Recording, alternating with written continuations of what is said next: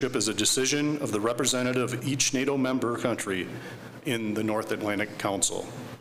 If a country is interested in becoming a sponsored member, the following steps must be fulfilled. First, you have to contact AC 135. The point of contact appears on the slide. The next step, the NATO member countries must decide if your application is in the interests of NATO. If they agree, a memorandum of understanding must be signed between AC 135 with the main group chairman signing and a representative of the applicant country, normally from the Ministry of Defense. Additionally, there must be bilateral agreements signed between some NATO member countries and the applicant based on national rules of some NATO member countries to exchange data with those countries.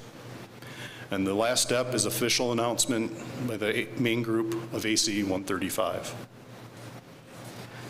Next slide, please. This concludes my introduction of the NATO Allied Committee 135 and the NATO codification system. During the next briefings, you'll get more detailed information on relevant topics regarding the NATO codification system. Thank you for your attention. If there are any questions, feel free to ask. I'll also be available during breaks and lunch for any questions as well.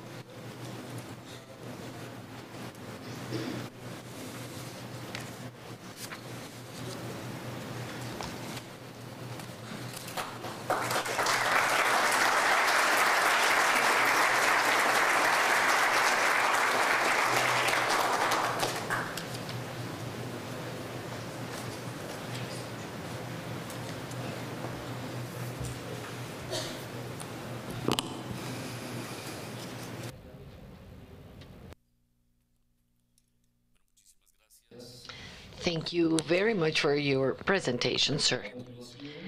Now we will have the presentation of the conference benefits of the NATO codification system. This presentation will be made by Elaine Chapman. She is the director of the National Codification Bureau of the United States. Elaine Chapman is a director of the U.S. Codification Bureau, and she represents a group of national codification directors of NATO, AC 135. She is today with us to talk about the benefits of codification. Madam, the floor is yours.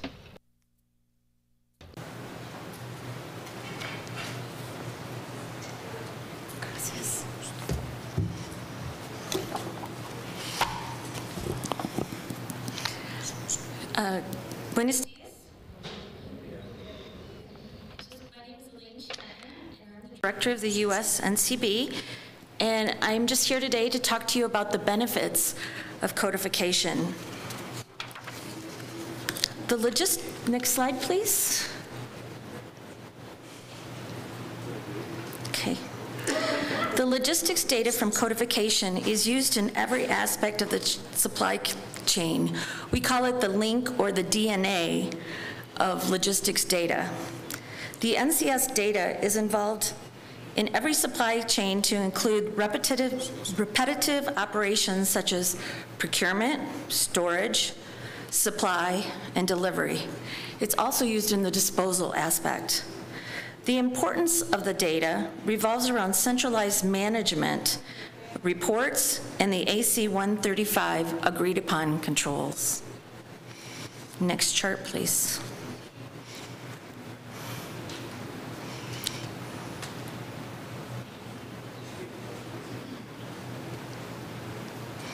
In this presentation, I'll talk about the many benefits of the NATO codification system, including the operation and economical benefits, the flexibility the system provides, interoperational benefits, and benefits we believe the system will provide in the future.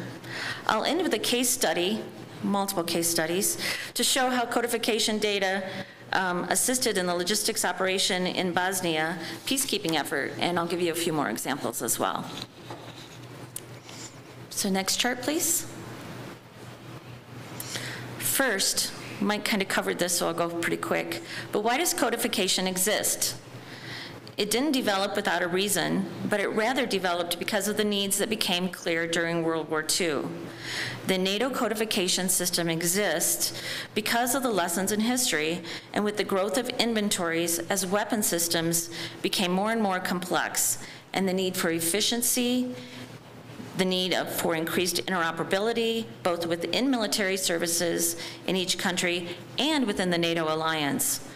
Also, growing information requirements that came with the modern age. Over the years, additional data elements have been added to identify things such as flight safety information, environmental data, and even how to demilitarize an item once we are complete with it. Not all countries use all of the elements, but the flexibility of our system allows for that capability. Next chart, please. Before the development of the NATO codification system, the United States and the other NATO countries found that they had excess inventory, including a great deal of duplication, multiple procurements for the same item, and the lack of the visibility of the assets across services and between countries. This inevitably meant wasted resources. To correct the situation, the NATO codification system applied standard data elements, an item of supply concept, and a single manager for each NATO stock number. This led in turn to reduced inventory, the possibility of consolidated purchases for items between services and among countries. And within NATO, the NCS has promoted the sharing of assets that leads to a more effective force. Next slide, please. It is a proven fact that the NATO codification system adds value. It does this through a single NATO stock number that manages or represents multiple equivalent parts. One NATO stock number can represent many suppliers. For example, there may be a dozen different companies. There may be a dozen different companies that can produce a certain type of combat boot. A combat boot of a certain size that has the same form, fit, and function can be represented by a single NATO stock number. Then all companies that make that type of combat boot can be used as sources and can be set up in a bidding process to guarantee the best quality and the lowest price. Codification reduces the spare parts inventory growth by up to 50% or more. In fact, at the end of World War II, the United States had up to 15 million different items of supply codified by its military services.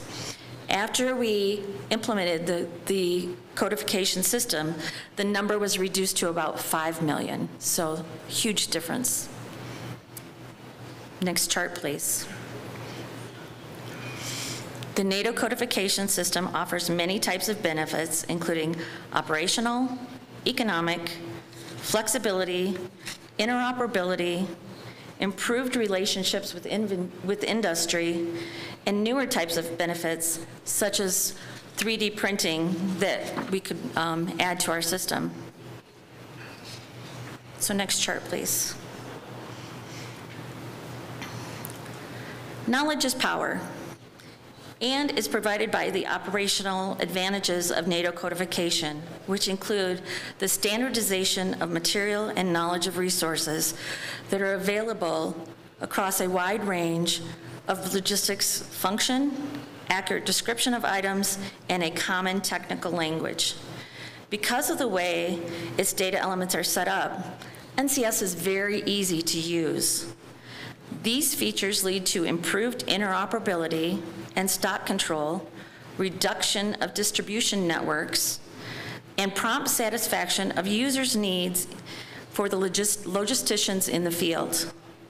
It facilitates a dialogue which can be easily understood by all users in a variety of languages. Actually, we have 22 languages for the NMCRL. and it makes it possible to make the data easily accessible. Next chart, please. The NATO codification has a number of features that bring about economical benefits. These include the identification of already codified components. For example, we found with new weapon systems that come into NATO, such as aircrafts and ships, that usually half of the components have already been codified, and they have an assigned NATO stock number. Since we already have these items in the stock system, they can be easily identified with the NSNs, and we don't have to purchase new stock to support these new weapon systems. The system also provides a widespread knowledge of existing material because of the wealth of the data that is associated with each NATO stock number. The NATO codification system also helps keep a limitation on the range of equipment needed to field armed forces. The accurate identification of these items provides a system that can evolve to meet challenges. I just wanted to share the new F-35 aircraft system that is going into production. We had the responsibility of coordinating that, and we identified 72,000 unique parts for the aircraft system. Nearly 30% of those parts already had an NSN. But these features do lead to savings realized on production of new items, consolidation of orders, and diversity of suppliers, which in turn leads to competition, lower prices, and higher quality, stock reduction, and the savings that result from not needing as much warehouse space. That's important as well. The NCS also increases inventory transfer options. This is illustrated in part by the NATO Logistic Stock Exchange, which is managed by NSPA, and it allows countries to transfer items that they may not have in their stock with other countries that already have that in their stock when they're in a time of need, like in a peacekeeping effort or during theater. Next chart, please. So, can we actually identify the value of the benefits associated with determining the equivalence between form, fit, and function? And the answer is yes. In a major study by KPMG into codification, the study considered the issue of inventory rationalization, and given the NATO codification system is already achieving rationalization for defense, the analysis approach for this business case can look at the data collected by KPMG on examples of demonstrated rationalization in other industries. These examples give a wide range of values, but even at the lowest end of this range, the annual operating cost of the NATO codification system in the US is only 9% of the value of the growth in inventory that would take place if the system was not in use. And this figure of 9% is of a similar magnitude to a typical cost of capital for commercial organizations. So just the reduction of inventory achieved by codification is sufficient to justify the cost of codification. And this is even before we consider other types of cost savings achieved through the inventory rationalization, including reduced expenditure on warehousing and the lower prices paid per item through purchasing larger consolidated volumes of items. These considerations led to the conclusion that codification delivers a return on investment. Next chart, please. And that's flexibility. One of the best features of the NATO codification system is its flexibility. It can meet both national and international needs. Each country uses data elements that fits its needs and can add data elements that maybe only their country may need.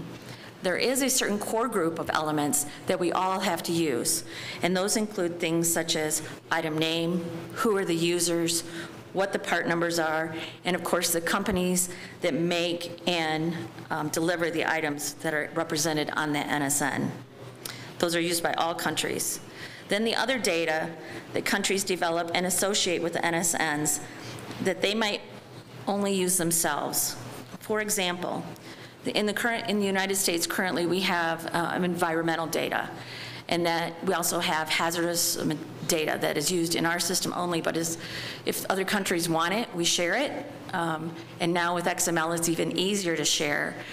But it's something we have as mandatory, but other countries may have as optional. Yesterday, when we met with the Colombian NCB, we talked about the Global Trade Item Number, or the GTIN number, which is very, very popular right now in Europe. It's a code that's used to look up a product information in a database which may belong to a producer, a manufacturer. It would have information such as transportation or something like that, and it could have that. And it's widely used in Europe, and that's something that the European nations are really looking into adding at this point in time. Next chart, please. A further benefit of NATO codification system is its interoperability. In other words, because the system has a standard set of data elements, a standard stock number, and so forth, it can be used by all the military services and supply centers within any country, both military and civilian, and in the case of some countries, the data can also be used by all the NATO countries and all the allied committees that use our AC-135 system. They all recognize the same type of stock number, and they all have the same data, and that enables them to identify whatever items that they need. For example, let's say two countries or a number of countries are working together on a peacekeeping operation. If one country runs out of a certain item, they can find out immediately through various systems which other country might have that specific NSN and get it from them. And this could indeed lead to saving money and even to saving lives. Next chart, please. The interoperability feature becomes more important as the NATO codification system expands around the world. It's now used in South America, the Pacific area, and is the foundation of the codification systems for these regions. It's growing in use among the Partners for Peace countries, and the system is also used to some extent by the United Nations. The data can be exchanged by all these countries through the NATO data exchange system that is part of and governed by Allied Committee 135 via XML data. An important benefit is provided by AC-135 is the facilitation of that data exchange. Currently, there are 63 different countries. So if we wanted to not use the NATO data exchange and we needed to exchange data, we would have to set up 62 different interfaces in order to have all of that data be able to be shared among the various countries. And all of those countries would have to do the same.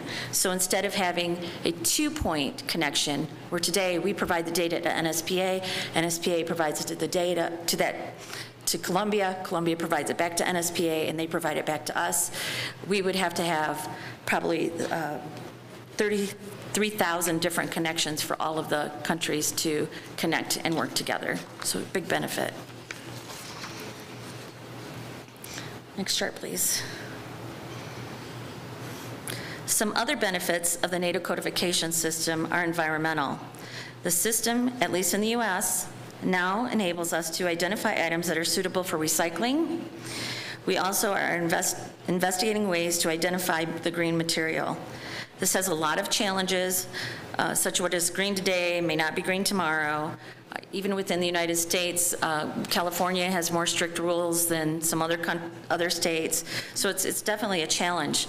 But CNAD, or NATO, has challenged us to look into the environmental data, and we are going to be looking at it as a group for AC-135 to how to identify environmental data and how to keep it accurate to make a more greener world. AC-135 also has a very close relationship with the NATO Industry Advisor Group, or NIAG. through the Conference of National Armament Directors. And we can attend their conferences, we can talk to them about the data we need to adequately codify an item, and we can work together with them to explain the importance of the NSN. And finally, this is my favorite topic right now. We can work together as a group to do studies. The AC 135 is recognizing that 3D printing or additive manufacturing is the wave of the future, as well as many, many countries are moving towards ERPs. So we wanted to conduct a study to determine how 3D printing could be managed and monitored by AC 135. And we conducted a study. It cost 350,000 euros, so no country probably could have done it on their own, but together we could join forces and conduct the study. And in June of this year, we're going to get the results of that study at the main group, and we're all really excited about that. At least I am. So next chart, please.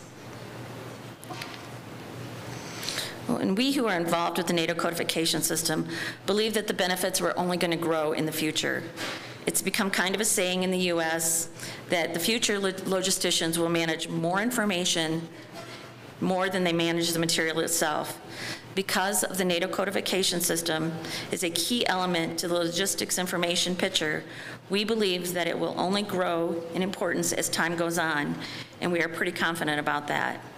It's more and more clear every day that the future of logistics is directly tied with the future of logistics information. Last year, our group tackled a very big data exchange through XML. This year, we're looking at the additive manufacturing or 3D printing. And next year, who knows? We know environmental is going to be in there, but what this group has a solid track record of staying relevant to the military and the logistics forces that we serve. So next chart, please. So I wanted to just share with you some real-life examples of what we can show that the NSN has proven as a benefit. One good example of this benefit of the NATO codification system was clear in the Bosnia peacekeeping operation.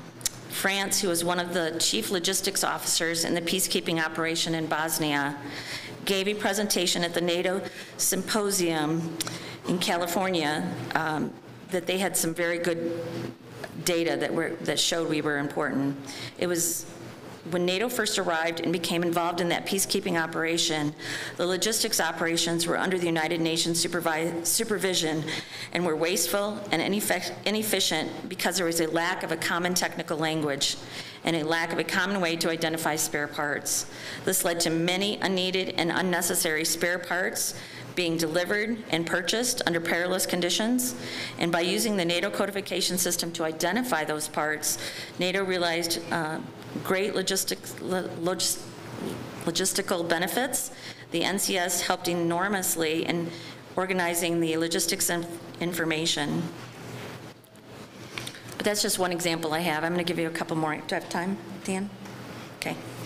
Starting with the United States, we had been struggling with some particular aircrafts when being unavailable for an operation period of about 60 days in Afghanistan.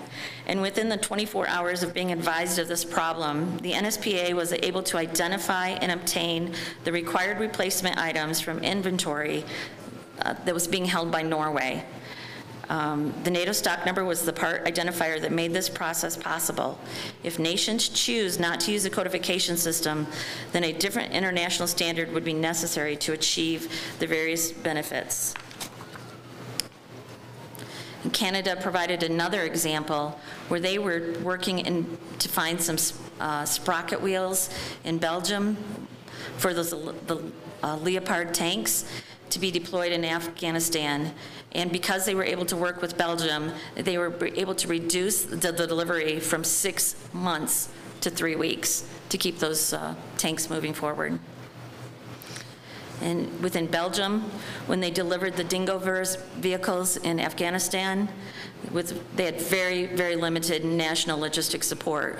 But Germany provided the main support, maintenance, and supply for those items because of the knowledge of the NATO stock numbers. Singapore had a really good example. Singapore Defense had identified when they first came on with the AC-135 that their prime contractors were able to hide the origins of the parts by replacing the original part number with a government part number for just their government. And once they joined the AC-135, they were able to just do the purchasing through the NSN and then the known stock numbers. And over a period of a very short time, the original equipment manufacturer prices of the spare parts became 30% cheaper than the parts that they were being contracted for originally.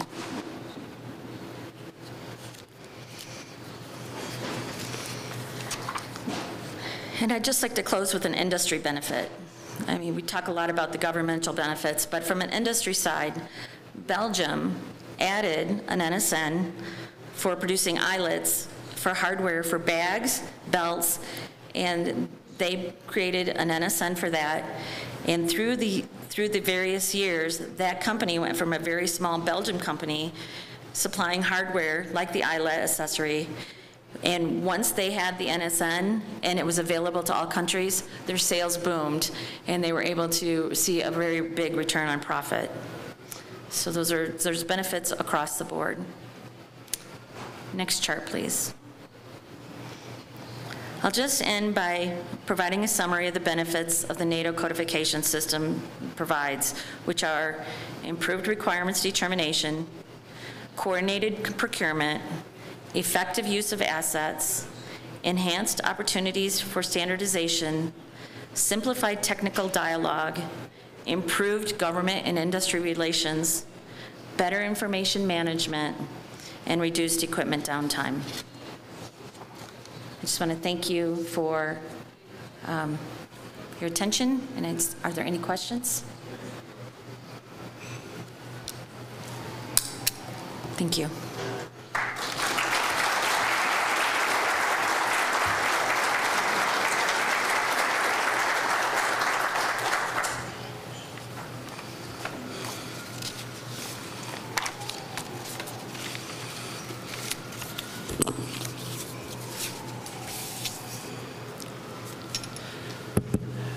Muchísimas gracias por la intervención a la señora.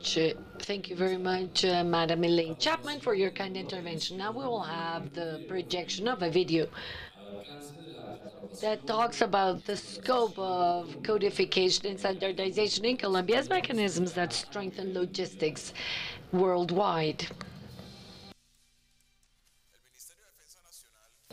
The Colombian Ministry of Defense, together with the military services and the national police, have developed on a yearly basis and have been implementing mechanisms that improve logistics of the defense sector. This consists in defining clear policies and standardization and codification as the basis of logistics, which favor, together with the quality assurance and procurement, to dispose of land, air, and sea logistics with very well-equipped personnel, ensuring the country's defense system. Implementation of a common language under the parameters of the NATO codification system has allowed, with identifying and naming the different supply articles, has allowed improving the supply chain by codifying the items with international standards and NATO standards, ensuring an adequate management of capabilities to develop, maintain, sustain activities targeted at meeting the constitutional mission of our services. Equally, starting from standardization as a mechanism under which technical parameters of items and processes are developed and compliance to ensure quality and functionality, the Ministry of Defense has not only limited itself to a local environment. On the contrary, it has adopted a standardization globally by participating in institutions and international institutions such as NATO, achieving thereby better efficiencies in the use of resources, quality, and interoperability at all levels.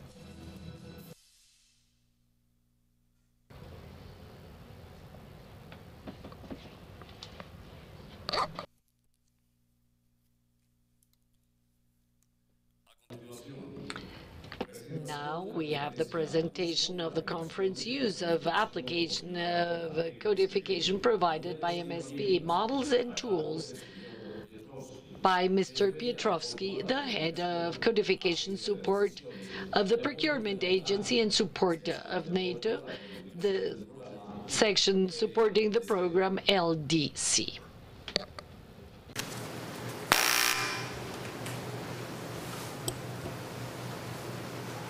Hello.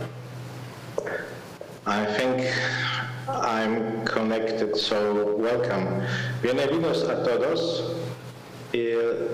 Saludos desde el soleado. Hello, everyone from Luxembourg. And I am very happy to be with you this afternoon, and thank you to Columbia for organizing this seminar and for innovating with this forum. My name is Piotr Piotrowski.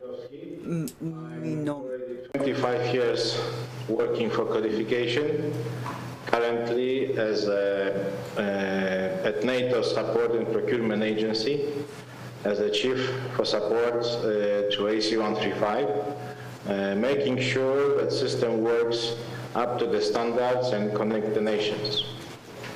I think congratulations for the nice film, and I think we can learn a lot from your skills and how you can present it. I wish I have such a nice presentation, but today I prepared some slides about the central codification support by NSPA.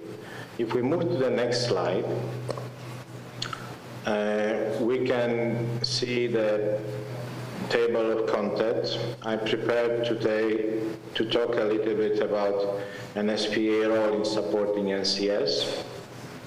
Then we'll move to a description of central codification data exchange applications. We'll talk about how we control data. And we'll close with one of many examples, but very meaningful, how codification data saves resources. So let's crack on.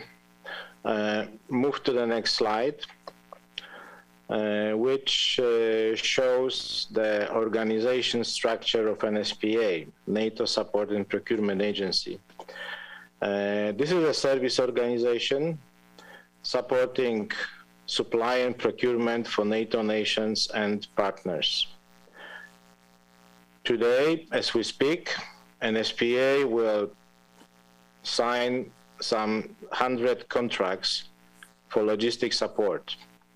This is realized by the business units, which we concentrate support to the nations.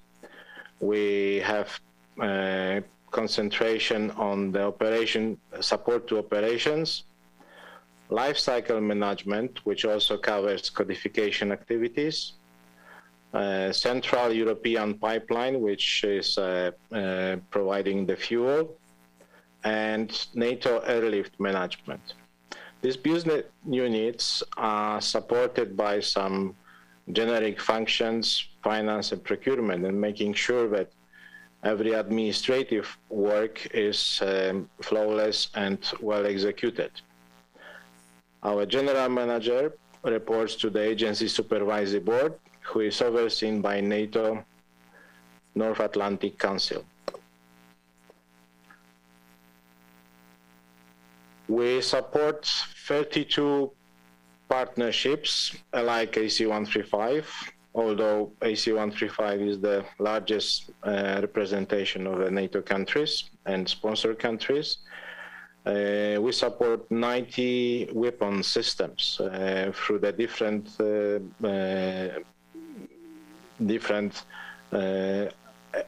stages of development, from the concept up to the graveyard.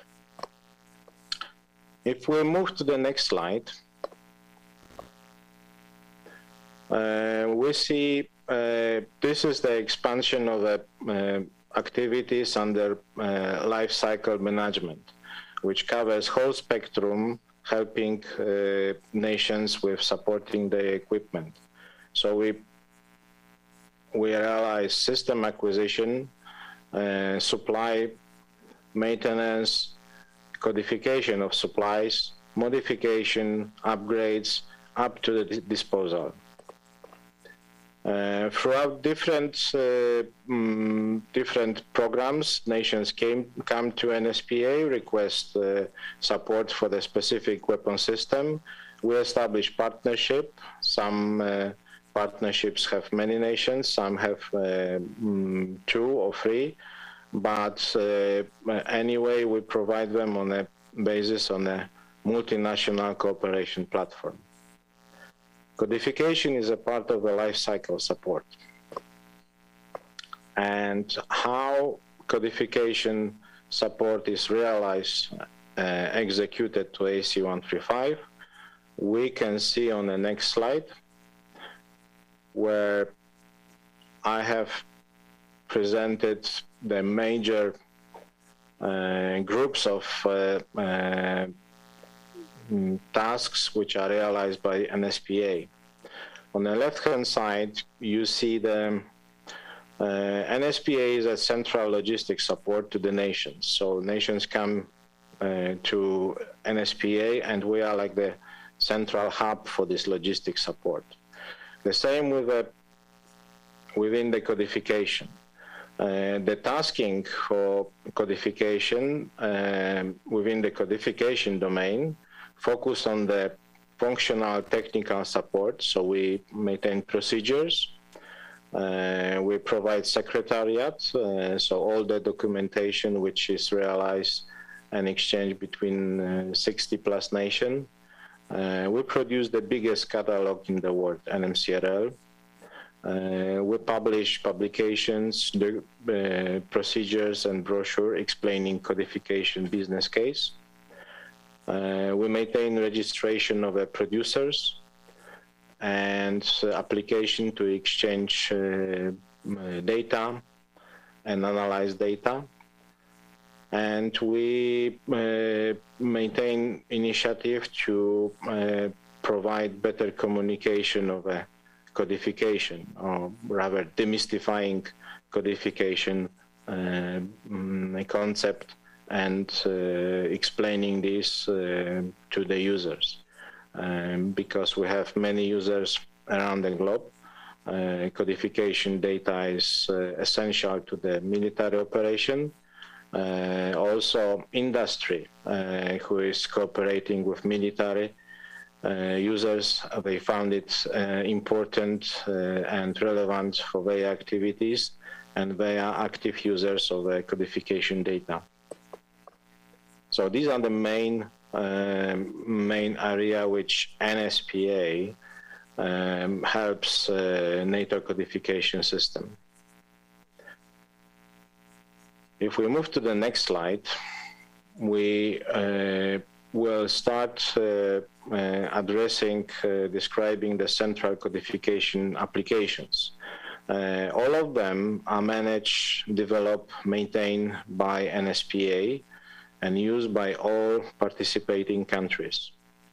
The first, the most important one, or rather not grading as the importance, but as a relevance, it's the NATO mailbox system, which is basically email for data.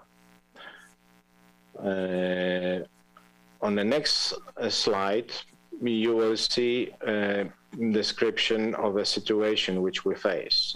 So we have an NMBS place in agency, in NSPA, in the center, and each country connects to NSPA, where they connect like to the post office, because when they connect, they send the information and they retrieve information which is waiting for them.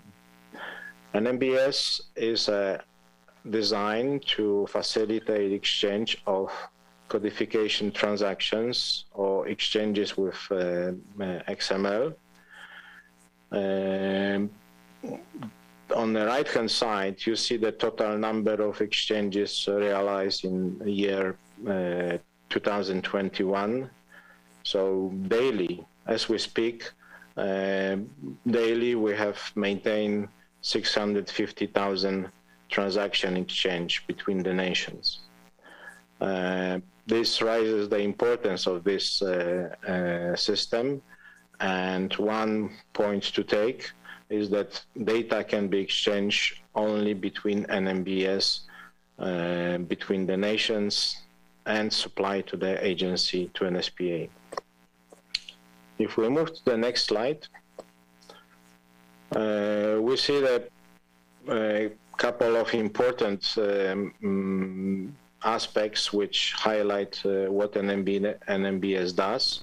This mailbox is very secure, so your data is well protected. NMBS has been checked by the NATO Office of Security, and ensuring that the multi-layer security aspect is taken into account, and making sure that data is secure, data which is transferred through the system is secure. We maintain a help desk which helps users and countries who are using NMBS to troubleshoot any issues you may challenge. One of the new features on the next slide, we maintain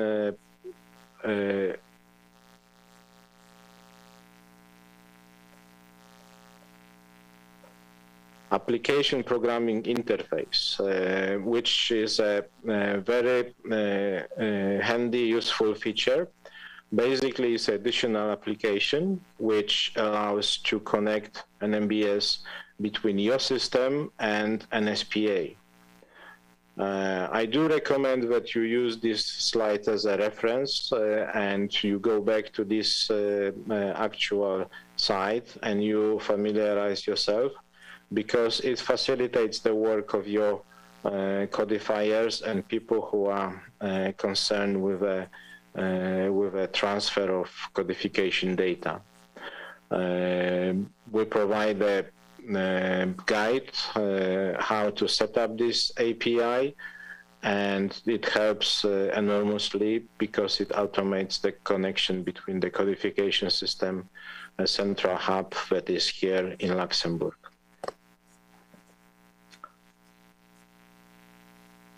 So this is a description of the application which takes care about the data exchange.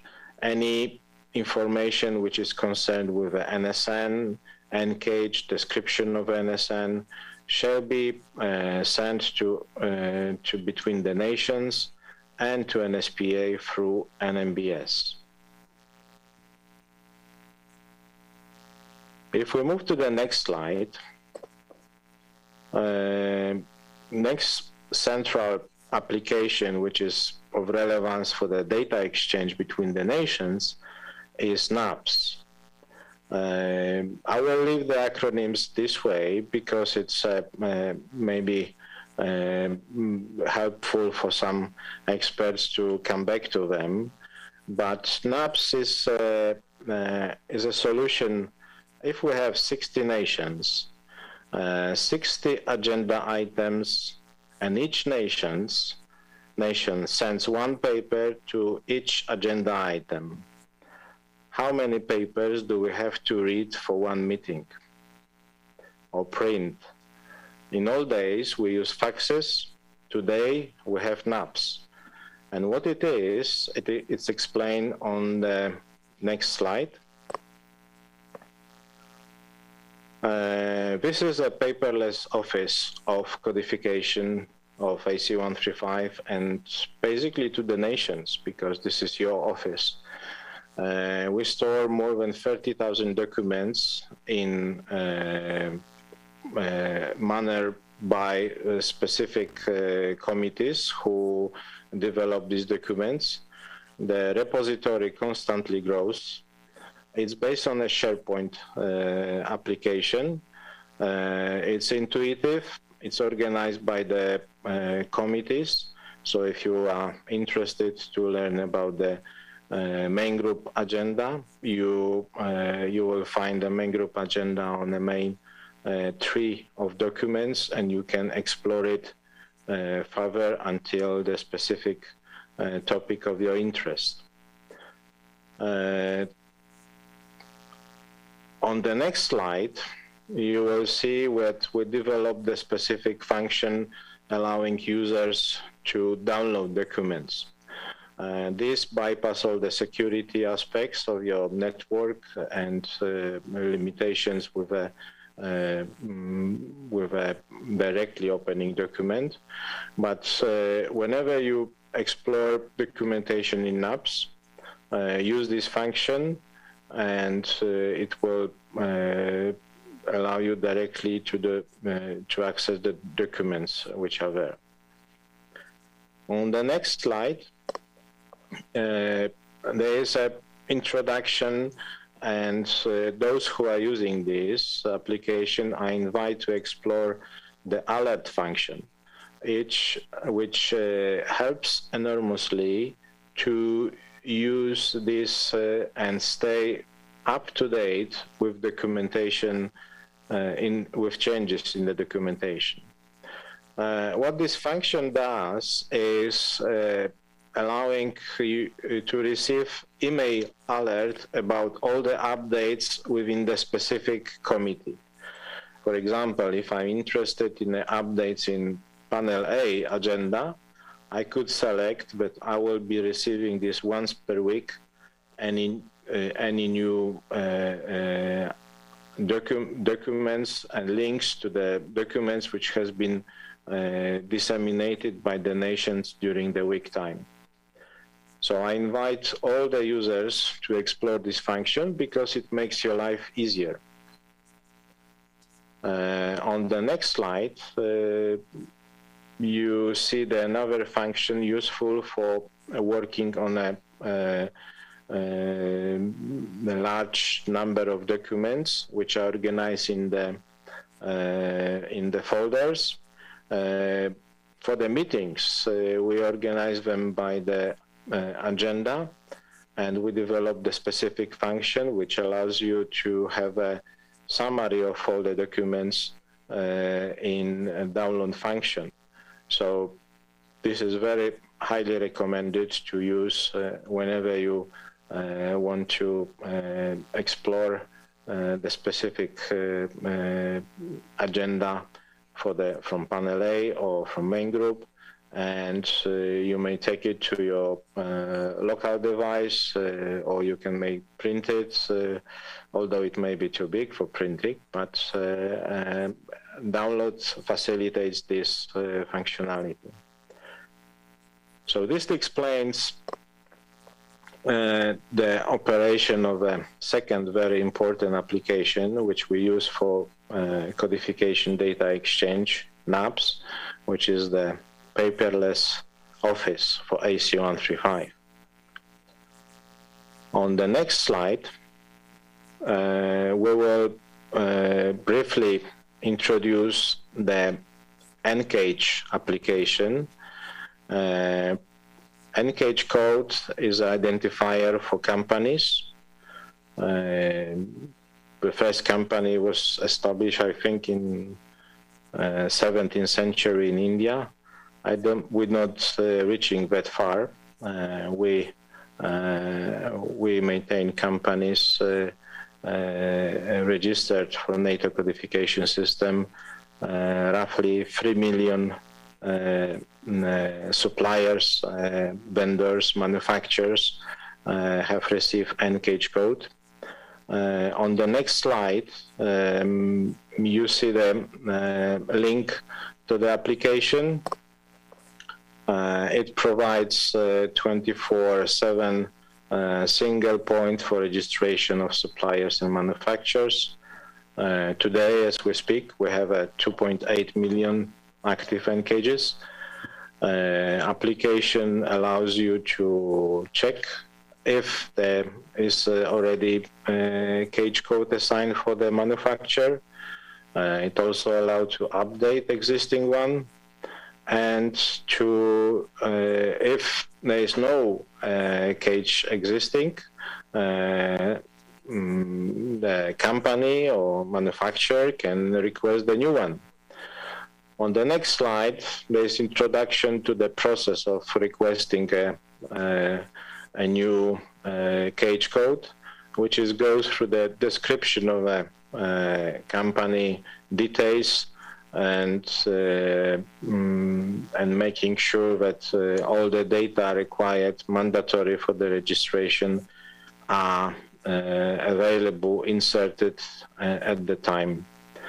Moving to next slide, this function is actually triggering process of requesting new code, and then communication comes between system itself and the originator, who is manufacturer, requesting N-Cage registration.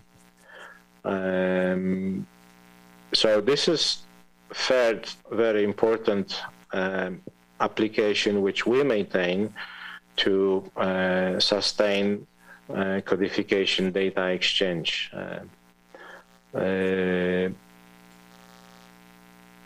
N-Cage application. The fourth one, if we move to the next slide, is NCL, abbreviation which is decrypting lookup for classification and names. So NCL, if we move to the next slide, stands for the application which allows a user to access the two major dictionaries, the most important dictionaries in the codification process. Classification, which is ECOD P2. There are group and classes organizing the supplies with hegemonious groups and classification. So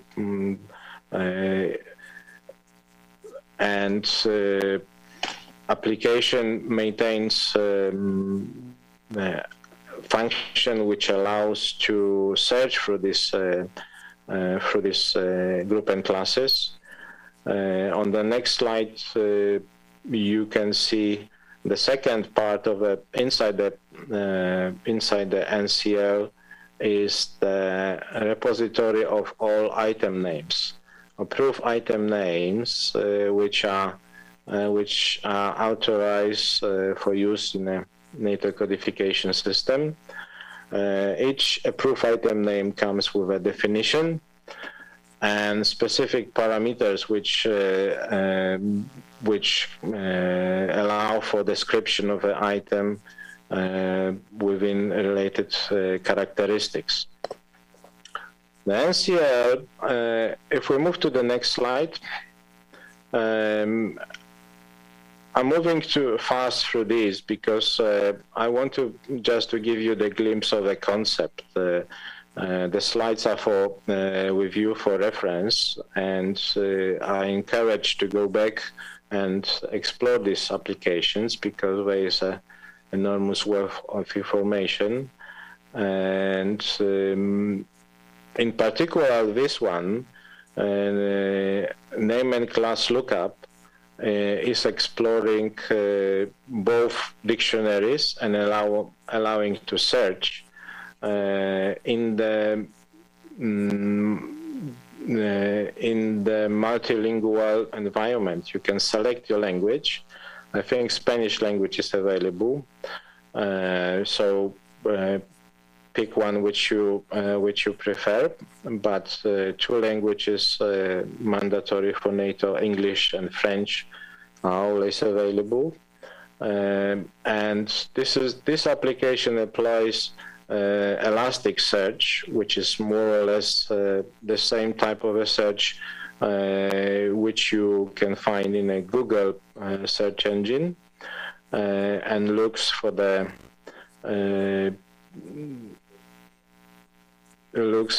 query to not only find keywords, but also to determine the intent and context meaning of the words. So, for example, on the next slide, this is an example of a search for the item wingnut, specific name, and the search defines the. You can see the. You can define the search result in different languages.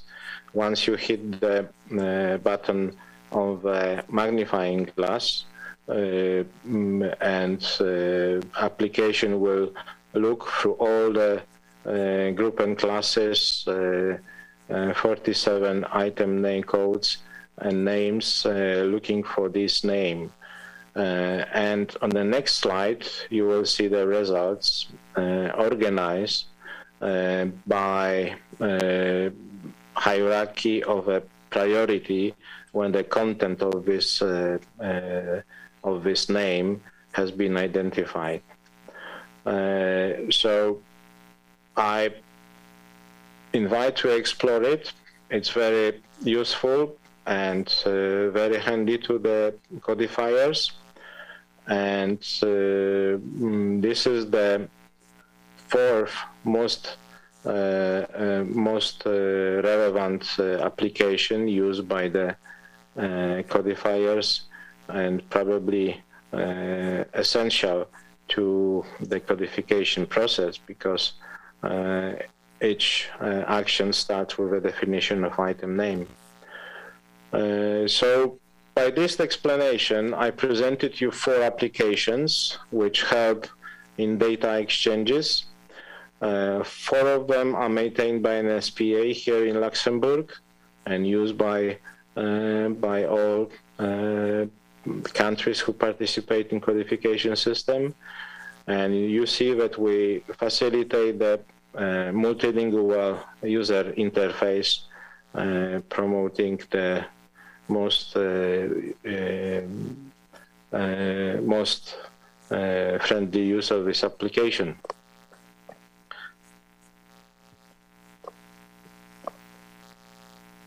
When we move to the next slide, Elaine talked about the examples of the benefits of codifications. There are multiple of them. I wanted to share one of the one which you can find from my agency website.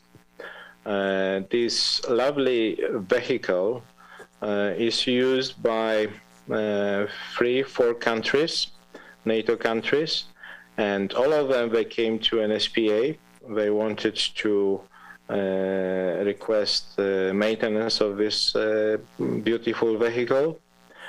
And an SPA established the cooperation with the original manufacturer, which is Krauss Maffei Wegmann, KMV producer, to connect their system with an SPA, which helps nations to place the order in a VS system that will be in an automated process directed to the supplier.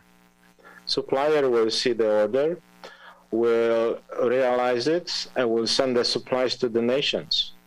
All this is supported with the administrative part, including billing and accounting of a spare parts delivery. And key identifier in this automation is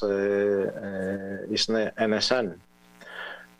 So another example how NSN can help automate the process, because information is uniformly understood both by the nations and by the OEM.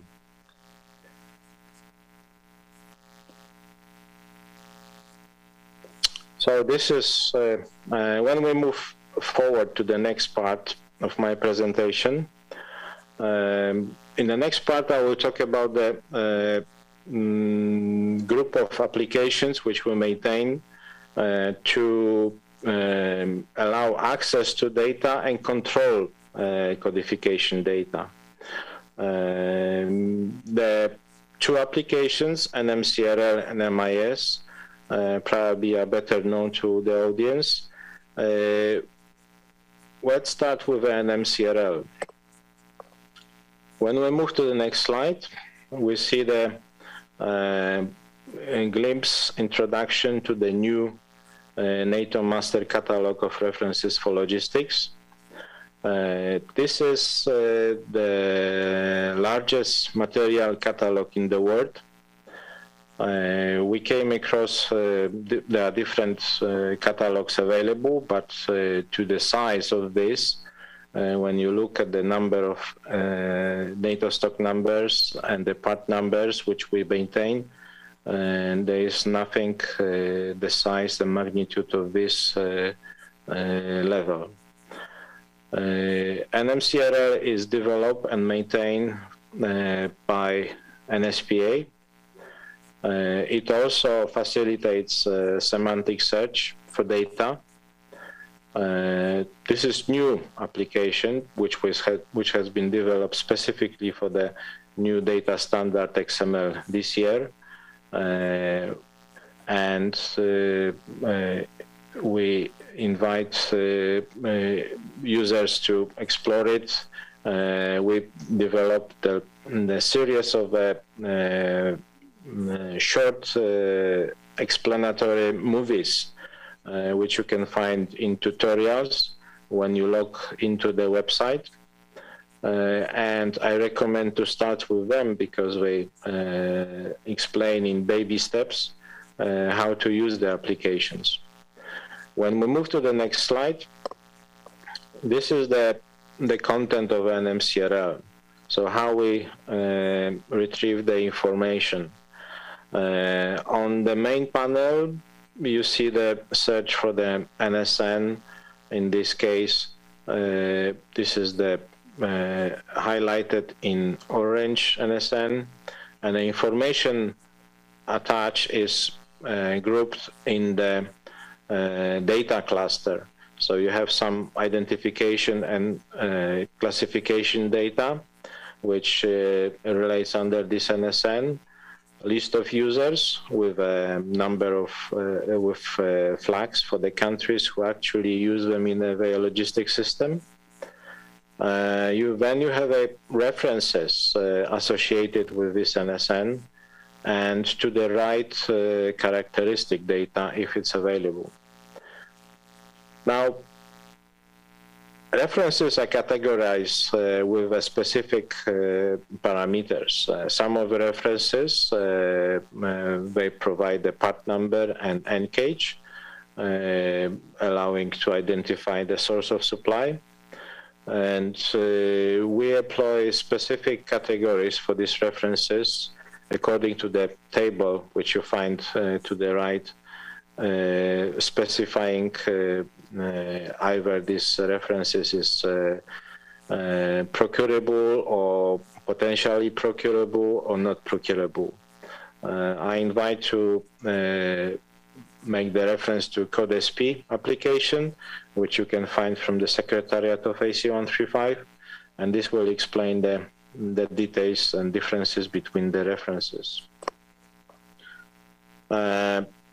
You can search, you can use the NMCRL by interactive search, using searching for the specific NSN, for the specific part number, or the most powerful feature of NMCRL is a file search, which is explained on the second slide. Here, I think you see that the table explaining the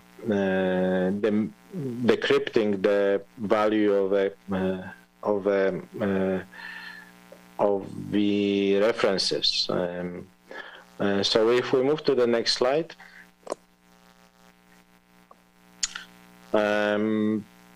This is little explanation of file search process.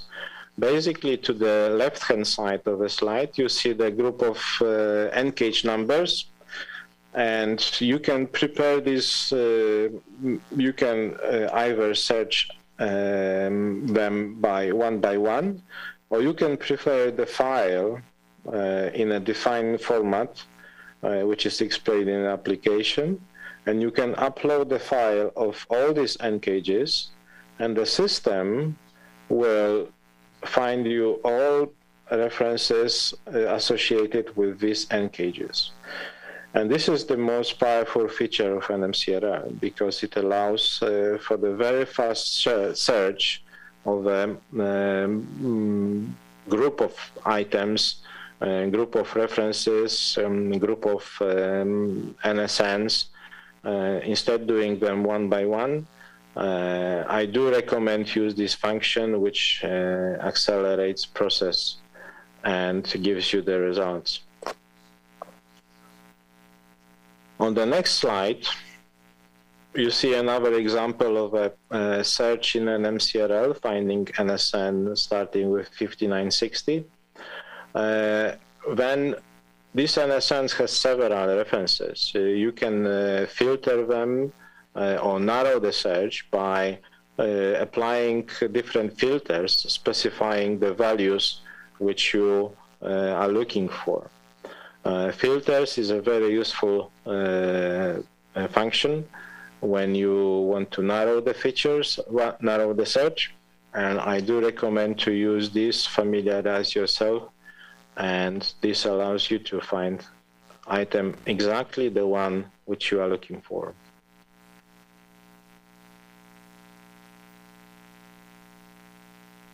On the next slide, we offer different variation of the NMCRL because it's accessible by license.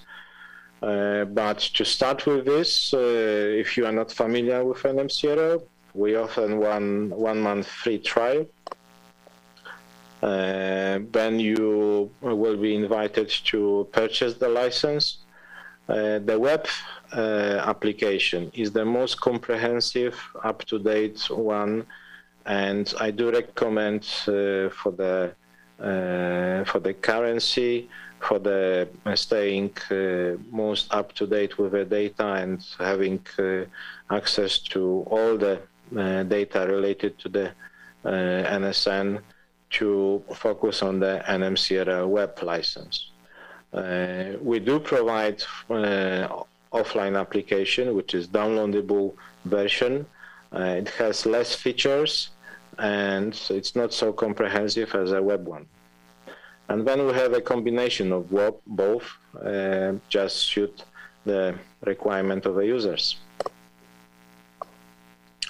So, ladies and gentlemen, this is NMCRL, the biggest catalog material catalog in the world. On the next slide, we move to the second application, which we maintain to help NATO codification system operations. MIS, which is a little data warehouse, but this is working on a basis of regular annual medical check.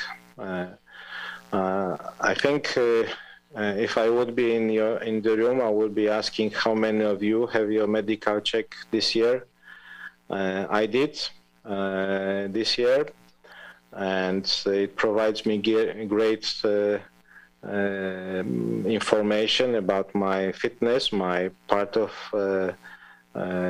state of my body, and level of sugar, and this is helpful to maintain control what is happening with my body. The same we do with the codification data by applying this application. We check all the data which is coming to agency, and we control this if data is of a specific value, If not, we flag the erroneous data. But how in practice? I will explain on the next slide.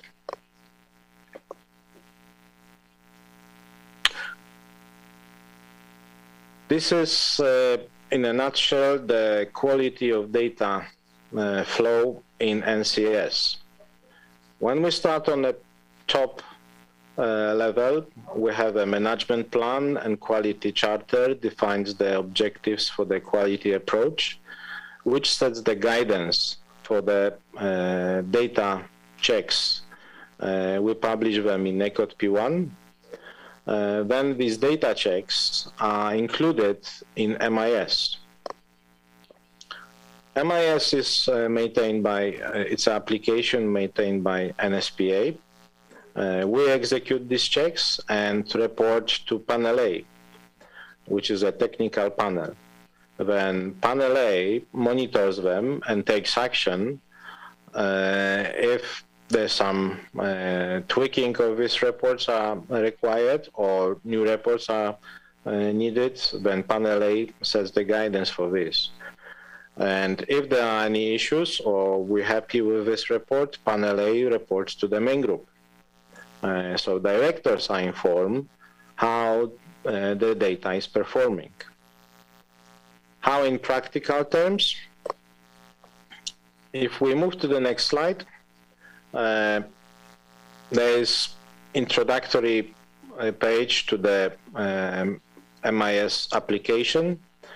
It consists of various tabs.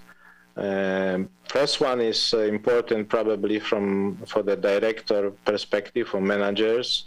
It shows the number of licenses per country accessing NMCRL. On the next slide, you will see that MIS provides analysis of the data which is defined by Panel A forum. In this particular report, the electronic statistical report, which is provided by the nations, is analyzed, and we use the traffic lights to show, to flag where the data needs attention. I think the colors are internationally understood. So when there is a red flag, I think it requires attention from the particular country to review the detailed reports. On the next slide, you see how these detailed reports look like. So they can be downloaded by the interesting country and look for the details, where is the erroneous data has been spotted. On the next slide, we see another data analysis of a total inventory of NSNs per countries.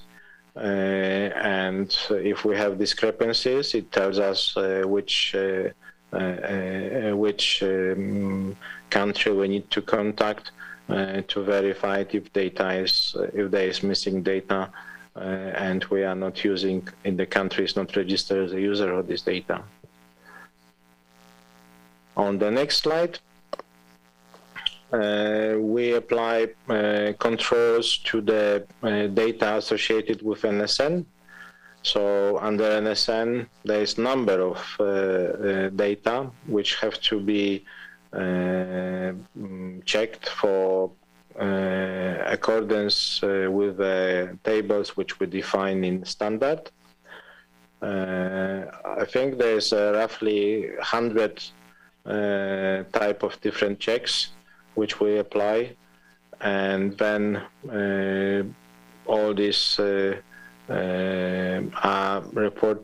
If there is any anomaly, we produce a specific anomaly report, On the next slide, when the country interested can look through the anomaly report for the specific period and download it and refer to the data element which was not according to the set value. So you see each data of concern is monitored.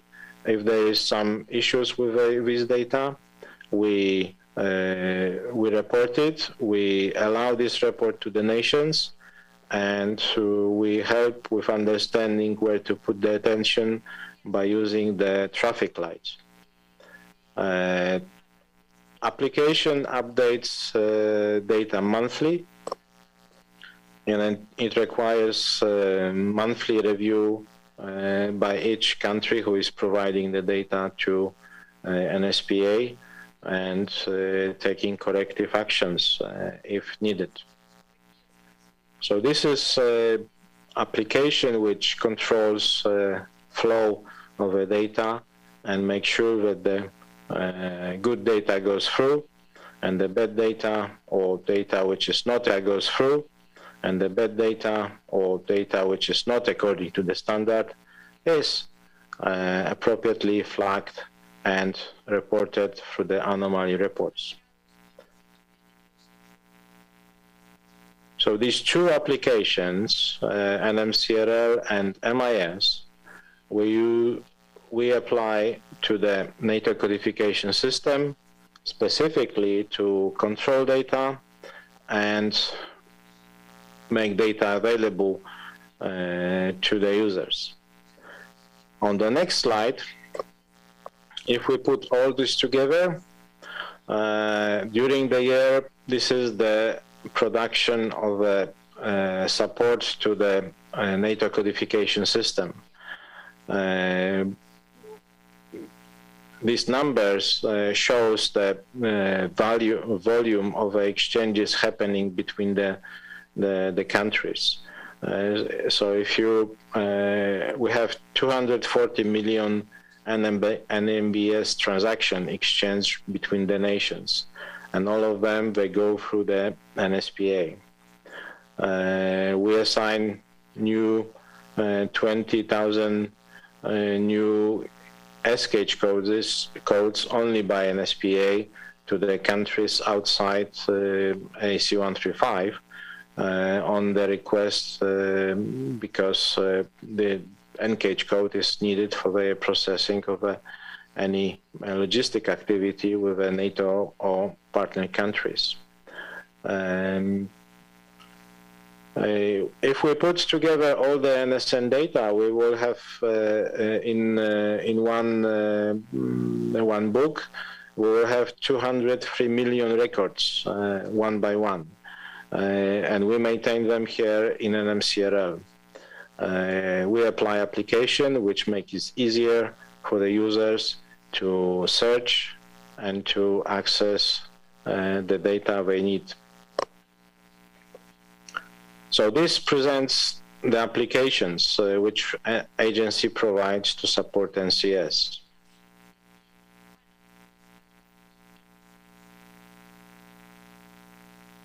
When we move to the next slide, I would like to contribute to this forum by sharing one of the examples which we learn across from colleagues here in agency.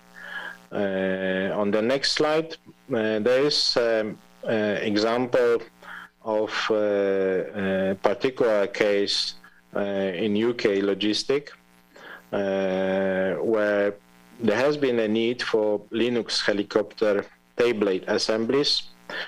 The need was expressed by the services. They were looking for 40 units. Procurement and logistic look for the high OEM costs because it has to be ordered directly from OEM, and long lead time, which was, I think, over 2 years. Initial price was 2 million unit pounds. And by identification through the NATO stock numbers, They look through the inventories of the other countries, and they were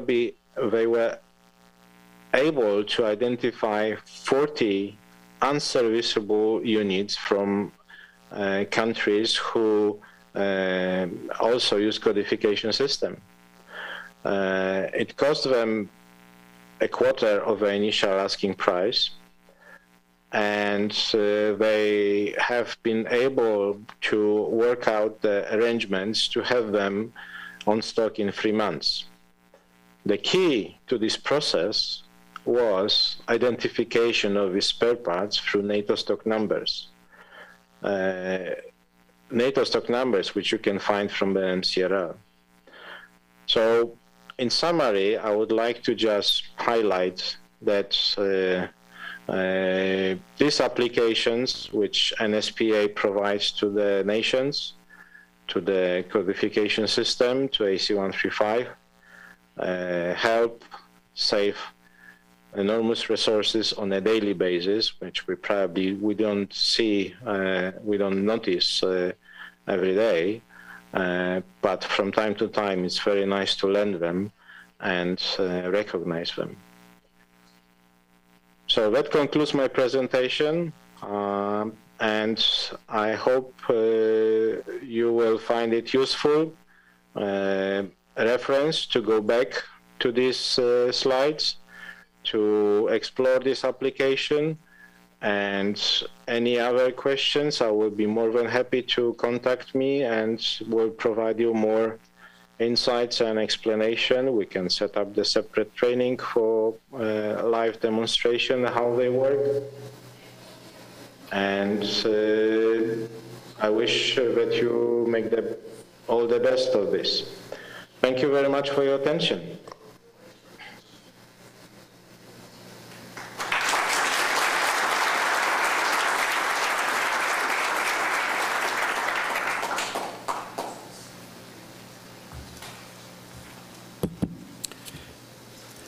Bueno, muchísimas gracias por la intervención.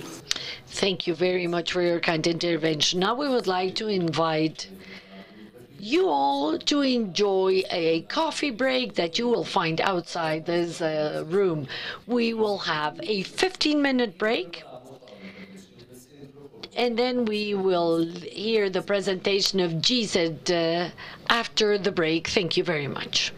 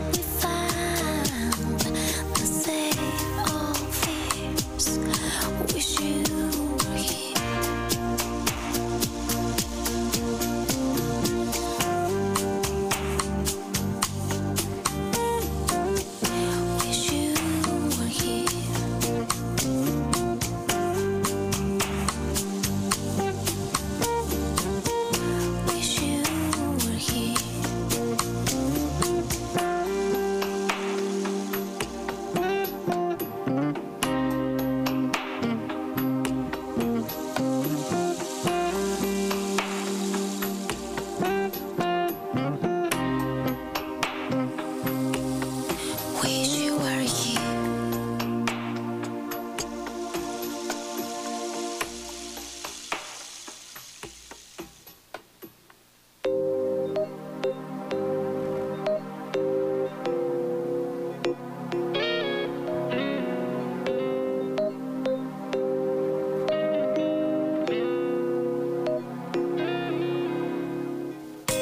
The lunatic is on the grass.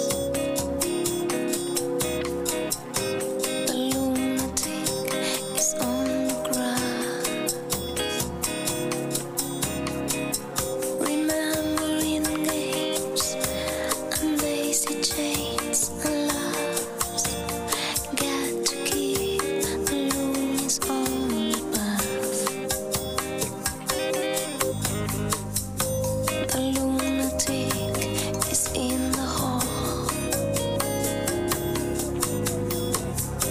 The lunatics are in my hall. The paper holds their folded faces to the floor. And every day the paper boy brings more.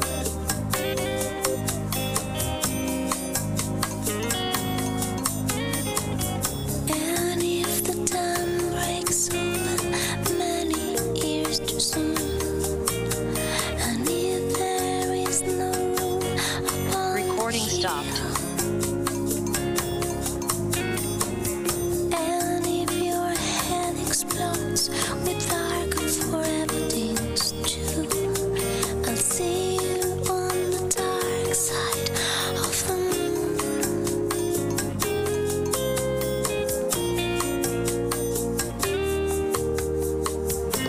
The lunatic is in my head. The lunatic is in my head. You raise the blade. You make the change. You rearrange me till I'm sane. You lock the door and throw away the key. There's someone in my head, but it's not me.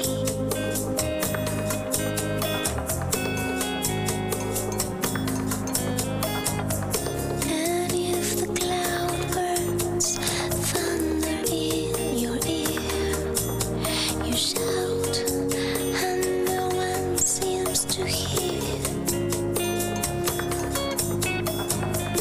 And if the band you're in starts playing different tunes, I'll see you on the dark side of the moon.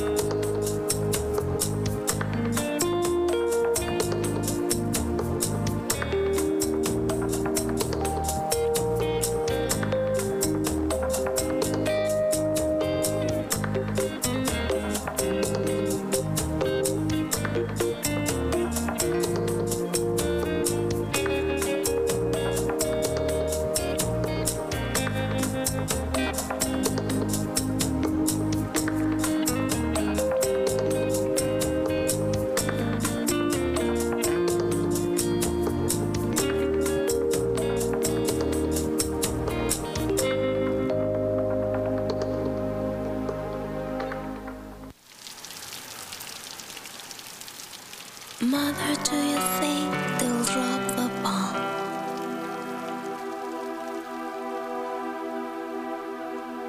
Mother, do you think they like this song? Mother, do you think they'll try to break my bones? Ooh, mother, should I be the one? Mother, should I run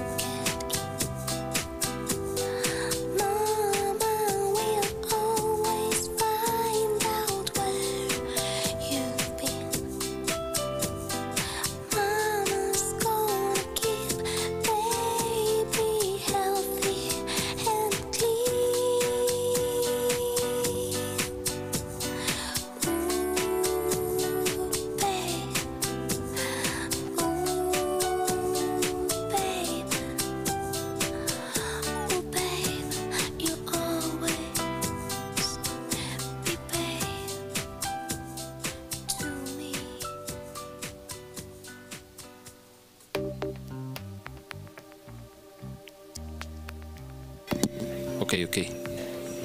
Hola. Buenos días. Don Jesús, don Benjamín, ¿me escuchan?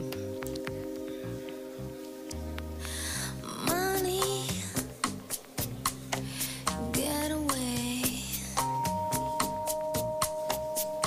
Ok, buenos días. Get a good job with good pay and you're okay.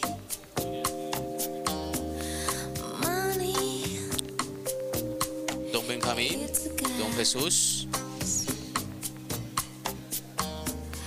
Grab Les habla John Freddy Hernández del Máster handsome man. para realizar la prueba en este momento para el siguiente segmento que tenemos las conexiones en remoto con don Benjamín y don Jesús.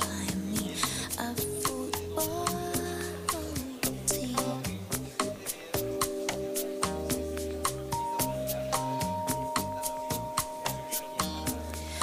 Money, get back. I'm alright, Jack. Keep your hands off of my stuff. Money, it's a hit. Don't give me that too goody good bullshit. I'm in the high fidelity first class traveling set, and I think I need a leadership.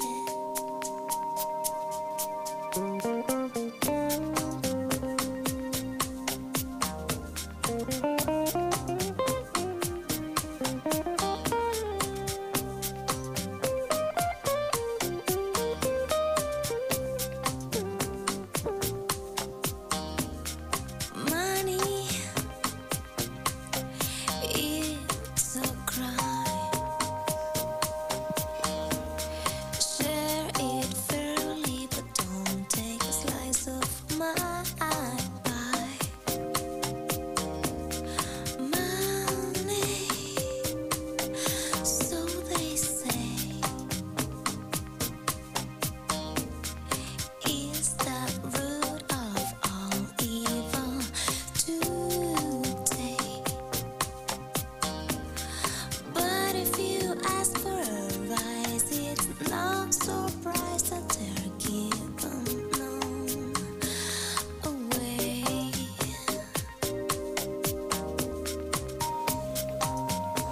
Buenos días. Don Jesús, don Benjamín, ¿se encuentran por ahí? It's a crime. Share it fairly, but don't take a slice of my pie. Buenos días, Money, Don Jesús, ¿cómo se encuentra? Con John Freddy Hernández del acá Máster. listo y esperando el momento. Ok. is the Don Me van a Benjamín se permitir encuentra. presentar la presentación, ¿no? Don Jesús, ¿cómo prefiere que realicemos el procedimiento para la Que me presentación? permítame compartir pantalla Ok, y yo comparto la pantalla y yo mismo desarrollo la exposición. perfecto. Así como lo probamos ayer. Ya cuando termine, cuando el presentador termine de introducir mi exposición, Es correcto. comparto pantalla e inicio. Es correcto, sí. El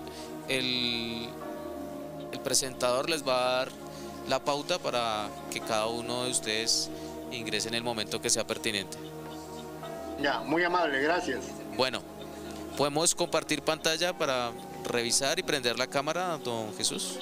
Ya, correcto.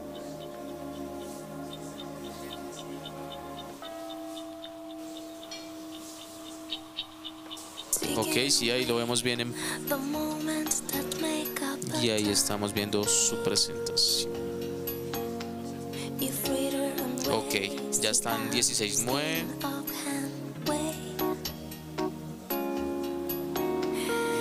Excelente, don Jesús. Está muy bien. Estamos en contacto y cuando me corresponda ya... Correcto, sí señor. comparto Pues pantalla.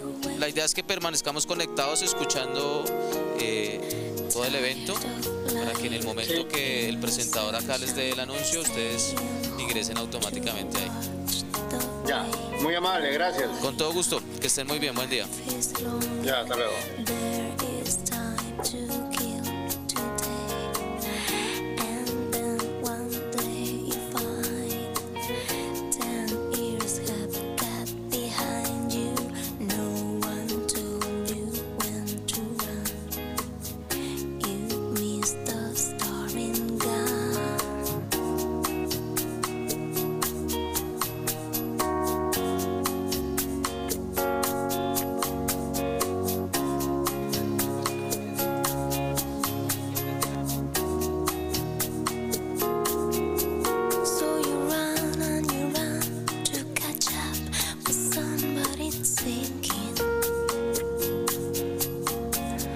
Racing around to come up behind you again. The sun is the same in a relative way, but you're older, shorter of breath, and one day closer to death. Every year is getting shorter, never seem to find the time. Plans that either come to naught or half a page of scribbled lines, hanging on in quiet desperation is the English way. The time is gone, the song is over. Thought I'd something more to say.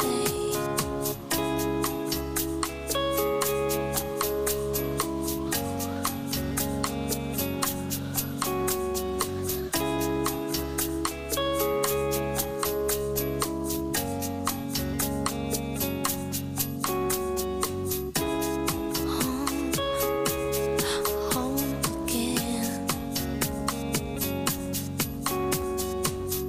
I like to be here when I can, and when I come home cold and tired, it's good to warm my bones beside the fire.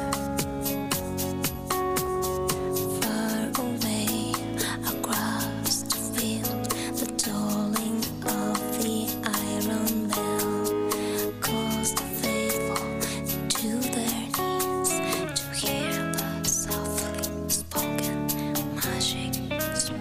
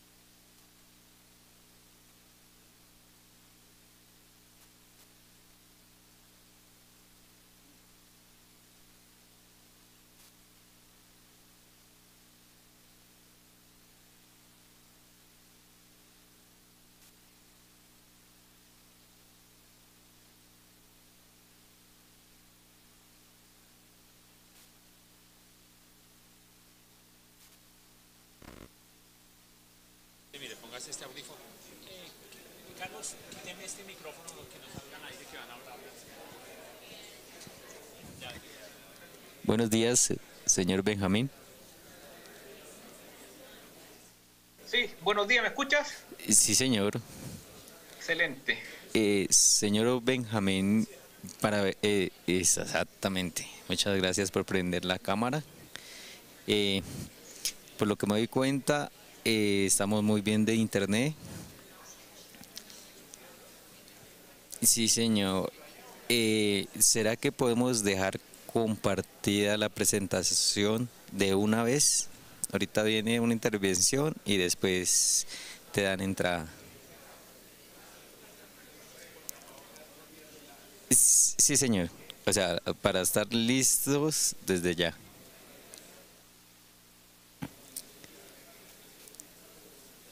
Sí, señor. Compartir presentación.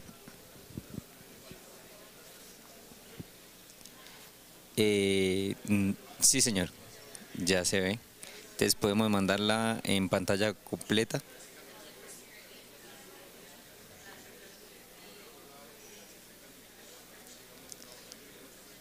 Sí me salió, pero salió ¿cómo le explico?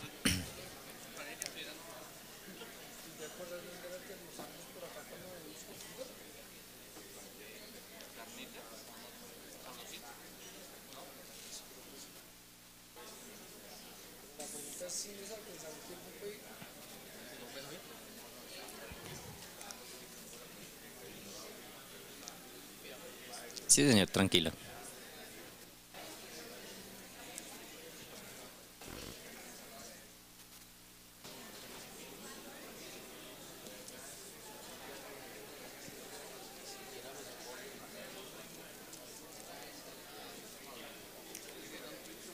Tranquilo.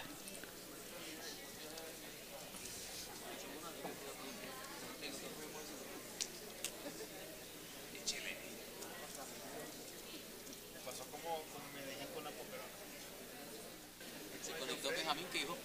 Sí, ya le voy a decir, ya está compartiendo la pantalla para dejar listo de una vez a él. Sí. ¿Quién arranca primero, Benjamín?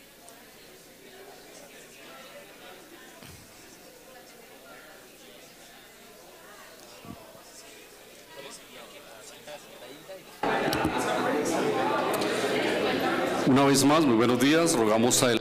Once again, we would like to invite you to come back to your seats to be able to continue with today's agenda.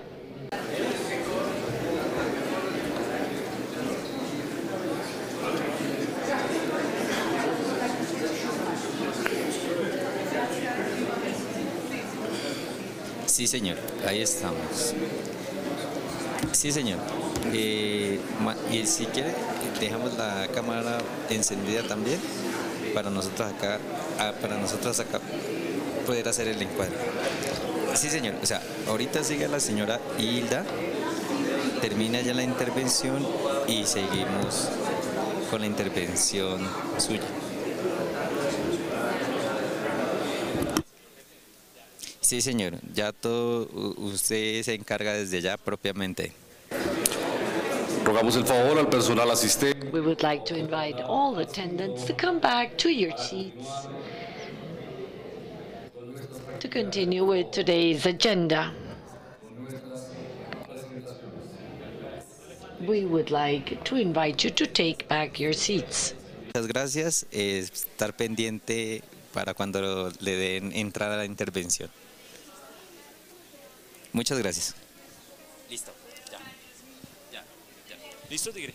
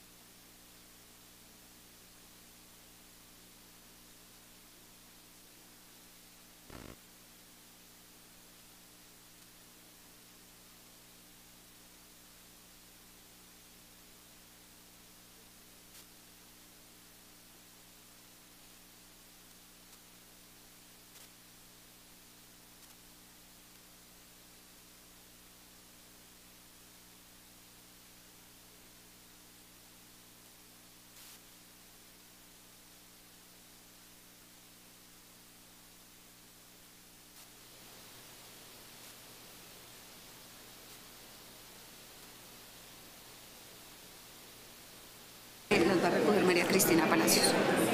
Escribe María Cristina Palacios, por favor. María Cristina Palacios. Casi todo el mundo la conoce, pero Listo, señora. Una vez más, el saludo de... Once again, I welcome you back.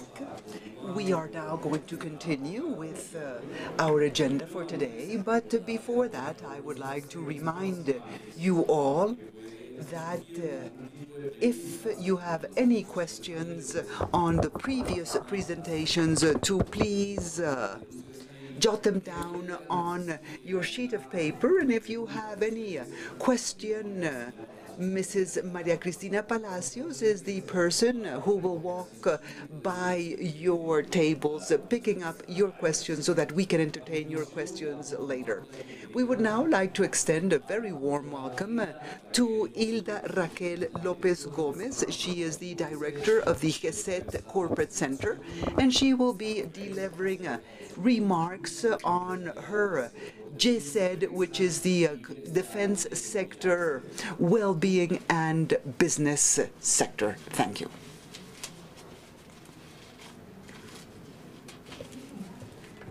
Inalámbrico.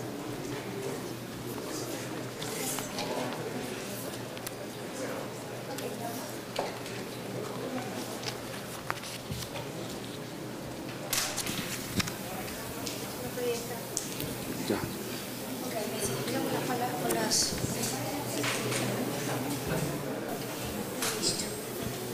Bueno, buenos días a todos. Me presento, soy Hilda López, soy la directora del Centro Corporativo. I am Hilda Lopez. I am the director of the GSED and Wellbeing. I will be delivering remarks on how we behave inside the corporate group so that we can further consolidate ourselves as a security and defense hub for South America and the Caribbean. Our vice ministry is made up of 4 units. First is the Corporate Center, which I am the director. Then DIMAR, the Maritime Authority of Colombia, who regulates maritime and port-related matters, the Directorate for Wellbeing and Health, and the new Directorate of Veterans and Inclusive Rehab, which is the result of a presidential mandate. This new area will allow us to attach importance to our veterans and to continue supporting them. So what do we do at the corporate group, or rather, what are the 3 universes in which we move at the corporate center that will help us further consolidate this holding or corporate group? The first universe are corporate and strategic guidance matter, stemming from the 18 companies, and thanks to strategic planning, institutional redesign, corporate governance, and the entire implementation of the various lines and policies in this area through the group of corporate and financial groups, then we attend to the 18 companies. Now, financial matters are equally important because anything that has to do with the best financial and budget practices, as well as the follow-up measurement, the financial feasibility and management, is what allows this group to operate in the manner in which it does. And last but not least, we have a new area, which is competitiveness, innovation, and corporate support. Our biggest challenge is communication, alliances, strategy, that commercial universe and business opportunities that in our diverse portfolio of goods and services that we offer through the social and business group be disseminated and internationalized as any defense group should do. Our strategic units. In our companies, we have all sorts of features. We have a bit of everything. Starting to the left, to the lower left-hand side, we have our social services. And what are the social service companies? We have the Caja Honor, the Institute for Military Housing for the Army, and the Military Hospital. Now, Moving upwards, we have commercial companies, we have the logistics agency of the military services, and the Rotary Fund of the National Police. Now, up to the left, upper left-hand side, we have the industrial group, and who makes part of the industrial groups, and these may be the brands that are top of mind nationally and internationally. We have the high-tech corporation Codaltec. We also have the Colombian aeronautical industry, SIAC, the Colombian military industry, Indumil, and our dear Cotecmar. Here you see the name of SENAC, and this is a presidential bet for the establishment of a shipping company that will provide social services in all of the country's river basins and to interconnect all these far-removed parts of the country where the only access to it would be by air and now by river. Now, in the center, we have the universe of our hotel, tourism, and transportation, where you see the military club, the Tequendama Hotel Company, which is where we're at today. We have the circle of NCOs and Satena, which is our airline.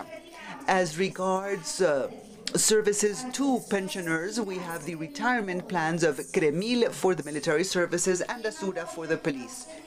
And we have the governing body in the area of the security and surveillance, which is Supervigilancia and the Colombian Air Defense. Now, as regards social corporate responsibility, we have our Matamoros Corporation, who does all the social work in favor of the country's heroes who, in fulfillment of their mission, have been affected either physically or psychologically in their line of duty. And what is this corporate group in Colombia? I mean, who is GESED in Colombia and what we represent in Colombia? GESED may be considered as one of the most important corporate groups in Colombia because through our 7 business strategic units and 18 companies, we are contributing to the country 12,000 direct jobs, without mentioning the number of indirect jobs generated by these 12,000 direct jobs. We also have 15.2 trillion pesos as a budget for 2022, which is what we have foreseen for fiscal year 2022, and we have operating income of 2.9 trillion pesos. And what does this represent for the country? We represent, or rather we generate 1.2% of the GDP of Colombia. So we have the robustness to say that we are a solid group and we will continue positioning ourselves internationally. And if we have such a solid corporate group like CIBAT or the GIGAT in France, why can't GESED migrate towards that consolidation on this side of the world?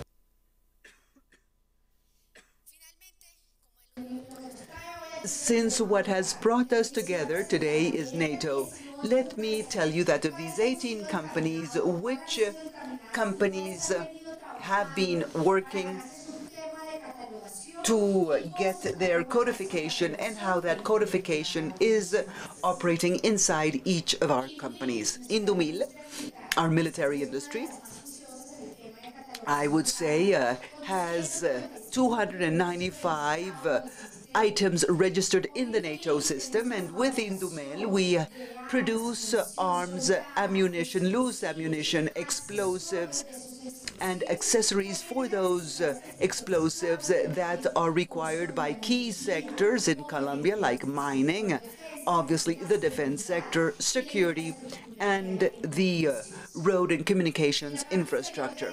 In the lower right-hand side, you see all the quality certifications that we have obtained and allow us to commercially position ourselves internationally, as well as the codification references that we have in NATO. which is the NCAGE-A002Z. Cotecmar, which is our Corporation of Science and Technology for Industrial Development, both maritime and riverine. Together with Cotecmar, we are responsible for the advanced design and construction of naval personalized platforms, tailored platforms, and even though we have established designs and drawings, what we do is to meet the need of the Navy or the agency that needs it, and therefore we have the ability to design these surface platforms on a tailored basis. With Cotecmar, we have 25 items already classified in the NATO codification system. And what are the Cotecmar products that have allowed us to position ourselves? First, our shipyard, its platform, disembarkment platform, maritime interdiction boats, our Pesque project, which may become a reality for our shipyard. And this is the Saved Boat International Certification, which is something that we decided to do in the shipyard, and today we have this standard, and this allows us to be more competitive regionally. Our Colombian Aeronautical Industry Corporation, SIAC, is our agent for receiving or dispatching any national or foreign goods, which includes parts, spare parts, tools, anything that has to do with the world of repairs. And I'd like to delve on this because the SIAC has been a challenge that has led us to position ourselves in the creation of unmanned remote aircraft. Today, we have a great product, which is the Coelum, which is a strategic aircraft, unmanned strategic aircraft for reconnaissance missions and strategies. They can be, yes, they are military as well, both military and reconnaissance. And I would say that Coelum is one of the products that has helped us to open ourselves to the world in UAVs. And Quimbaya is a UAV that was developed 100% by Colombian military services and is now a prototype that is currently under certification so that we can start competing in the market. Likewise, for SIAC, we have the T-90, and a training aircraft manufactured on site, and we also have aircraft maintenance, as well as the maintenance for our UH-60 fleets, and the modernization of the Super Tolkans and other commercial activities that have allowed us to find our space in the aeronautical world. And we are also looking into establishing strategic alliances with companies renowned worldwide in aeronautical and aviation affairs so that we can further consolidate ourselves in the aeronautical and aviation industry. And Codaltec is our high-tech corporation for the defense sector. This is one of the newest companies in the sector, but this is the company that we are striving to consolidate in the sector. Codaltec develops solutions based on technological breakthroughs in defense and security. Its main characteristics is that all its developments have a dual use of technology.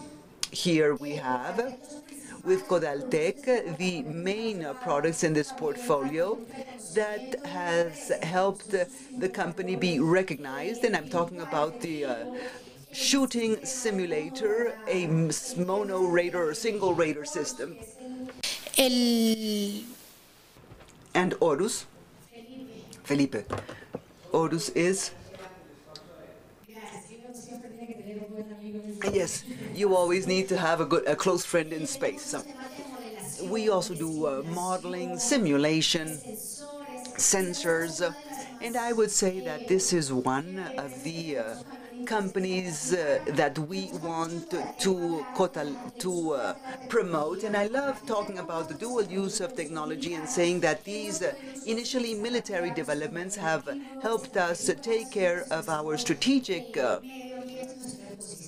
asset, which is our environment. And we have a very interesting project with Codeltec, which is the protection of a river basin in the capital of Bogota. And I'm talking about the Bogota River.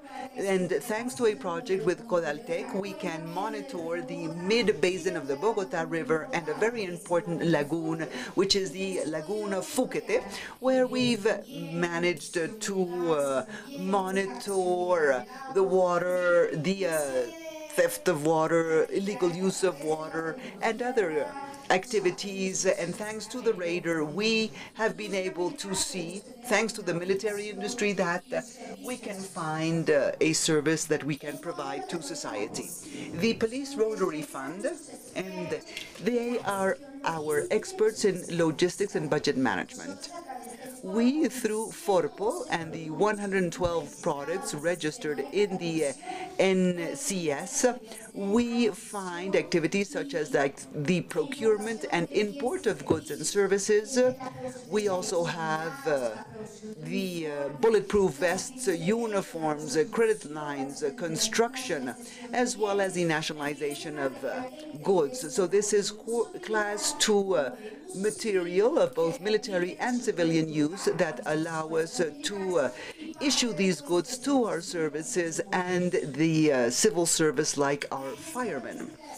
The Logistics Agency of the Military Forces, this is the company that supports us and gives us the logistics support through nationwide.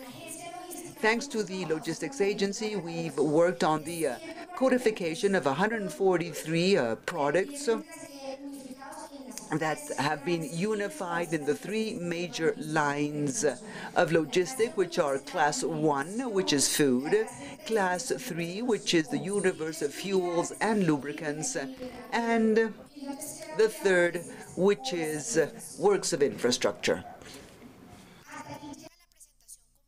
So this is the extent of my remarks, and I would now like to show you a video of the universe of GSED, that we are consolidating ourselves and we want to position ourselves internationally.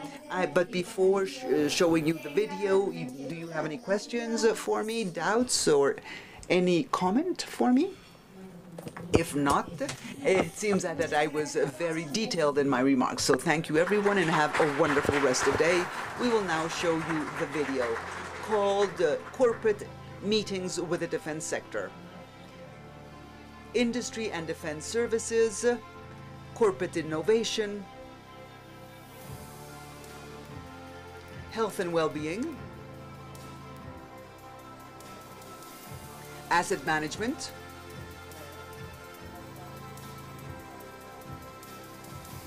Financial Management,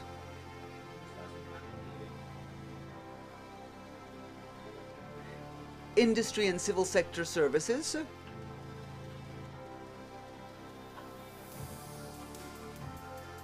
Hotels, Tourism and Entertainment,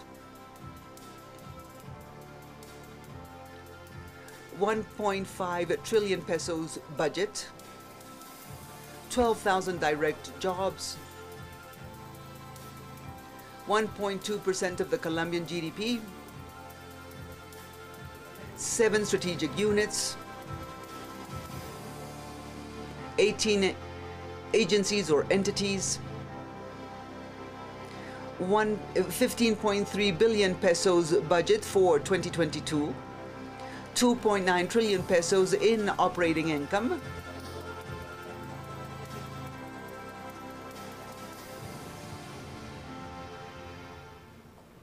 United for Colombia, GSED, the Social and Corporate Defense Sector Group.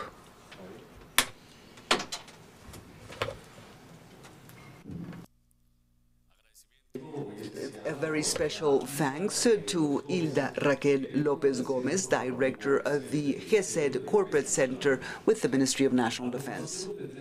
We will now hear from our Chilean friends through Mr. Benjamin Riquelme Oryasun, Director of the Logistics Career and Foreign Trade. Mr. Benjamin Riquelme is an officer with the Chilean Navy. Enjoying his retirement, he is also a naval engineer, specialized in supply, has a master's in management and engineering control of logistics systems, as well as other courses in the area of logistics in countries like Spain, the Netherlands, and Argentina. Over 20 years of experience in logistics and supply, and has worked in major projects, maintenance, procurements, with the supply chain management, and currently acts as Director of the Logistics Career and Foreign Trade at the Institute for Higher Education of Chile, DOR. Sir, you have the floor. Buenas tardes, ¿me escuchan? Good afternoon. Can you hear me? Thank you very much. As introduced, I am a former Navy officer. I dedicated my career to logistics. As you can see, my presentation will be about application of NATO codification to the industry. I chose this title because, as discussed with several panel members that are here today, NATO codification must break the shell of not only the military forces, but it must also play an important role at the industry level. My presentation is going to be very brief. I'll go into background, state of the art, and the most important part, which is logistics application.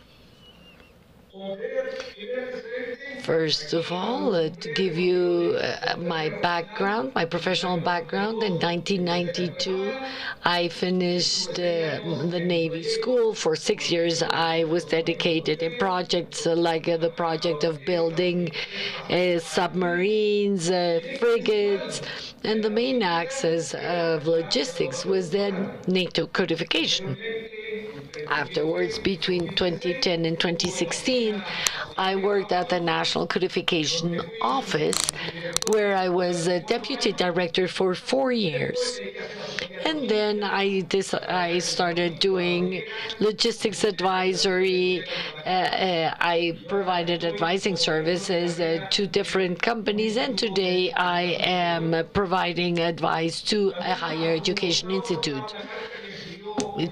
I am projecting a letter that wrote to me the Colonel Luz Amparo Betancourt, which shows that I will be speaking about something that I know of, and that is key in logistics. And to finish this slide, hotel logistics, retail logistics, defense logistics, all are the same. They just have small aspects that change. But logistics are logistics. There's no big differences. For those companies who would like to join the NATO codification system, I would like to tell them that here there is no risk. Generally, projects are done on a step-by-step basis. They are done in different steps. And as you move forward, you achieve data, you obtain data, information, and time goes by. And then this goes to a minimum.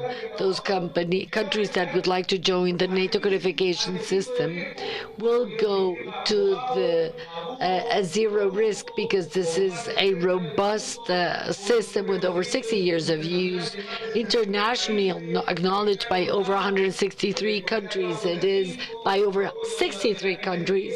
It is regulated by AC 135 and NSPA, and it has multiple uses. Those who would like to join have, as I say, a minimum risk.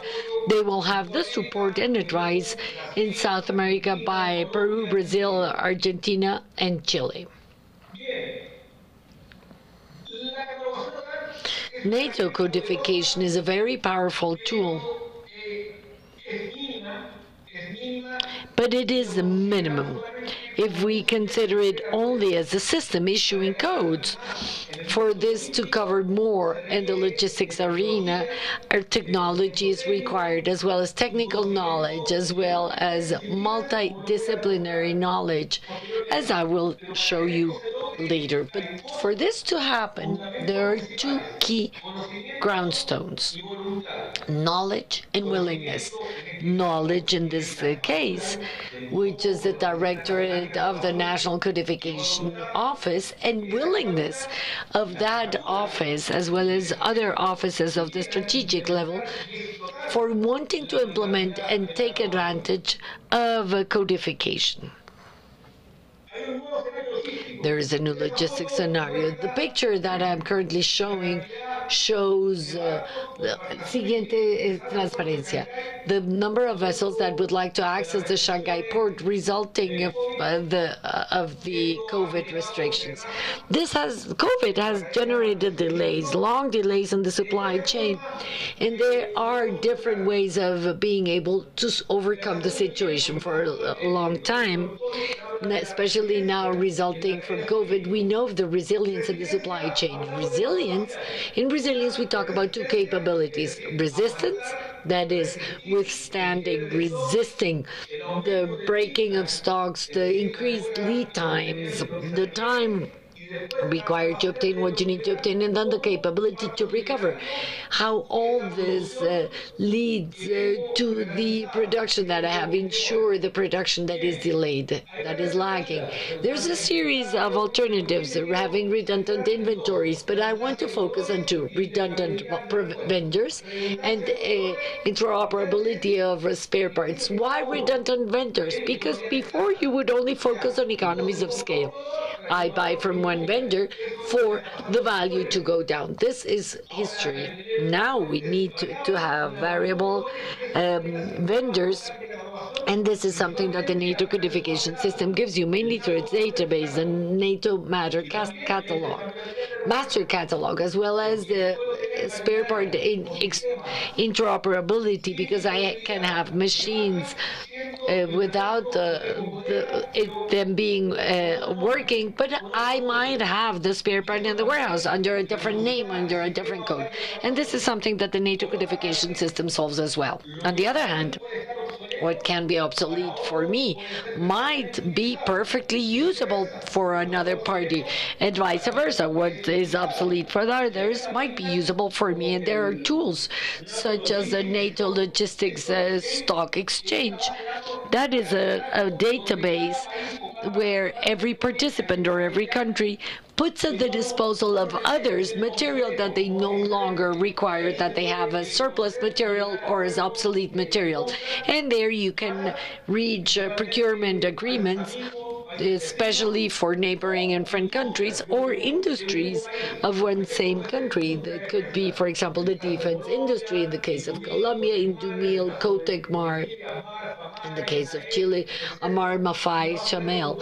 This is a database in which they can share spare parts or material that they consider obsolete. But what's important here is that we all speak the same language, that we all know what it is that we're talking about. And this new version also generates the just-in-time. That is why we have redundant inventories. We also have the role of logistics, which is reducing costs. Amongst other things, this is one of the main roles of logistics: doing more with less and satisfying our customers. Here there is, I'm projecting a small summary of issues regarding having different numbers and codes, duplicate databases, duplicate inventories and stock, which in turn leads to inefficient management, unnecessary procurement, low rotation, obsolescence, unnecessary procurement in the case if I don't have my material properly identified, but all the benefits. I want to highlight one, which is the one that has the symbol of recycling, which is sustainable logistics through reusing. First of all, and because of the important need of polluting less, of producing only what's necessary, of reducing waste, reducing surplus, and all this is achieved mainly by knowing what material is used by whom and the inter-exchangeable capacity of spare parts. One generator doesn't have only 100% of its spare parts. Rather, these are assembled, and oftentimes, let's imagine bearings. A bearing can be used by a generator, a turbine, or a vehicle, and as I will be showing you later on. I'm going to refer to the state of the art. In the end, we buy important amounts of money with a very scarce description of an item. Here I have circled in red 72,000 euros, 10,000 euros. But what is the name? The name is DPMT configuration. I cannot go to the market to buy DPMT configuration. I am hooked to a vendor. And here you have to apply contractual codification clauses where more information is required from the vendor to be able to have a broader source of vendors. What happens here? Deterioration and obsolescence of stock. Of course, I need to write off this material. This is material that could have been offered to another vendor before it became obsolete. We could have offered it at a lower price before it became obsolete. These are the kind of things that we need to think about in terms of applicability of NATO systems. What happens here? This is a supply chain flow. If I do not know the manufacturer of the bearing, I am the one who pays for all of the supply chain of all middlemen, not only the true manufacturer, but all of those middlemen who are in the process. What happens if I'm not aware of the fact that the green turbine, the blue generator, and the orange truck, they have the same bearing? If I buy that one bearing, I can have a reduction in costs. It's the same bearing, but I do not know that this is common to all of the equipment. But if I know this, I can reduce the cost to buy that one bearing that is fit for these three different articles. I pay for one time only for logistical costs if I buy one type of bearing for all these equipment instead of buying three different bearings at three different manufacturers. That's why I need to know which spare parts are exchangeable. I don't say that this is easy, but if we use the Pareto law, I can focus on the 20% more important spare parts, and I focus on those that are interchangeable. Maybe they're already codified in the NATO codification system. Once you have control of codification of spare parts, if you don't have that, there is a danger of monopoly. This is a real problem. If usually a seller charges 40% additional fees. If I only spend $1 million, I'm only spending $600,000 for spare parts. All the rest is fees. And this is a true case. We had the case of a middleman who charged 10% of all the items that cost over 10,000 euros and a fee of 30% surcharge for those items that cost less than 10,000 euros. Yet another intermediary. The first proposal was the 70% fee for all spare parts, regardless of their value, and then he went down to 30%. That is why it's so important to know the material, the NSN of the different spare parts. How is logistics applicable? These are real industry data. As you can see on the top part, we have a list of clavo de cobre, copper nails. We have another one of engine oil and big batteries. Here we identified the code of the nail, and according to NSN, we just focused on what NSN codification says. We identified that this is the group 5315 of articles.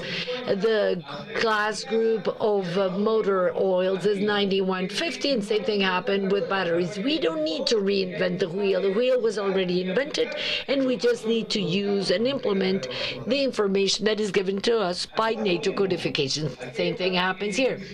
Here we have duplicity, for example, in washers, in lock washers, they have the two different names, but it's the same item. Same thing happens in dark gray with the doors or grooves. Even the names are affected. The characters that appear in red are information that the warehouse keeper added, and these are rather the name of that article, the way in which it appears in the drawing. This is information that here is absolutely useless, and this duplicity can be eliminated with an NSN or a NATO codification system, and having the vendors that provide it or manufacturers who manufacture the item. In this case, it's an SKS. Here I'm showing a port corporation having a warehouse in Lincoln, in Chile, and another one in San Antonio. And that same company has a duplicate number of articles. It's the same connector that they have in San Antonio, and in Lincoln they have it under another name. So this is something that NATO codification allows, eliminating duplicity of stock within one same company having different warehouses. This is an example of a vendor that had a monopoly with this washer, special washer of one of those big, huge mining trucks who charged whatever they wanted and delivered whenever they wanted. And through NATO codification and a multidisciplinary team, we managed to obtain the information of this joint, interchangeable joint. With this in the stock number, the customer can know when to buy, what the best lead time is, depending on the urgency of the unit. This is another customer who contacted us because the representative of a specific pump charged, according to him, too much for the values charged by the representative are in red. In the first case, bearing nut, $285 for that spare part. And through the NATO codification system, we went directly to the manufacturer, and the actual value was $16 of that same item. Same thing happens below with the example of the anti-friction bearing, $741, and the actual manufacturer only $176. These are values that you need to analyze and verify in detail. And below there is an O-ring of $50 that was sold for $98.50. Here there is an example of the possibility of interoperability of a bearing that can be used in a combat vehicle in different Navy systems and in OFM 16 of the Chilean services. NATO codification also allows us to buy better, to procure better, and to this end we need trained personnel and personnel with knowledge. This happened to me when I was head of the office, where a person would tell me, NATO codification doesn't help me much. And I said, give me an example of why you say that it's not useful.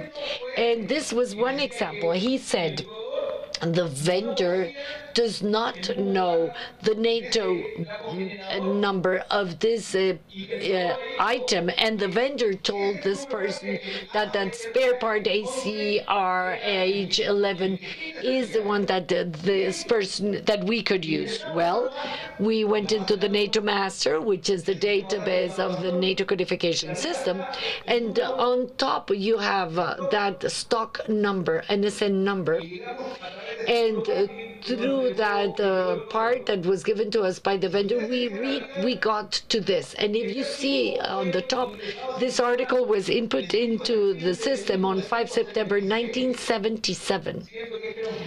This is a system that it was created after the year 2000, and we thought, okay, why would we buy something so old for a system developed in the year 2000? And the new date in the database gave us information saying that this spare part was no longer manufactured. That is, we procured something that was already obsolete.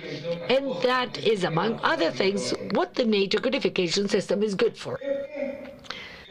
This here is a table chart of a reduction of inventory, which is real.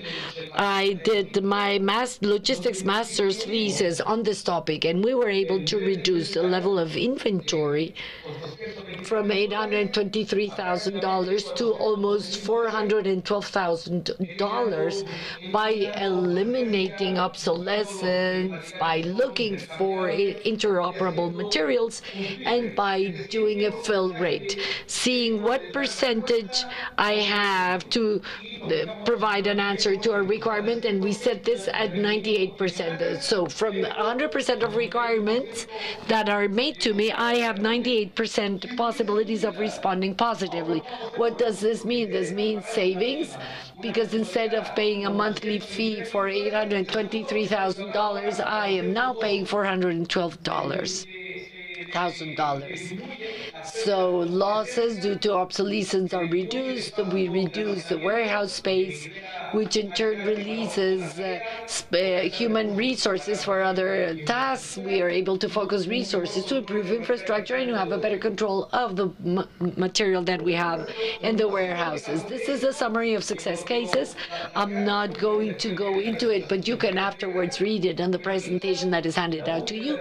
But this is the request of homologated spare parts by looking at the database, by finding vendors, by cleaning out the master's database of material. All this is the applicability of the NATO codification system, but this has to be a multidisciplinary work, not only codifiers or people in charge of procurement, but also personnel working in maintenance and personnel working hand in hand with the NATO codification system. I did not want to put up a conclusion slide because I think everyone needs to draw their own conclusions. I just finished my presentation here. There is my email in case you have questions. If you want to contact me, do, because I think knowledge needs to be shared. And I hope you liked my presentation. Thank you very much.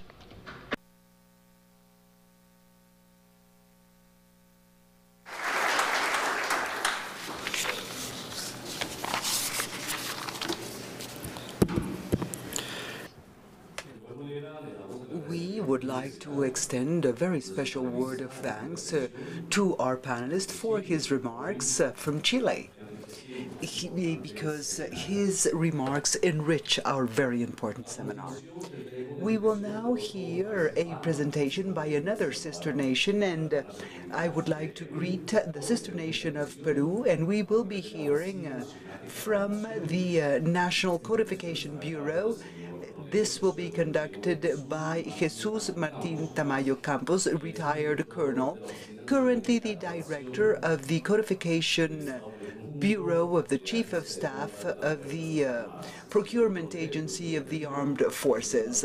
Retired Colonel Jesus Martin Tamayo is Director of Codification, the National Codification Bureau of Peru. He is also a war material officer who, during his life in the Army, acted as manager of the Army Arms and Ammunition Company, and he has also been an inspector with the BRAEL General Command, head of the Management of War Material, and Commander General of the 1st Division of Army Services. He has also held positions like Director of Marketing and advisor to the Procurement Agency of the Armed Forces of Peru. Sir.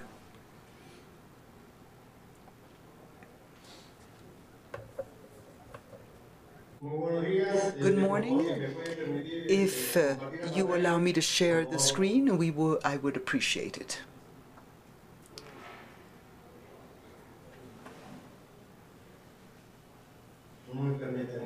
No, it seems that you don't have screen sharing option available. Technicians are working on it.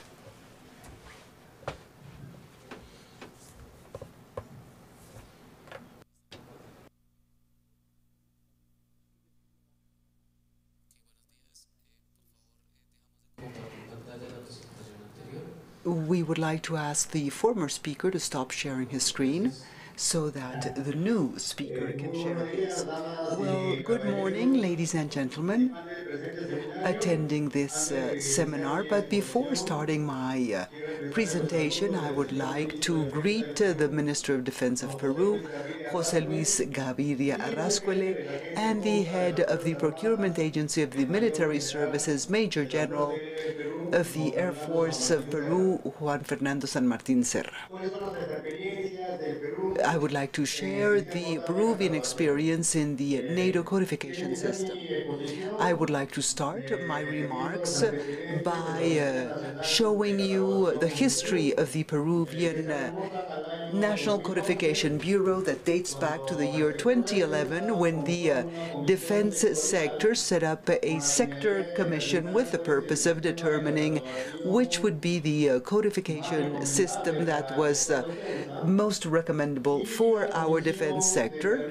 And the commission decides that it is the NATO codification system, the NCS, and recommends that Peru joins the NCS as a non-NATO country through a sponsorship program. This sector committee in 2011 also recommends the need to implement a National Codification Bureau for the defense sector in order to guide the codification work. And it's in 2012 that the Ministry of Defense of Peru signs a sponsorship agreement with AC 135, and Peru joins as a Tier 1 country. And it is in December of that same year that we establish the Agency for Procurements of the Military Services. In the year 2015, the Ministry of Defense appoints the head of the Military Forces Procurement Agent as Director of Codification and as his representative before the AC 135. And the sector appoints as director of this agency as the National Codification Bureau of Peru that very same year.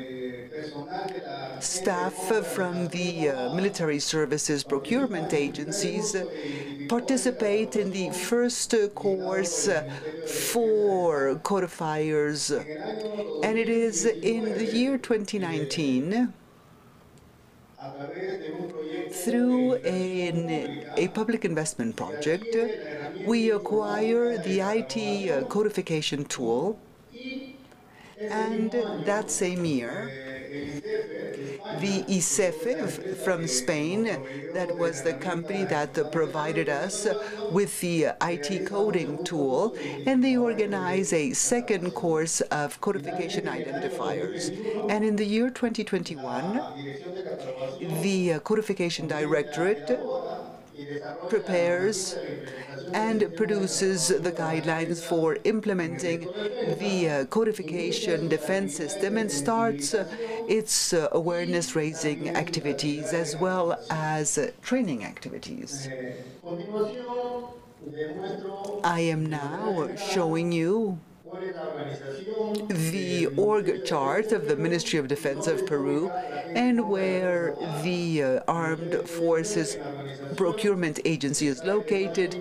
We have the Minister's Office, made up by two deputy ministers, the Deputy Minister for Defense Policy, and we also have the Deputy Minister for Defense Resources, who is responsible for implementing the policy on resources, material resources, human resources, budget resources, and the administration of the defense sector. And this deputy ministry is responsible for supervising the functions and policies of the three sector companies. We have SEMAN, which is the Aviation Maintenance Service, CIMA, the Industrial Marine Service, and we also have the Army Factory of Ammunition and Armaments, and we also have an agency for patents, and that is where we have the Armed Forces Procurement Agency. I am now showing you the organization of the military services procurement agencies and the location of the codification directorate. As you can see, the agency is made up by support agencies that include the legal advice office, the planning and budget office, the IT office, and the general management office. And we have 4 line offices responsible for the agency's main mission, which is the responsibility over contracting processes inside the defense sector. As you can see, we have the Codification Bureau, we also have the Market Studies Directorate, the Procurement Process Directorate, and the Contract Office. Our codification office is responsible here in Peru for 3 main functions that are interrelated. This office is responsible for the area of homogenization and standardization. This area is responsible for producing the technical standardized and homogeneous sheets used by the military forces in all their contracting processes. The Codification Bureau is also responsible for the registration of foreign vendors, and this is kind of like a bank of vendors and providers of the military forces have to consult this list in order to buy material abroad. And the third is the National Codification Office. I would now like to show you how we've organized our National Codification Bureau in Peru. It is made up by 4 areas. We have the training area. We also have international relations and development area, planning, codification, and the IT office. How has the defense sector of Peru organized its codification system? As you can see on this slide, the Defense Sector Codification Office of Peru has 3 levels. The third level is the responsibility of the Peruvian National Codification Bureau. The second level is the responsibility of logistics commands of our 3 services, Air Force, Navy, and Army, and the logistics office of the Chief of Staff, Joint Chief of Staff. In the first level is made up, as you can see, by the various directorates providing logistics services in all of our armed forces. As I said, these 3 levels are what make up the codification system in Peru and is the structure supporting our codification work. Let me now explain how we've gone about implementing codification in Peru. As regards awareness raising, we started with a series of activities back in the year 2017. that have continued to date with the publication of various articles. Starting in the year 2020, the National Codification Bureau initiated organizing different seminars, and to date we've organized 6 seminars for the procurement agency staff, as well as senior leadership of the Logistics Command staff, as well as other sectors and ministries, with the purpose of raising awareness and establishing a commitment with NATO codification. And we've also run several surveys. Now, as regards training, in 2018, we organized a series of workshops with the purpose of disseminating the benefits of the NMCRL, and we've organized 4 codification identifier courses, and we already have in the defense sector 150 people who have been duly certified as codification identifiers. Now, as regards the National Codification Bureau of Peru, as I explained earlier, we acquired the codification tool called CICAD back in 2019, and that same year we completed configuring the system, and the actual connection between the National Codification Bureau of Peru with the 2nd and 3rd levels of the armed forces was done in 2020. The physical implementation of the Peruvian National Codification Bureau ended in the year 2020, and in theory, in 2020, we were going to kick off the codification office work, but regretfully COVID-19 broke out, and there we had to implement an operational pause as regards the Peruvian Codification Bureau, and this year, 2022, we are going back to it. We have started in 2022 by changing the language of the IT tool of NADEX to XML, and as regards the legislation, the National Codification Bureau of Peru started to produce a directive for implementing the codification defense system, and we've already prepared a clause and the codification contract clause, and last year, 2021, we prepared, approved, and disseminated our multi-year codification plan 2021-2023. So as you can see, we have applied all the recommendations of the sector commission, and we've been at it for 11 years, and this year we will consider this year our year 0, and the armed forces will start their codification activities in our countries. So what experience have we acquired in the implementation of our system?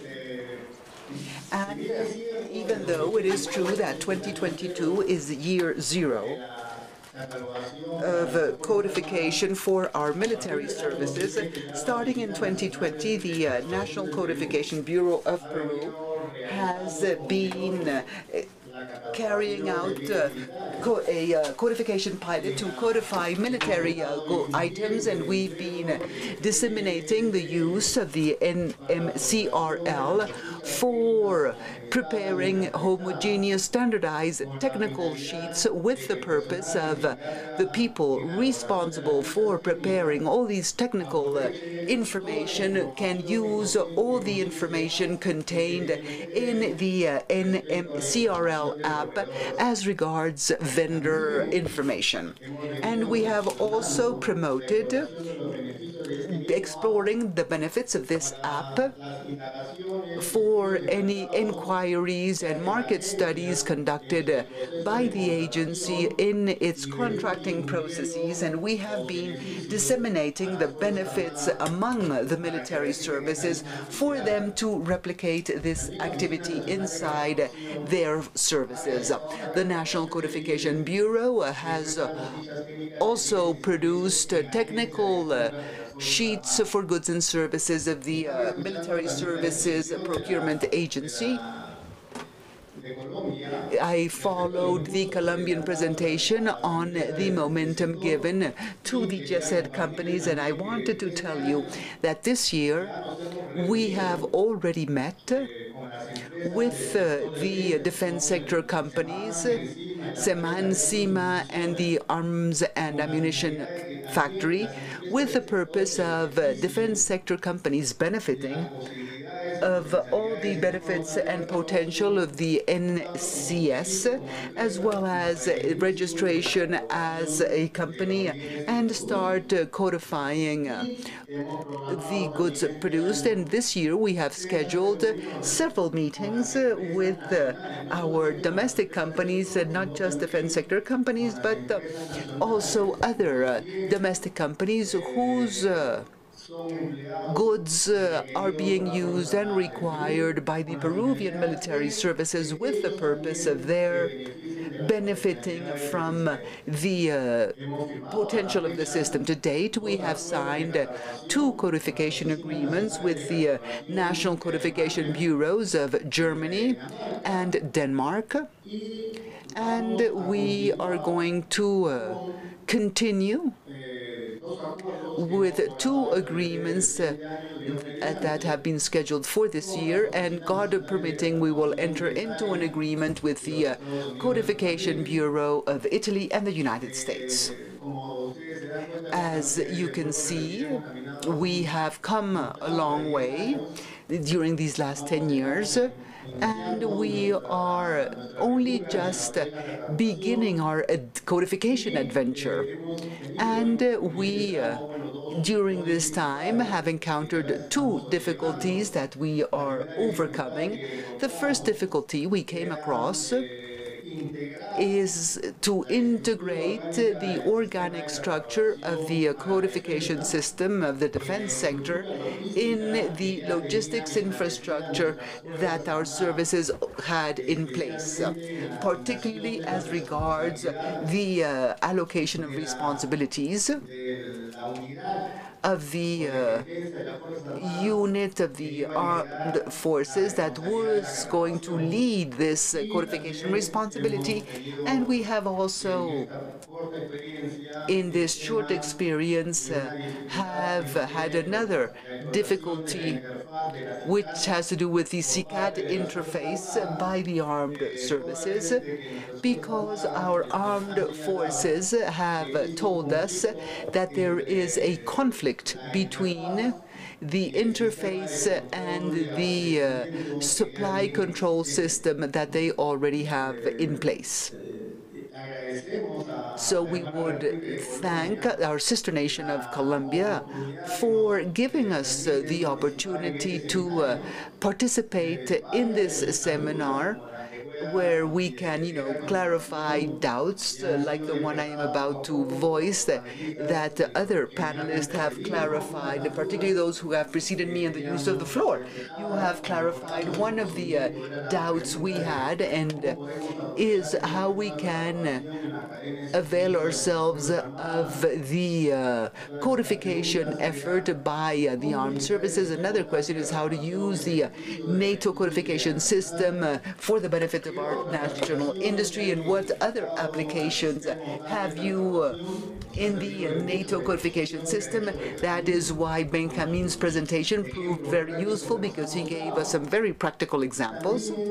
And we would also like to draw on the experience of countries who are more advanced in the NATO codification system and what is the best way to manage our conceptualization of codification. And I think it's very interesting to hear about the lessons learned during the incorporation to Tier 2, particularly on the part of those countries that are already NCS Tier 2 countries.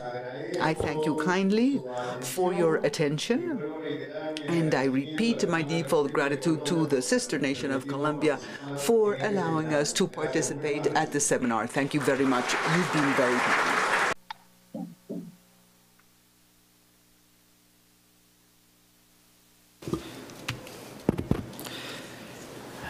Al señor coronel en uso de buen retiro, Jesús Martín Tamayo Campos, muchísimas gracias por su intervención a esta hora del día aquí para todos los asistentes. A continuación tendremos la intervención una vez más de la hermana República de Chile a través de la Oficina de Catalogación de Defensa a cargo del señor coronel Carlos Crawford Sáenz, de la Oficina de Catalogación de la Defensa de Estado Mayor Conjunto del Ministerio de Defensa Nacional.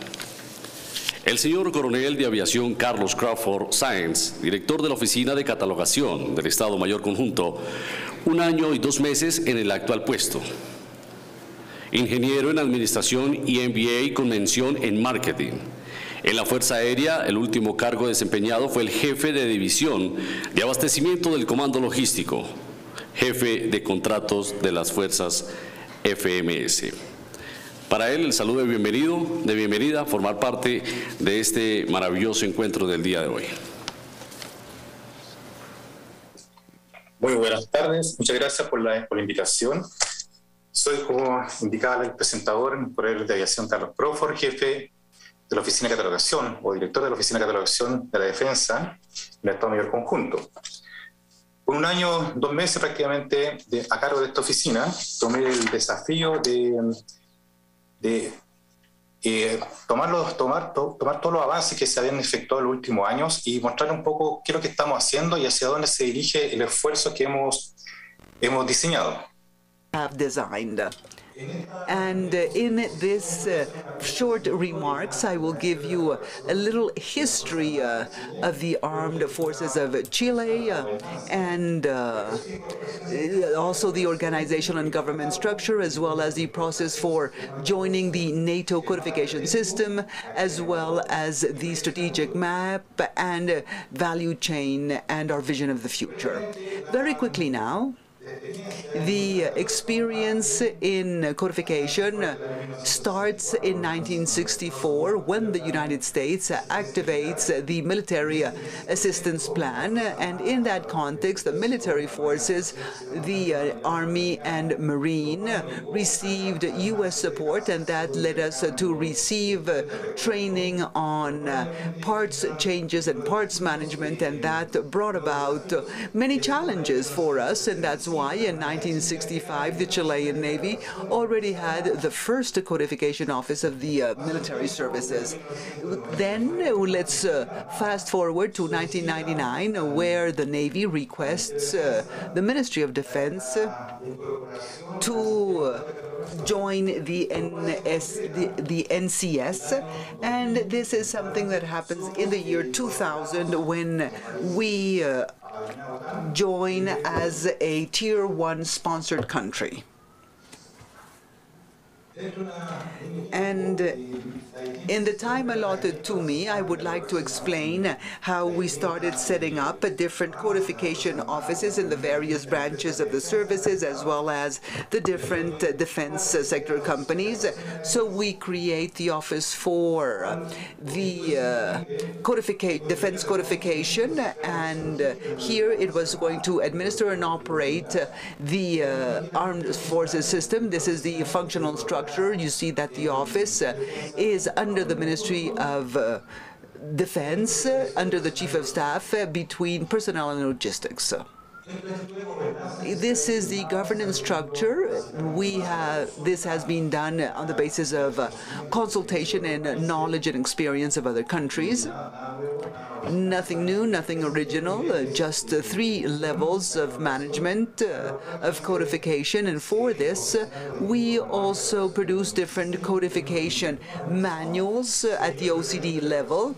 And with this, we define the various responsibilities of the different levels of logistics management of codification. We've also defined a roadmap having different levels of capability, and we create the codification agency, and in the meantime we've produced manuals, we've delivered training. In 2022 is to have our LOC 2, our LOC 2, which is to incorporate a codification system in the defense cataloging system, and by 2024 we want to achieve LOC 3 and become a Tier 2 NATO country. And what are we doing in this regard? Between the Chief of Staff of Chile and Colombia, we signed an exchange of experience, Tier 2, and the Colombian Codification Office has been helping us in sharing their experience in this process.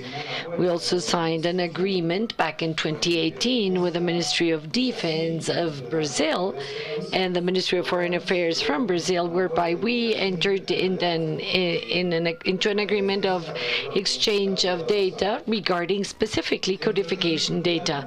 As part of this structure, we also have to achieve the Tier 2 level. Within the structure of the roadmap, we have that in the long term, this includes the certificate that NATO requires, and in turn, we have the review of the legal office. And with this whole process of this structure to coordinate efforts, we want to become a Tier 2 nation. As indicated in 2006, we signed an agreement between the Ministry of Defense and Foreign Affairs with Brazil, and to date we have allocated efforts until the year 2024, and we've already overcome 5 stages, whereby of course we had the time of the pandemic as a standby period, but last year we took up this work plan and we're moving forward to achieve to overcome the different phases and to have assistance to become a Tier 2 nation. As indicated, this catalog project is part of the structure to get to that Tier 2 level. We defined through which is the best solution alternative, which was developing a software, procuring a software, or for the codification service. So we looked at the different options, and the best option was to procure a approved and certified system. And this was submitted last year to the Ministry of Defense, and the project was approved this year. As I already indicated, we identified the different levels and the different functions of such office. We did a market research. We took open source information from the NATO website. We looked at the main software that is currently being used by the different countries, and we obviously did a request for proposal or information to look at the main functionalities, and we looked at the software, different software. Here you can see the different codification software that have been pre-selected and the countries that use the different software. This is the architecture. What we're looking for is a synergy between the different codification management levels. To your left, you have the services. To the right-hand side, you can see the HIMSA companies that have logistics support and that are connected to FAHMAR, which is the Army, the Navy, and the Air Force. But we have also included included private company sectors in this data management architecture, for them to also have the possibility, because oftentimes these companies are vendors of our military services. Once we have chosen the software, the idea is to procure it this year and then be able to connect all these different aspects, different areas that can achieve synergies, of course, with the purpose of being of implementing the NATO codification system. What's important is that the defense codification system for positioning have two aspects that are very well identified. On the one hand side, we have the Navy, as mentioned in different presentations. The role played by the is to have logistics efficiency and to have supply units that are used by the different services for their operation. But on the other hand side, we have the defense sector companies and that are providing services to the different institutions, and they're becoming involved in the international arena to be able to sell abroad. But to be able to compete with other in the global market, we need to be able to be at the height of that global market. We also define the strategy. We analyze the different factors, the different strengths, weaknesses, and we focus mainly on the different weaknesses that we identified as part of the SWOT analysis. We did interviews for this purpose, and in this study, we identified that within the services there is not enough understanding of the benefits of codification regarding inventory management and so on. Also, within the investment projects of the Ministry of Defense, this project has quite a low priority. As part of opportunities that we have identified, we realized that in codification software, there can be quite a big reduction in the costs. And we sold the project as a first joint logistics project. I forgot explaining this before, but the logistics is managed by each of the different institutions. So logistics is to maintain our military services is quite expensive, because each service has its own logistics system, information system, and so on. So we don't achieve economies of scale, which would be very interesting to save resources. By doing the SWOT analysis, we established a strategy that then allows us to guide the work of the office, and we seek to intend to overcome weaknesses, and to this end, we also defined a strategic map to achieve the codification system. At this very moment, we are focusing on a strategic direction which is dedicated to implementing level 2. And of course, we hope to achieve the different strategic objectives, management objectives. This map allows us to coordinate the different objectives and to be able to focus our efforts. Although this has disadvantages in the sense that sometimes strategic and operational objectives are blended together, this gives us a vision in terms of where to focus our efforts. Within future projections and challenges that we see, as I mentioned before, the defense companies that were only focused inwardly, now they're looking outwardly, and they're seeing that they have capabilities to be able to compete in the global market with different products that they have been developing, as they include new technologies. Both the Navy, the Air Force, and the Army having implemented state-of-the-art technologies, and therefore they have the capabilities. But to be able to compete in the global market, it's important to use codification because it's the only means to have access to different international bidding processes. And finally, I want to highlight that with everything that we've seen in the different presentations, the presentation by Benjamin a while ago, we are in agreement with all of the benefits of having a NATO codification system. And that's why I did this analysis, strategic analysis, to define our future objectives. And the biggest challenge is to achieve logistics synergy that reflect the benefits of codification. As I already mentioned, our purpose and our vision is our eyes are focused on the year 2025, where we hope to have achieved a synergy of efforts, and where we hope to be able to take advantage of the capabilities of the defense sector in my country. Thank you very much for your kind attention.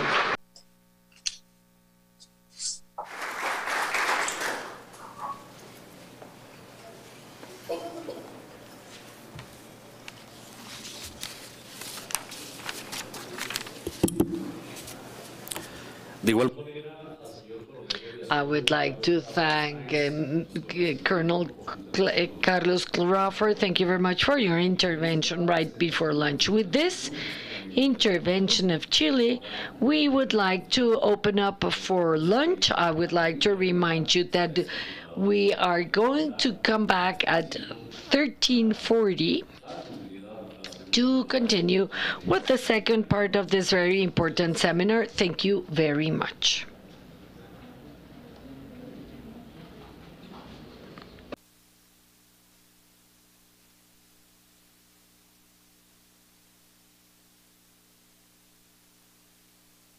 El almuerzo me dicen que va a ser.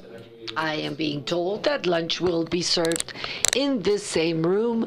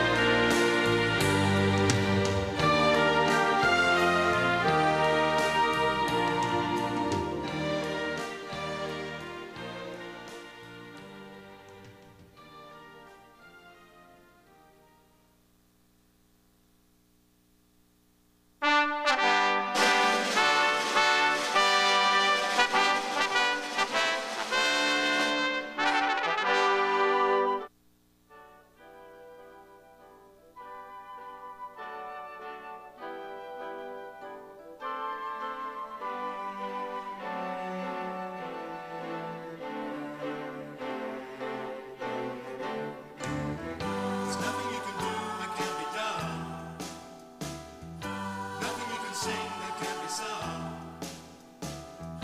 Nothing you can say, but you can learn how to play the game. It's easy. There's nothing you can name that can't be made. No one you can say that can't be said. Nothing you can do, but you can learn how to be in time. It's easy. Oh, you made it.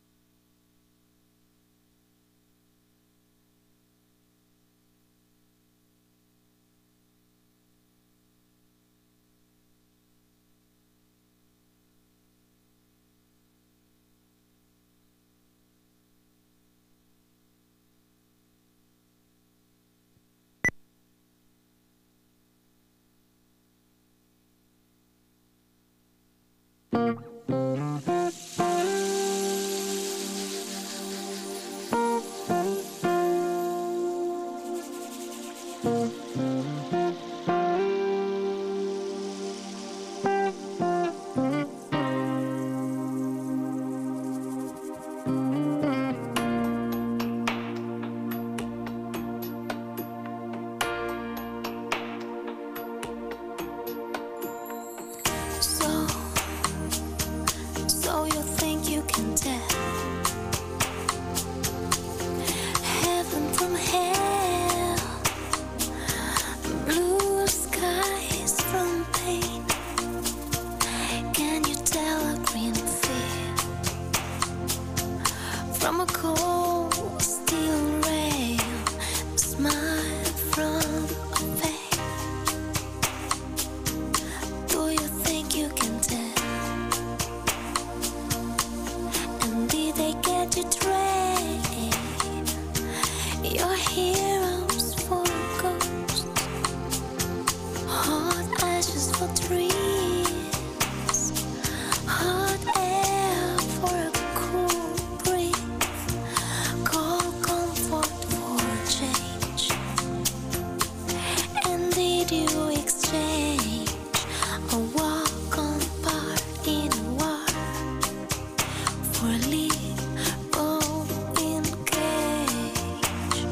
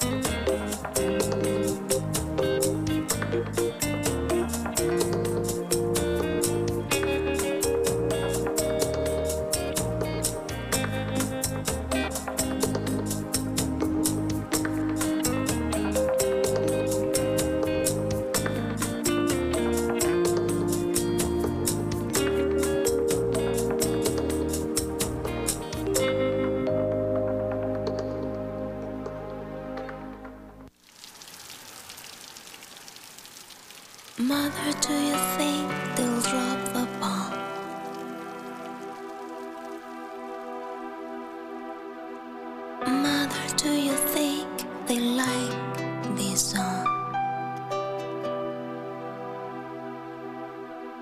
Mother, do you think they'll try to break my bones? Ooh, mother, should I be the one? Mother, should I run for president?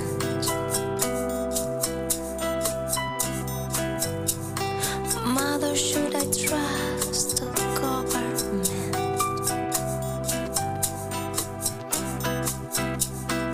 Mother, will they put me in the firing line? Ooh, is it just a waste of time? Hush now, baby, baby, don't you cry. Mother's gonna make all your nightmares come true. Mother's gonna put all her fears into you. Mother's gonna give you right here under her wing. She won't let you fly, but she might let you sing. Mama will keep baby cozy and warm. Ooh, babe. Ooh, babe. Oh, babe, of course, Mama had to build the wall. Mother, do you think she's good enough to me? Mother, do you think she's dangerous to me? Mother, will she tear you little boy apart? Ooh, mother, will she break my heart? Hush now, baby, baby, don't you cry. Mama's gonna check out all your girlfriends for you. Mama won't let anyone dirty get through. Mama's gonna wait up until you get in. Mama will always find out where you've been. Mama's gonna keep baby healthy and clean.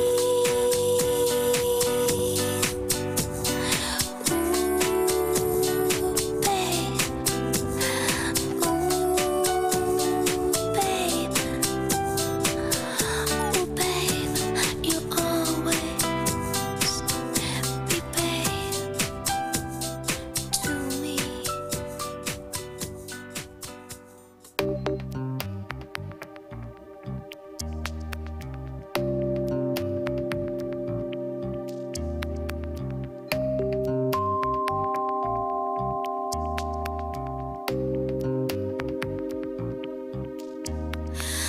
Money, get away,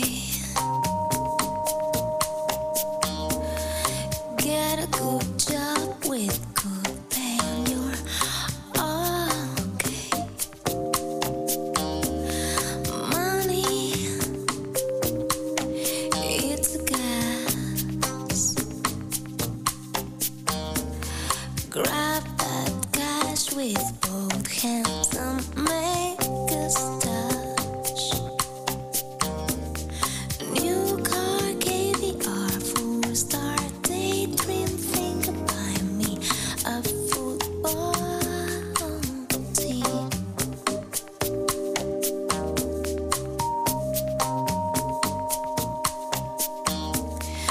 Money, get back. I'm alright, Jack. Keep your hands off of my stock. Money, it's a hit. Don't give me that too goody good bullshit.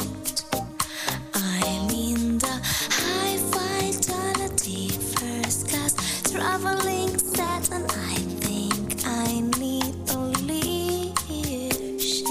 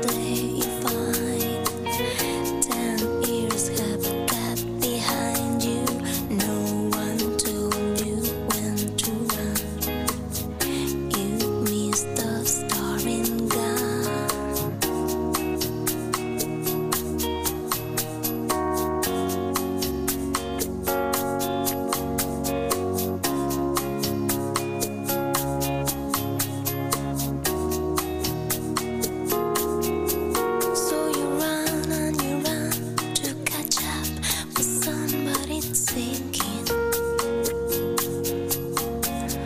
racing around to come up behind you again. The sun is the same in a relative way, but you're older, shorter of breath, and one day closer to death. Every year is getting shorter, never seem to find the time. Plans that either come to naught or half a page of scribbled lines, hanging on in quiet desperation is the English way. The time is gone, the song is over. Thought I'd something more to say.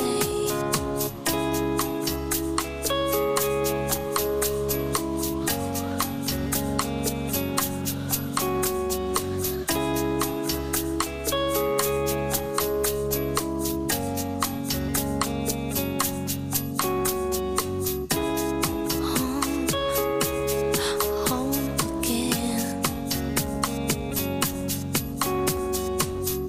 I like to be here when I can,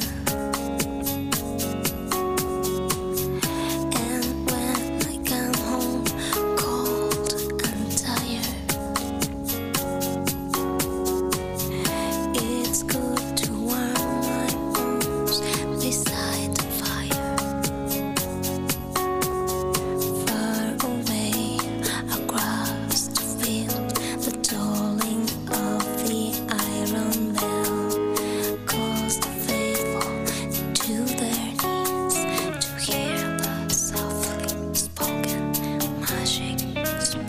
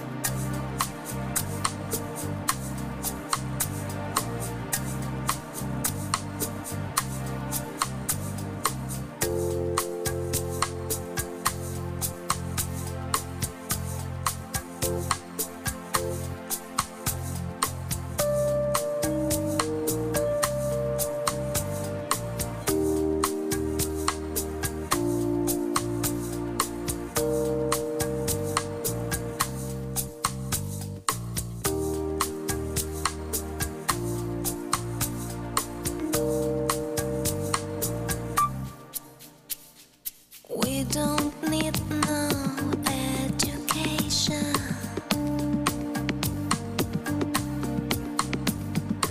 We don't need no thought control.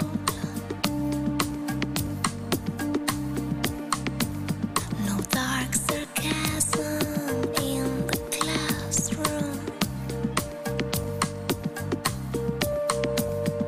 Teachers leave the kids alone.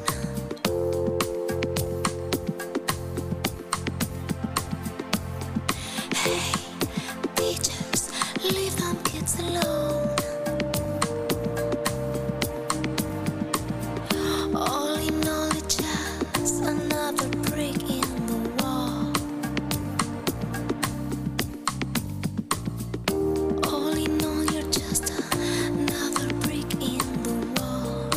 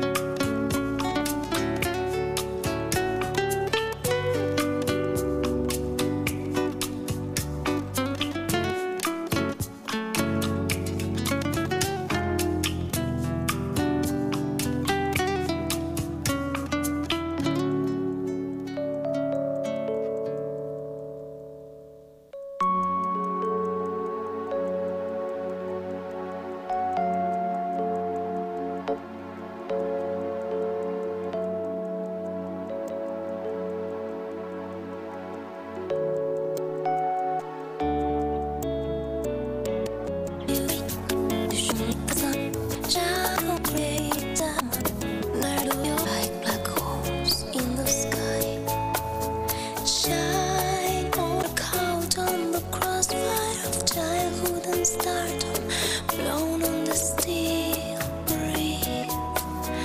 Come on, you target, whale laughter. Come on, you stranger, you legend, you martyr, and shine. You reached for the secret too soon. You cried for the moon. Shine on, you crazy diamond.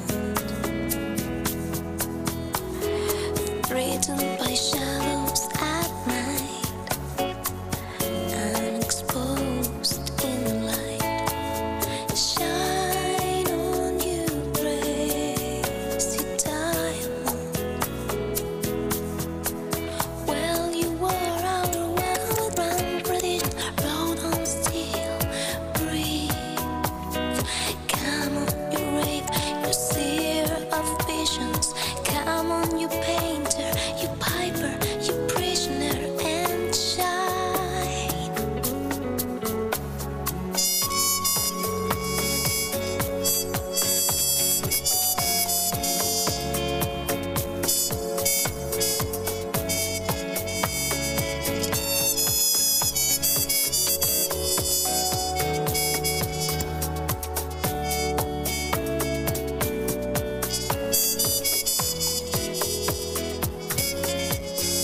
Nobody knows where you are, how or how far. Shine on, you crazy diamond. Pile on many more layers, and I'll be joining you there. Shine on, you crazy diamond. And we'll bask in the shadow of yesterday's triumph and sail on the steel breeze. Come on, you boy child, you winner and loser. Come on, you miner for truth and illusion, and shine.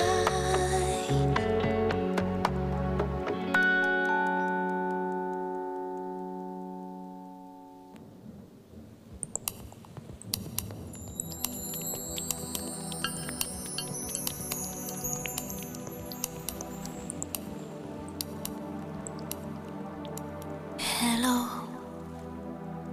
is there anybody in there? Just nod if you can hear me. Is there anyone at home? Come on now, I hear feeling down. Well, I can ease your pain, get you on your feet again. Relax, I'll need some information first. Just basic facts. Can you show me where it hurts? There is no pain you are receiving. A distant ship, smoke on the horizon. You are only coming through in waves. Your lips move, but I can't hear what you're saying. When I was a child, I had a fever. My hands felt just like two balloons. Now I've got a feeling once again.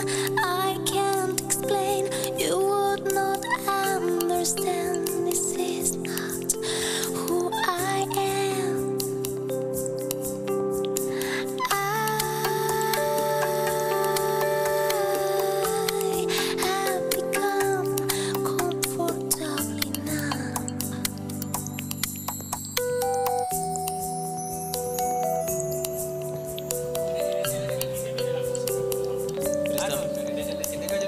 Préstame el audífono. Okay.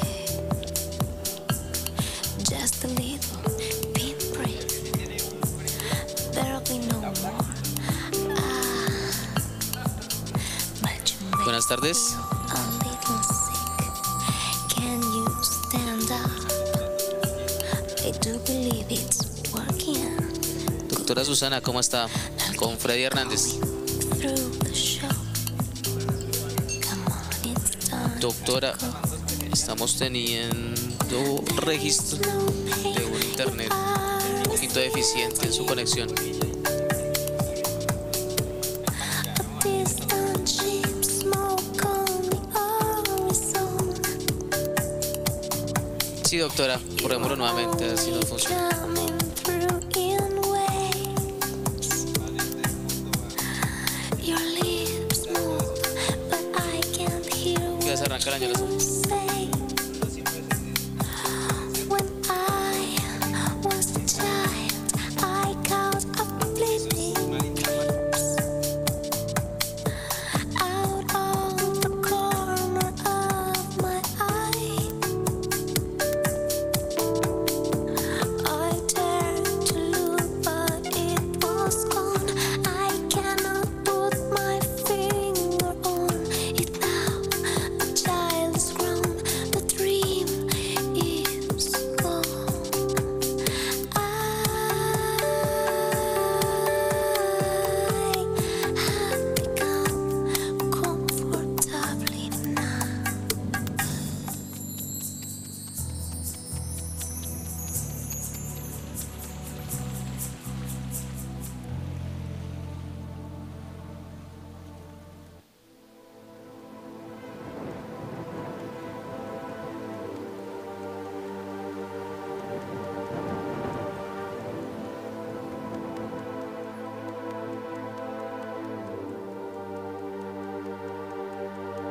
Hey, you out there in the cold, getting lonely, getting old. Can you feel me? Hey, you standing in the ice, loose with itchy feet and fading smiles. Can you feel me? Hey, you don't help them to bury the lie.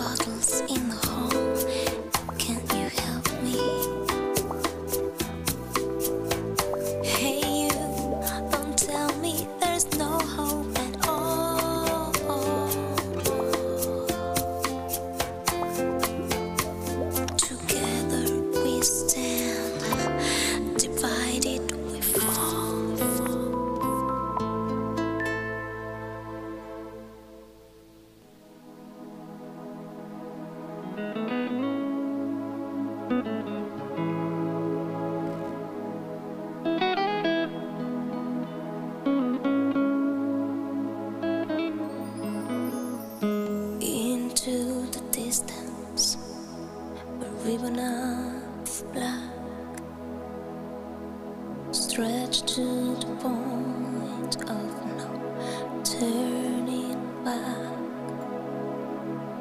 A flight of fancy on a windswept field,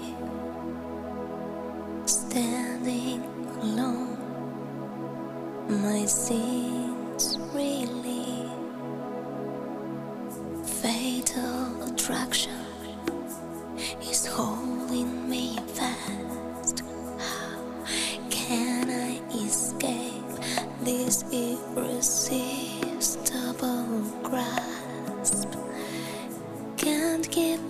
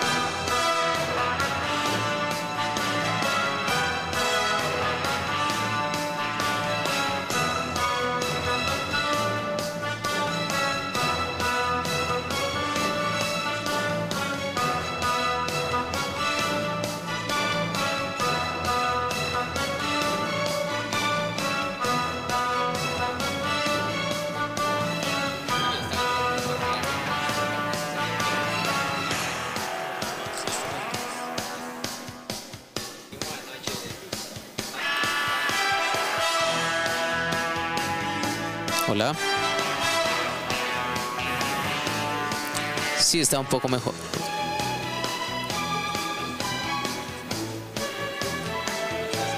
Ok. En este momento usted está viendo dos ventanitas.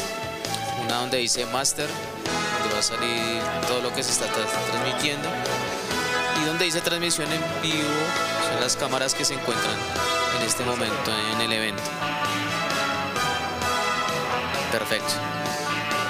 ¿Usted nos puede compartir su presentación para mirar nuevamente?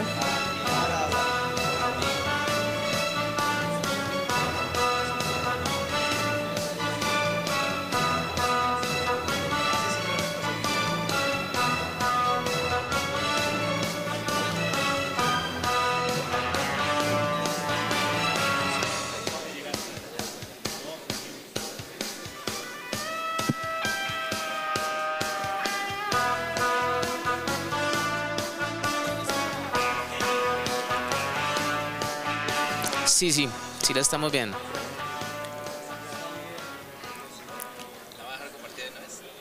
Bien, estamos funcionando con normalidad. Entonces, muchas gracias. El paso para la doctora se lo da el presentador de acá del evento. Apenas él anuncie, ya su merced se enlaza directamente con ellos y arrancamos la transmisión.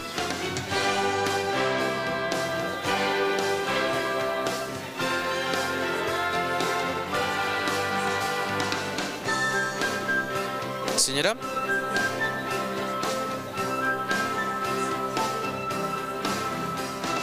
No, aquí está bien. Es mejor que solo estemos por este canal, porque en YouTube les llega con un retraso más o menos de 15 segundos. Entonces, para que la comunicación sea fluida, es permanecer en la llamada.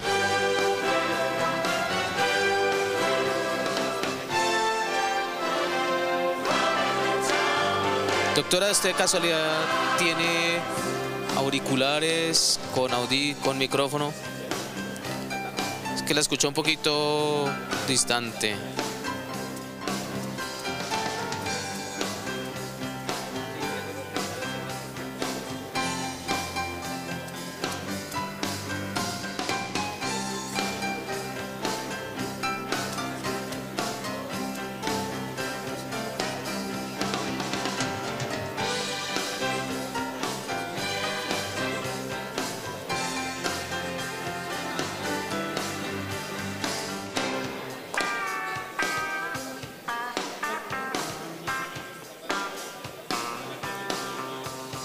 Bien, en este momento está un poquito mejor, ¿sí?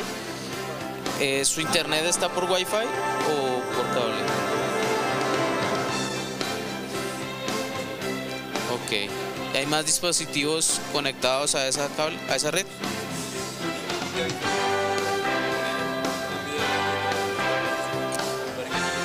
Bueno, pues vale, igual estamos pendientes, cualquier eventualidad, nosotros también tenemos la presentación desde acá. Si de repente es necesario, entonces le indicamos para que deje de compartir, tengamos un poquito más dedicado al internet, solo al audio y video suyo, y desde aquí emitiríamos la presentación. Solo en caso de que que hay alguna falla. Bueno, muchas gracias. Buena tarde.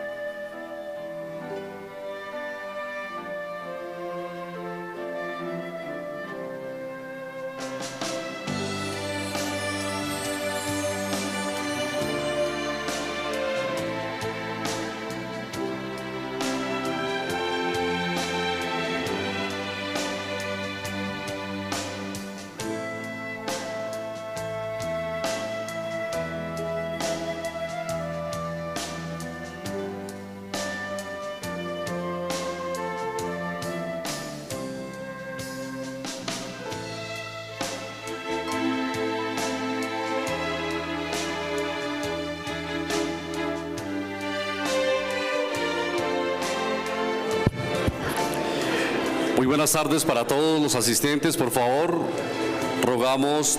Good afternoon, everyone. We would like to ask you all to please be kind enough to find your way to your seats, be seated, so that we can resume our deliberations.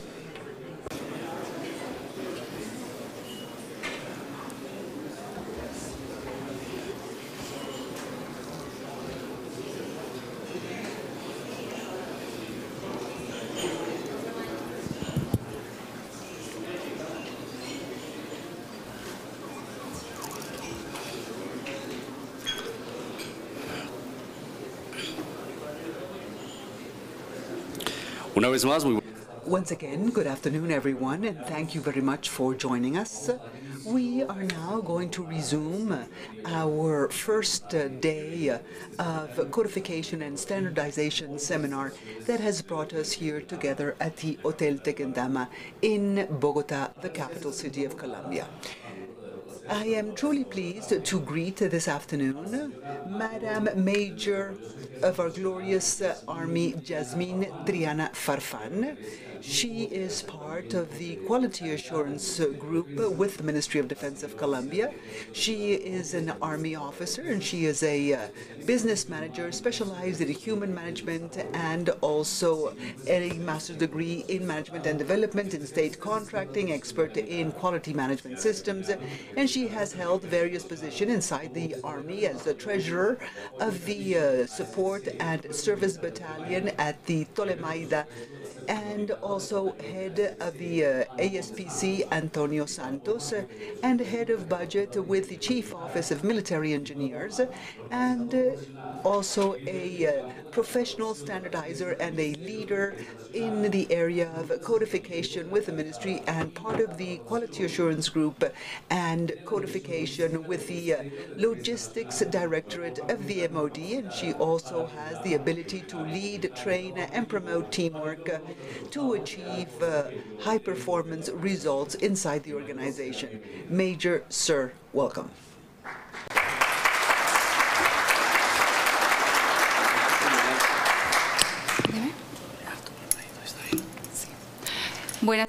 Good afternoon, everyone, and I hope you all had a wonderful lunch. I am Major Jasmine Triana Farfan. I am the director of the National Codification Bureau of Colombia, and I would like to extend my deep-felt gratitude to all the attendees, Mr. Fernando Mosquera, Director of Logistics at the MOD, military attachés of the various countries that are with us here today and who have shown interest in knowing the topic of codification in South American countries. Colonel Luis Murillo, you have preceded me in all the work done by Colombia in this area. Colonel Luz Amparo Betancourt, Colonel Rodriguez, and of course, Colonel Hernando Narvaez. You are the masterminds of having Colombia as a benchmark, as a standard among the countries that make up the NATO codification system. And I would also like to thank the codification offices with the services and my team. Thank you, everyone.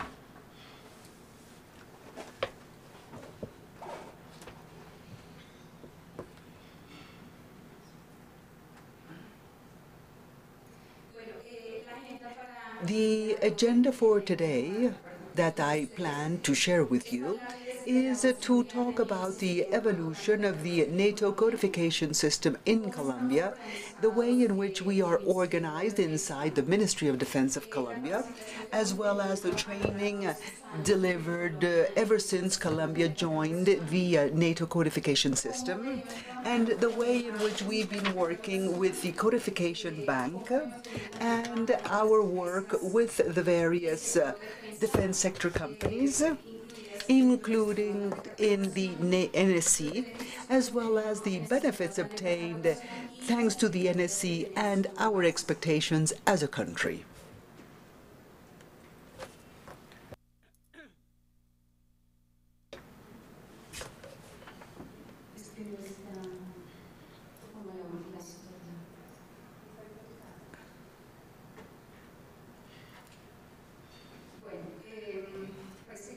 It seems that the slide, for some reason, is not in my deck. But right now, I would like to explain Colombia's evolution in the NATO codification system. Colombia, it was very important for Colombia to join this program, bearing in mind the need to unify the logistics process, and this is also the result of a master logistics plan developed in 2012, where we saw the need to identify the various supply items used by military services and the national police in the field of operations. In the year 2012, thanks to the Master Logistics Plan, we filed a request to AC 135 in order to join the NATO codification system, and this is one of the first steps that any country must take when interested in joining the NSC. By the year 2013, we have as our sponsor country Spain, and Spain has provided us support and accompaniment, allowing Colombia to overcome all the tests and all the various steps that have to be fulfilled in order to join the NSC. Spain delivers the first codification course, where we trained 50 people, approximately, and it is during the course of that process that the Allied Committee 135 studies the request filed by Colombia. By the month of November 2013, we are accepted in the NATO codification system, and we proceeded to sign the agreement with the AC 135. By the year 2014, we started designing the various guidelines that we as a country were going to follow for the proper operation of the system in our country. In the year 2015, we initiated the codification of the various items that the services have, and our first item to be codified is the jacket of the Colombian Air Force. And this year, we also acquired the IT tool of SICAD, which is a Spanish tool with which we've been working during all this time.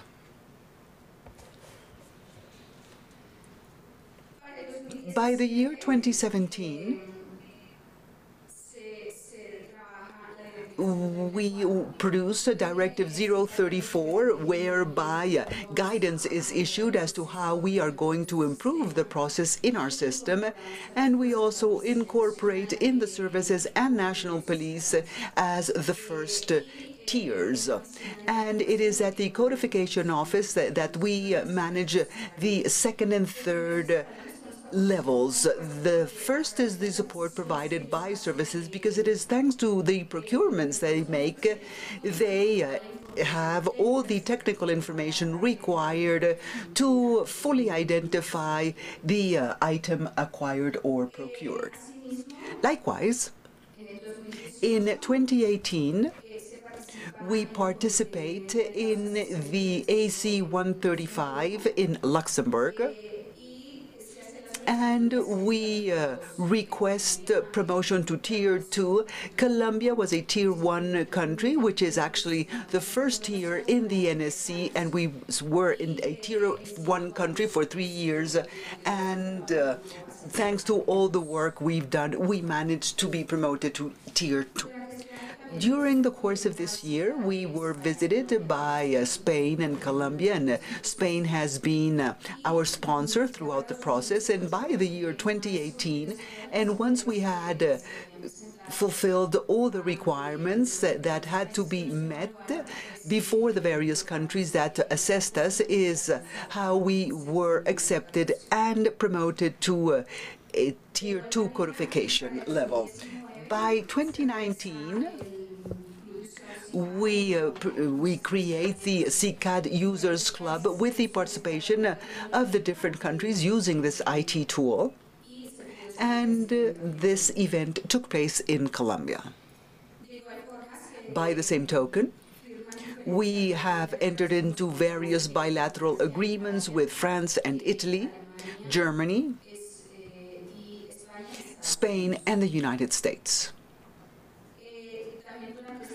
During this period of time, we identified over 34,432 supply items that are used by the services and police. So upon identifying all these items, what we do is to determine which of these items are eligible for codification.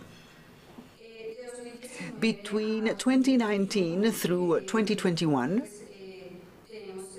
we move from NADEX to XML, which is the platform that we are using today, and it is the new CICAD version. And that's the one we're working with right now. The organizational structure of the National Codification Bureau of Colombia, as you well know, in the various countries, the Codification Office or Bureau is recognized as the National Codification Bureau for a given country. We are under the Ministry of National Defense, and in the hierarchy, you will see the Vice Ministry for Strategy and Planning, and then the Logistics Directorate, and the Quality Assurance Group and Codification. In this group is where we now have the Codification Bureau, and we have 2 officers, 6 NCOs, and 3 civilians in our team. In our structure and organization, of the National Codification Bureau, we have the second and third levels who are responsible for verifying, cleaning up the information supplied by the initial levels, which are the services and national police, as well as GSED manufacturing companies that have also adopted the NCS.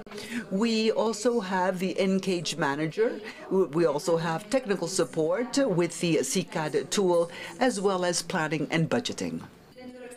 Among the initial codification levels, we find the General Command of the Military Services and the Health Department, the Army and the Army Technical Directorate, the Navy with the Naval Battalion Number 6, the Air Force with the Deputy Chief of Staff Office for Planning and Strategy, the National Police of Colombia, through its Financial and Admin Directorate, DIMAR, the Colombian Maritime Authority, and the GSED companies, which are the defense sector companies, Indumil, Cotecmar, Forpo, SIAC, the Logistics Agency, and Codeltec, that were introduced to us a moment ago.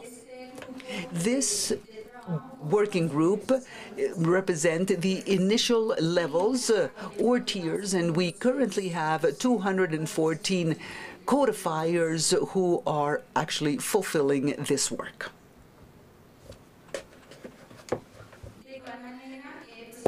It is also important to have coordination so that the entire system works efficiently. In the various units, we need to have a coordinator, a person who inside the service will take ownership of and acquire the commitment of identifying the various items that have been determined based on the various procurement processes.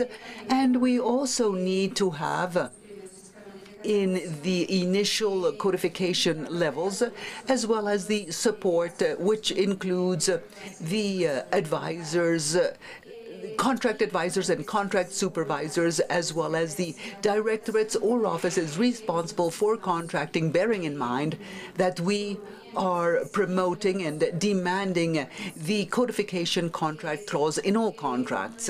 And this is one of the things that we have in Core 1, and also allows us to give continuity to the identification of the various supply items acquired by the services and police.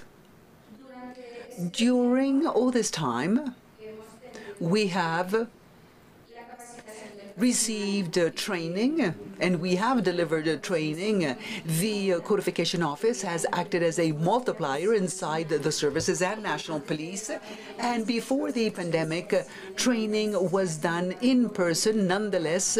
And because of the COVID-19 pandemic, we found ourselves forced to deliver online virtual training, and all these workshops are targeted to all the codifiers who are working in the various services.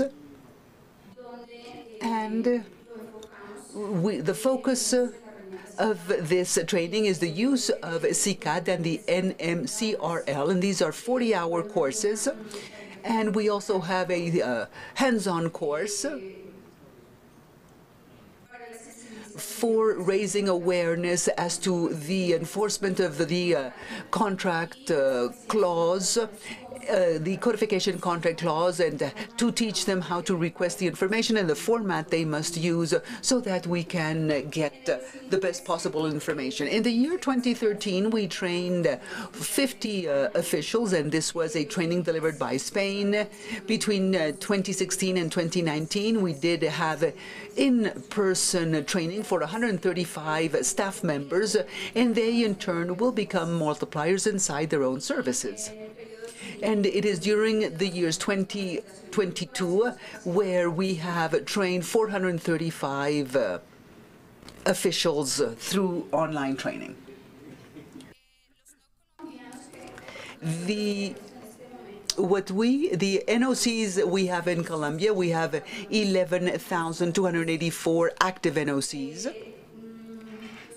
of which we have been working ever since 2014 to date. And we have also identified them based on the various supply classes. In Colombia, we have, for the military services, we have various supply classes as described on the screen right now. Class 1 has to do with food and water. Class 2 is individual clothing. Class 3, fuels, lubricants, and oils. Class 4, construction, furniture, and other office goods, and the Class 5, armament, ammunition, explosives, and so on and so forth. On this slide, we can see that Colombian NOCs, where we have the highest number, are those that relate to Class 2, if I'm not mistaken. I can't see the color. Oh, yes, it's Class 2.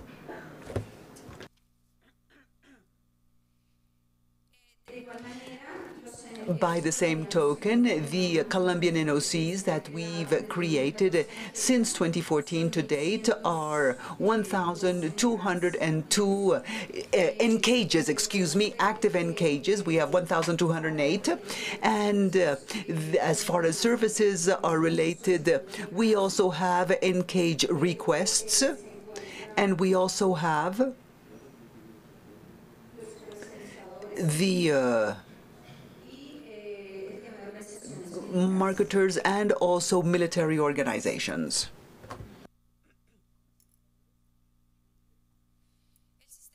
The NCS inside the industrial and commercial companies of the defense sector, known by its acronym in Spanish, GESED. Earlier this morning, we heard a presentation on the GSED companies and in the work done by the National Codification Bureau for COTECMAR. We have 25 products that have been codified, and we've trained 6 officials in this company, and these 6 staff members have been working on the identification of the various items in their organization. We've also worked with Indumil. We have 295 items that have been codified and 9 staff members, and with SIAC we have codified 13 products, and we have trained 11 SIAC officials. And with Codaltec, which is the corporation for technology in Colombia, we don't have any codified products, but we've trained 3 people. And in the military forces, logistics agency, we have codified 143 items, and we have trained 17 staff members. And in the National Police Rotary Fund, we have 112 items duly codified, and 8 staff members have been trained.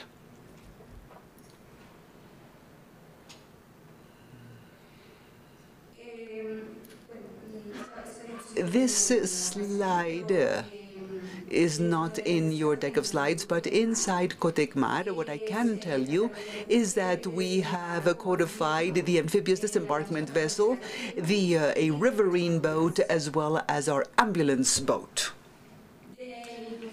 For Indomil, we have the Galil rifle AR and grenade launcher AK-1 MG1, and a grenade launcher produced by Indomil, and the Galil AC 21 and 22 and AC-23 rifles, a command-type mortar, as well as a 60mm mortar. These are the items of the Colombian military products that have been duly identified and codified. We also have cartridge 156, grenade 81mm, which is a practical grenade, as well as the 81mm grenade. No, the air bomb of 500 pounds. And for SIAC, we have the reconnaissance cameras, as well as the unmanned vehicle Coelum.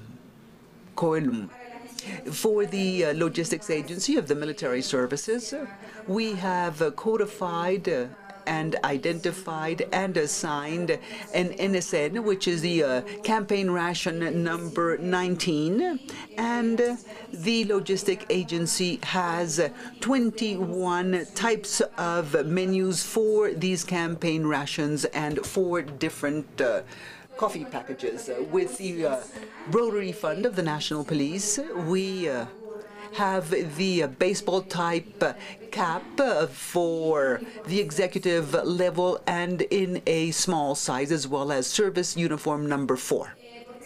Why is it important to use the NATO codification system in our logistics process?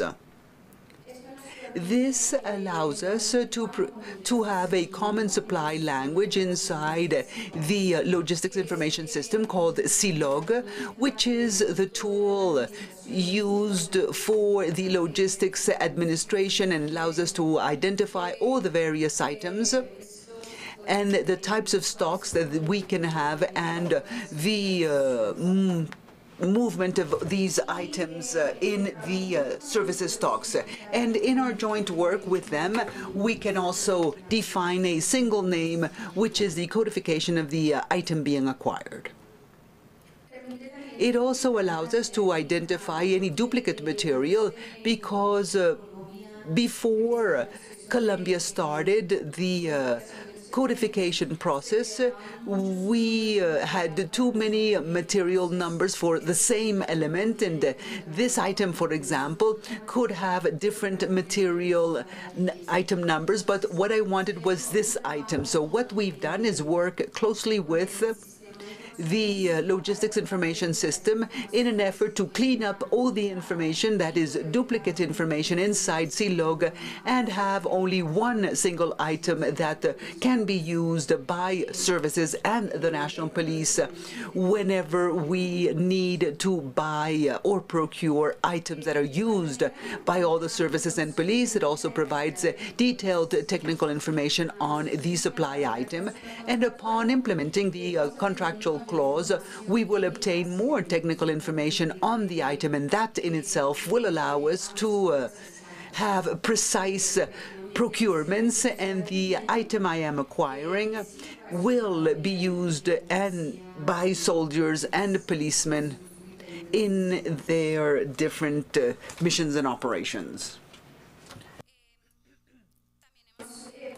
We have also identified duplicity inside the SILOG system, the logistics system, and as I said earlier, one item could have many material numbers, and we sometimes did not know which one to use because we lacked the required technical information.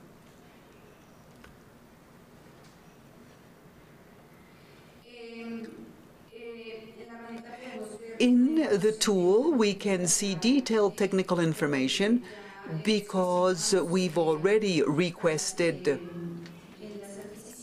that any procurement includes the technical standard or the technical sheet for that item, and that allows us to be more accurate in our procurements. The use of the NATO codification system in our logistics system has also allowed us to identify through NOCs and gives us the ability to identify all the various items that can be used to meet the same need. And maybe in the future we will assure the interoperability that we're always talking about, that we could do, like joint procurement, because if I have this item as an Air Force and it is needed by the police, let's say, that I could supply that item to the other service. Also to have potential sources of these items, which would be both the original equipment manufacturers or intermediaries, and to be more precise in our procurement, this could include, centralized procurements and also cost savings in our procurements, because if these services need the same item, well, we can have centralized procurement of that item instead of having each individual service procuring that item, and that could translate into greater costs. And if we centralize this, we could release funds that could prove beneficial to our soldiers and police. Stock and inventory management, because we know exactly what I have as an army, what does the police, Air Force, or Navy have in their warehouses, and this could assure the interoperability that we're all striving for in this process. And also to manage just-in-time inventories, meaning that we would have the items just when we need them instead of having duplicate procurements when another service or agency will procure the same item. And also identify supply items using different references but the same functionality, thus optimizing available resources. Likewise, we can identify supply items that are common, where we can bring about, as I said earlier, to have centralized procurements and achieve economies of scale thanks to that. Obviously, this translating into an optimized use of resources, potential sources. We will also have the possibility of knowing more than just one vendor with different qualities and different characteristics of the items, and that will also allow us to make the best possible procurement and assure the well-being of our soldiers and police. Likewise, reference prices, because I can compare the price at which each service is buying that item, and go for centralized procurement in order to optimize resources and get the best possible price for commonly used items.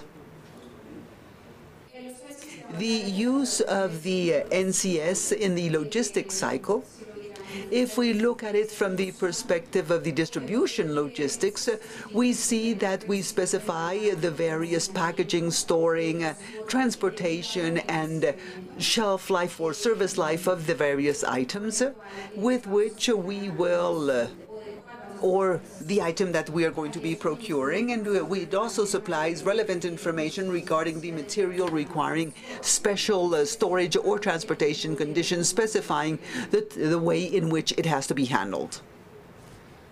It also allows us to look at storage in order to avoid that any procurement made entails the loss of material simply because we do not know what is the best storage of that item or the best way to store it.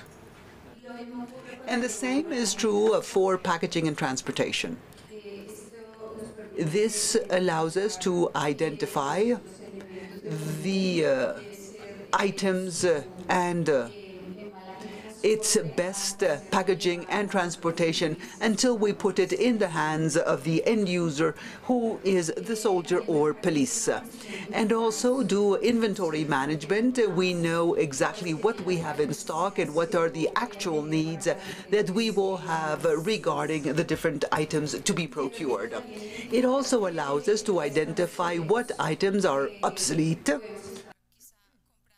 and that we may be buying items that won't translate into benefits for our services or that are non-existent. So all these can be identified. We will also assure data quality, and data quality allows us to determine what is the true item we need and needed by the end user, and the item that will be used when required.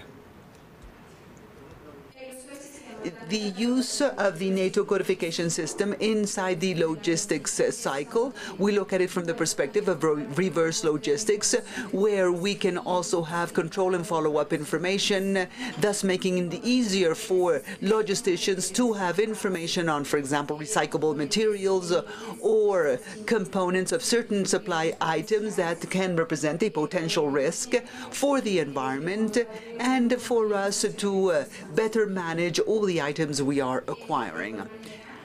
Likewise, this would avoid a high cost in the recovery of contaminated and polluted space, because today everyone has to have an environmental approach, and this tool allows us to work on this environmental aspect as well, and also to support the services in their various procurements that have, let's say, come to the end of their life cycle and need to be treated in a specific manner for their disposal. We also have writing off things from our inventories. We can also take into account what items can be recovered and what we can recover, what can be recycled, and what could represent additional income if we were to make a better use of all the items that won't be used by our end users. In cleaning up the logistics systems, and thanks to the implementation of the NATO codification system, we were able to identify that we're going straight to the item required by the service, required by the end user, which is the soldier or police, because we always focus on assuring soldiers and policemen's well-being so that they can fulfill their mission. Here we can see that the system also allows us to look at the details of the item that we want to procure. It shows us a picture of the item, and we can make decisions regarding the procurement of all these items. The use of the NATO codification system in multinational and international missions, this allows us to participate in this type of operations. Nonetheless, we have to bear in mind that for us to participate in one of these operations, we need to have training in the use of the CCAT system regarding procurements and assure interoperability at that time so that we can support the country with the items that we have in our possession. And this is one opportunity that can stem from the use of the system, as well as identify the NOC of all these supply items that are part of the logistic support of any operation, and to identify the countries using these supply items, and that could form part of that logistic support and thus create synergy in our work. And with this, we can have a common logistics language, and I would say that is one of the ultimate goals of this meeting for us, the countries of Latin America, to at some point start working on speaking a common logistics language. What are Colombia's expectations regarding the NATO codification system? We will continue strengthening what we call the codification main bank of management data obtained through the contractual codification clause with the purpose of contributing to establishing a common logistics language and to support the process whereby we can clean the logistics systems to eliminate any information that was entered at some point, and for us to have clean information and be able to be more efficient in our procurement, to continue implementing the NATO codification system by GSED companies. It's very important for defense sector companies to be able to promote their products in the among the 63 countries of the NCS, and this is work that we've been doing hand in hand with our GSED companies, and we do hope that in the not-too-distant future, we will have this issue resolved and have all their items duly identified and codified. To manage, including the codification contractual clause in framework agreements, we in Colombia, we have the Colombia Procurement Agency, Colombia Compra Eficiente, who does centralized procurements for the defense sector. Hence, it's so important for us that these framework agreements include the codification contractual clause to make sure that whenever the procurement is made on a centralized basis, because Colombia Compra Eficiente does the centralized procurement of the items for soldiers and policemen, and the idea is to put in the hands of our soldiers and police the items that they need in their work. To conduct an analysis to contribute to the reactivation of the Colombian productive sector through the publication of items manufactured in Colombia in the NMCRL, and for these to be known in the 63 countries of the world that make up the NATO codification system. To include the NATO codification class in the training schools of the military services and national police.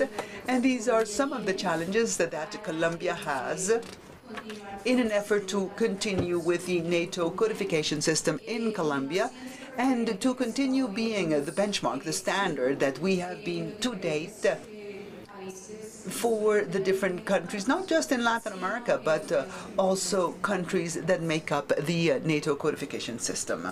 And with this, I thank you kindly for your attention.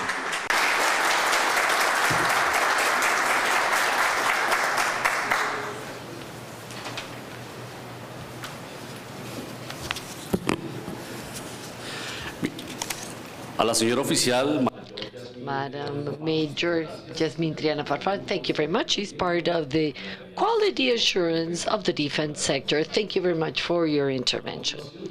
Now we will hear the presentation, experiences of Brazil, Tier 2, on the part of Captain Bruno da Silva Terceira. He supports logistics defense aspects. He's the head of logistics and mobilization, chief of staff of the military services, Ministry of Defense of Brazil.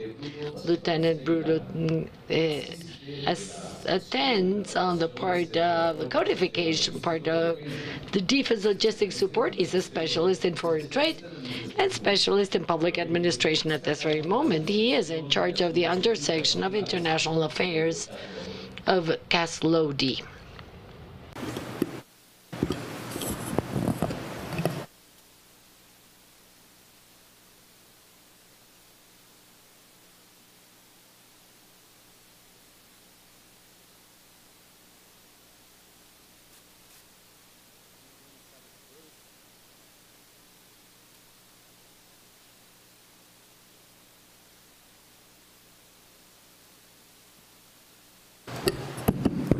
Ahora sí.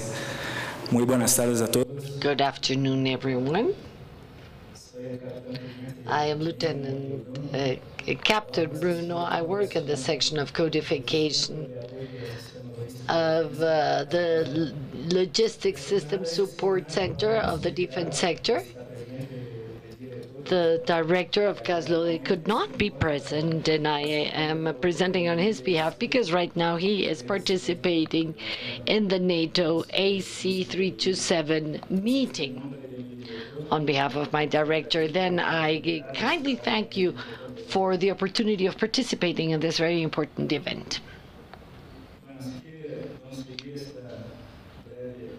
So we will follow this script, the introduction, conditioning documents, experiences with the NATO codification system, and final comments.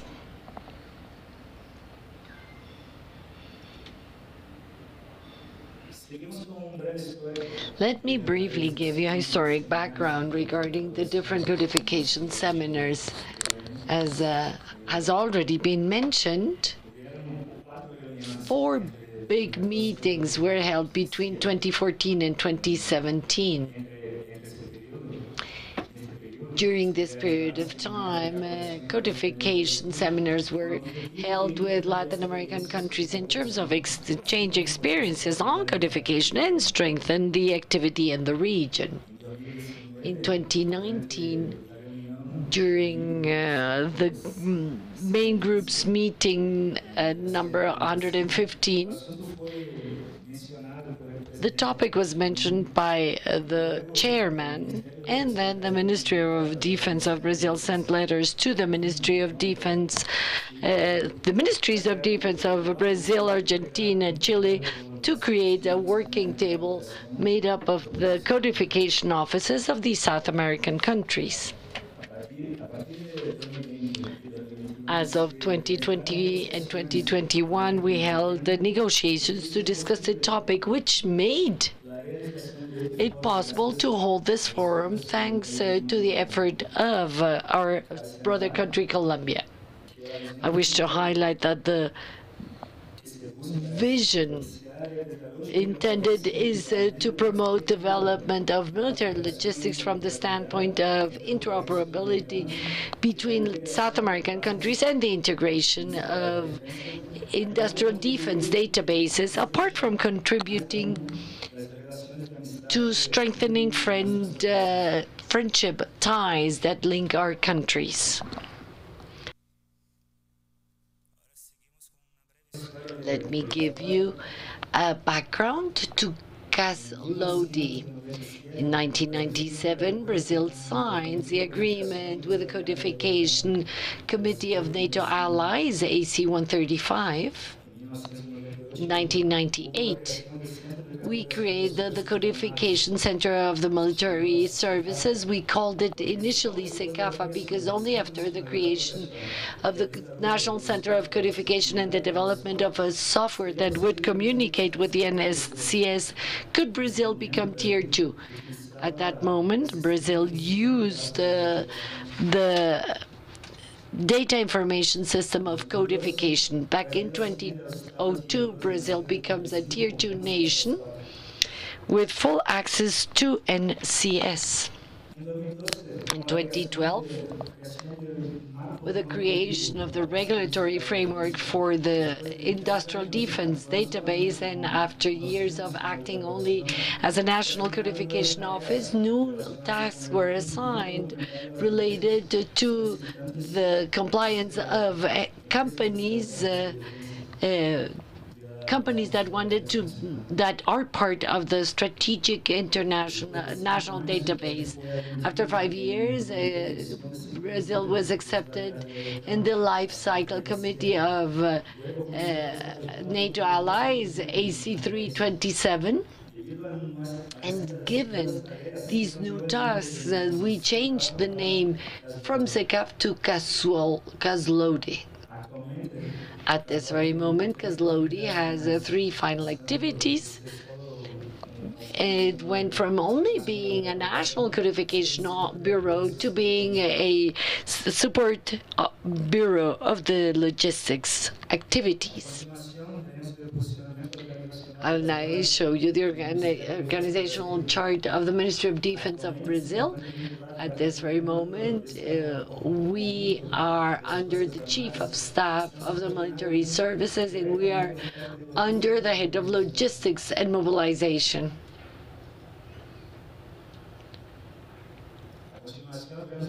This is the current organizational chart of CASLODI. We have 3 final activities, amongst which we have codification, which is what we're discussing here today. I am now going to show your conditioning documents. The purpose of this slide is just to show that the topic of codification is foreseen in high-level documents in Brazil, as it is foreseen in our strategic vision of our senior management. We have national defense objectives, and we have strategic defense actions that touch upon codification.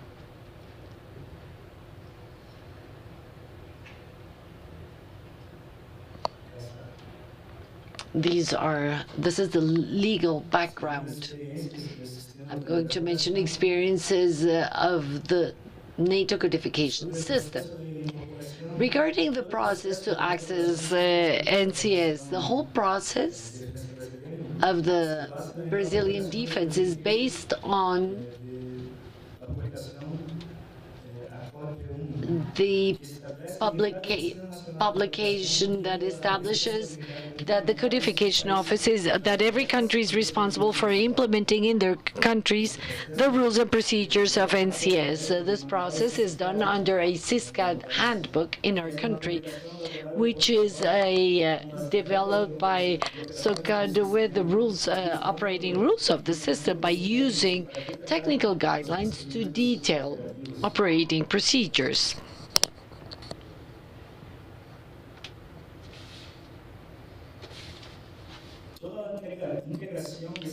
The integration of CISCAD with the NATO codification system is done through a technological tool which follows the business rules of the NATO system. This codification tool is known as CISCAD Brazilian Codification System.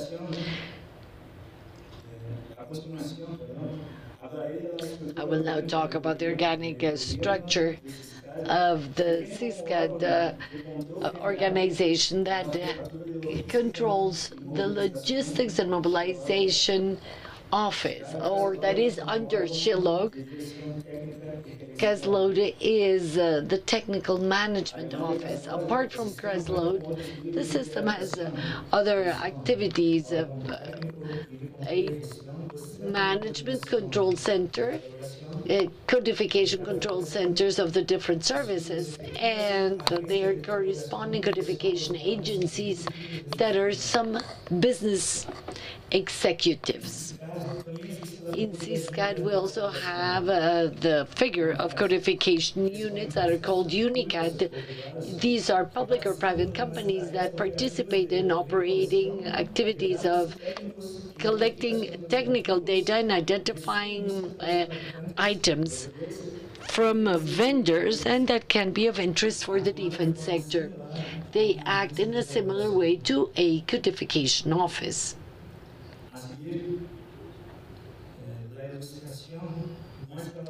Here we show how the CISCAD works and its relationship with civilians through data, through flow of data.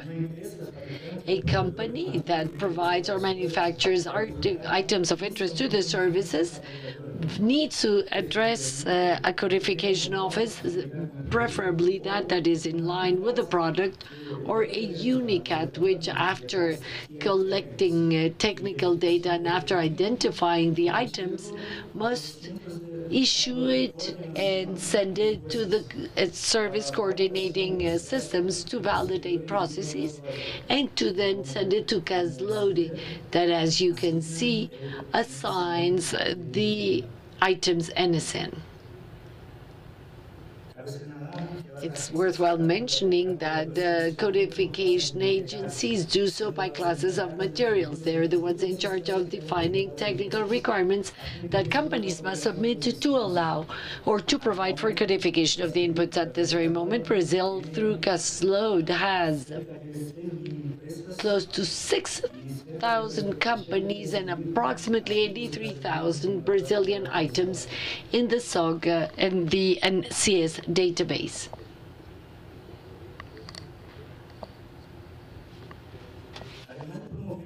Apart from promoting codification activities,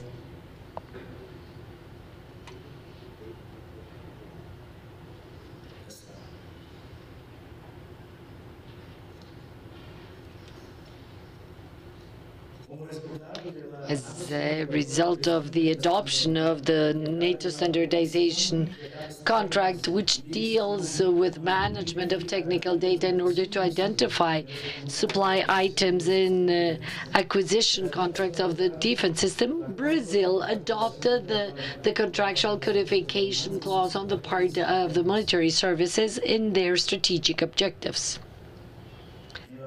And in the last decade, we emphasized more the implementation of this clause, mainly in strategic projects of the military services. These are just some examples. The big benefit resulting hereof is the guaranteed access to procurement sources of defense system items.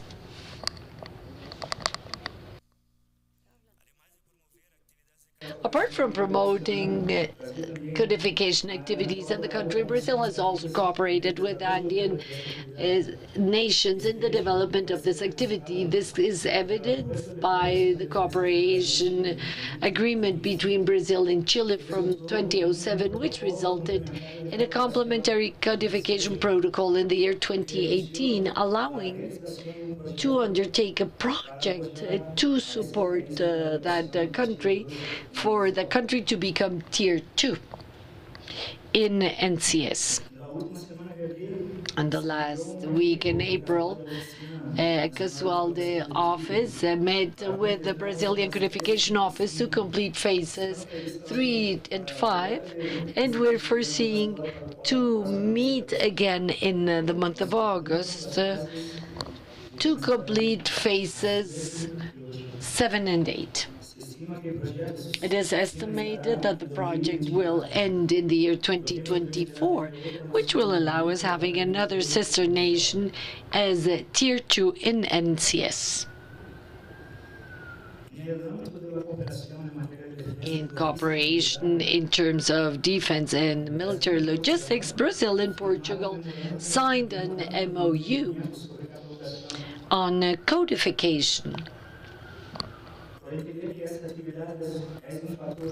This is a critical factor for the sector to develop the national industry and develop the military logistics potential. Among commitments between the countries, we can mention the cooperation in translating NCS publications into Portuguese, training and codification of common interest projects.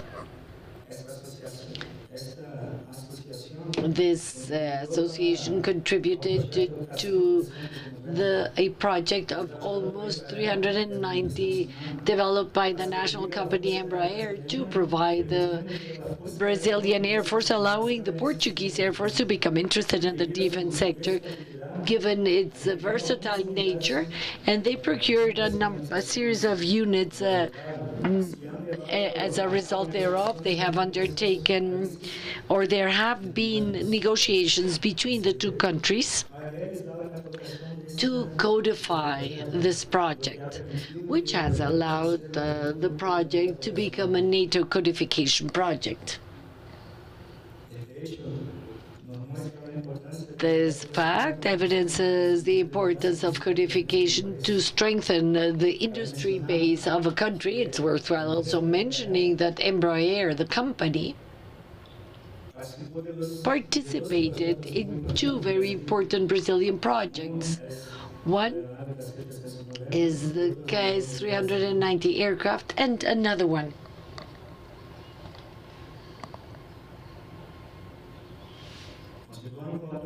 To continue with my presentation on experiences with NCS and knowing the importance of traceability of supply items during life cycle management in the defense sector, the design of a frigate project, which is a strategic project, already includes effective codification of its supply items through the provision of a contractual codification clause. In the contract signed between MGPRON and the Special Purpose Society Aguas de Suisse.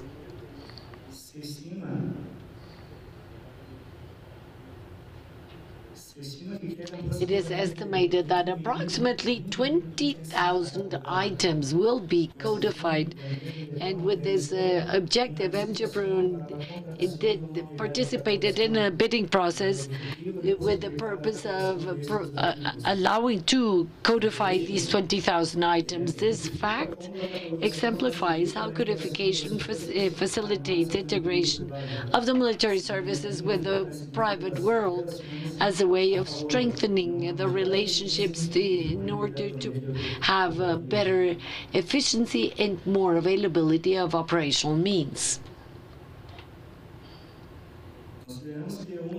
We believe that one of the benefits of codification in Brazil is the strengthening of the defense industrial base.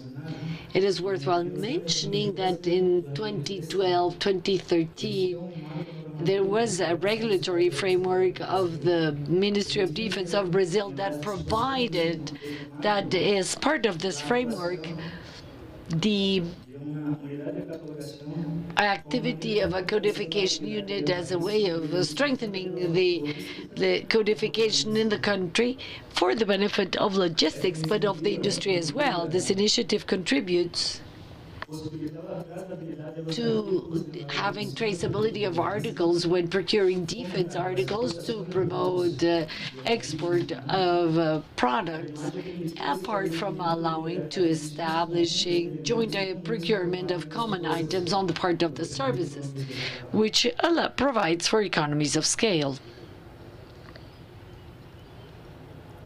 Another benefit of codification, in line both with experiences with NCS regarding promotion of the codification activity, was the creation of the National Catalog of Products and Companies on the part of CASUADE, which includes all of the information contained in master catalogs.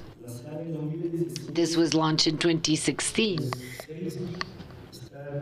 And it is called the CEID, which is targeted at those who procure defense activities because it codifies in a very simple language data and information in the hands of the military services according to the NATO codification rules. Today, the system has over 90,000 defense items, and 6,000 Brazilian companies are included therein, and it is already available in our website.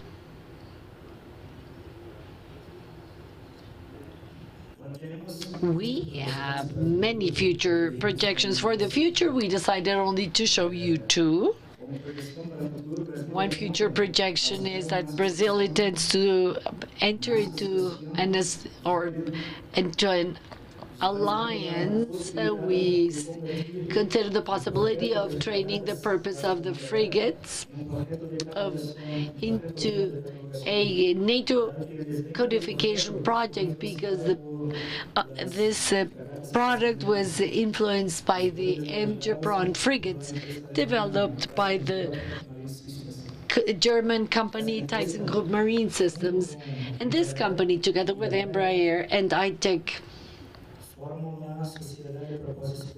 created the special purpose company Aguas Azules, and this under the supervision of IGEPRON. Given the size of this project, given the likelihood of these common items with other projects developed by other companies, and also given its a long supply chain, this NCB understands that this is a potential project to become a NATO codification project.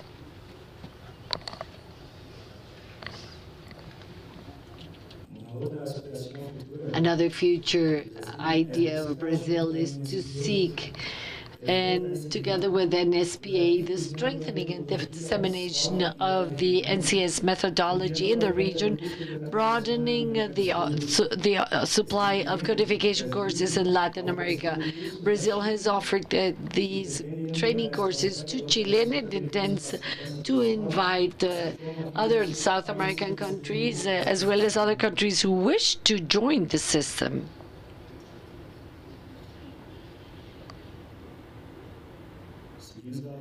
Let me now go into final considerations. We need to see the activities of the seminar. This are key to strengthen the codification activity in the region by having as benefits, apart from interoperability and tracking or traceability, the possibility of strengthening our defense industrial bases. That's why CASUR always seeks to improve efficiently its task, especially the task of codification, together with the military services and private companies, strictly adhering to the NATO codification system. With this, I close my presentation. Thank you very much for your kind attention, and I am available for any question that you may have. Thank you.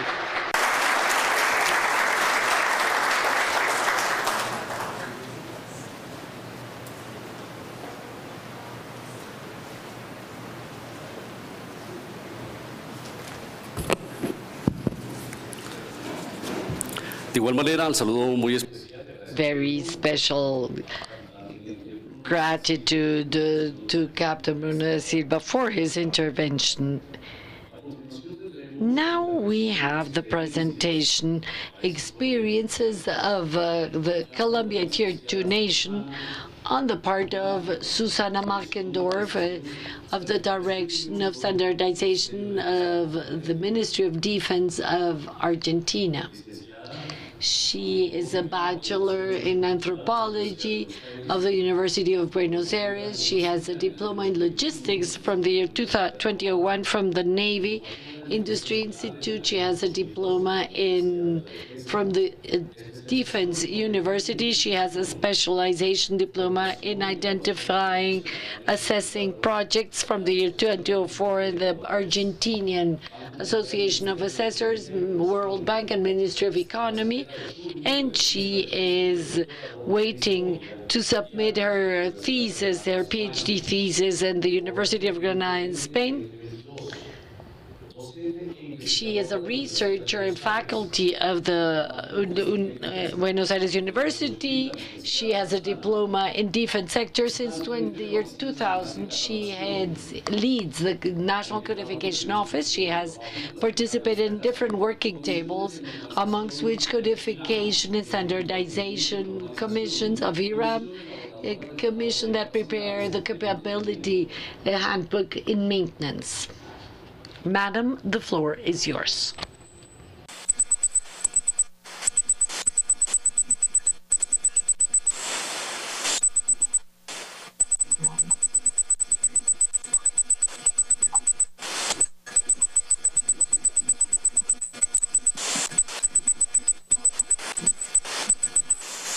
Hola, buenas tardes a todos. Good afternoon, everyone. You know that these are the kinds of things that end up happening in the last minute. I have a noise. Allow me to start by thanking the organizers of this event. It is a pleasure meeting again, even if it's virtually. And what I will be sharing with you is about codification in the Argentinian system. We will be discussing the codification system, standardization and codification in the country, the structure of the codification system, and some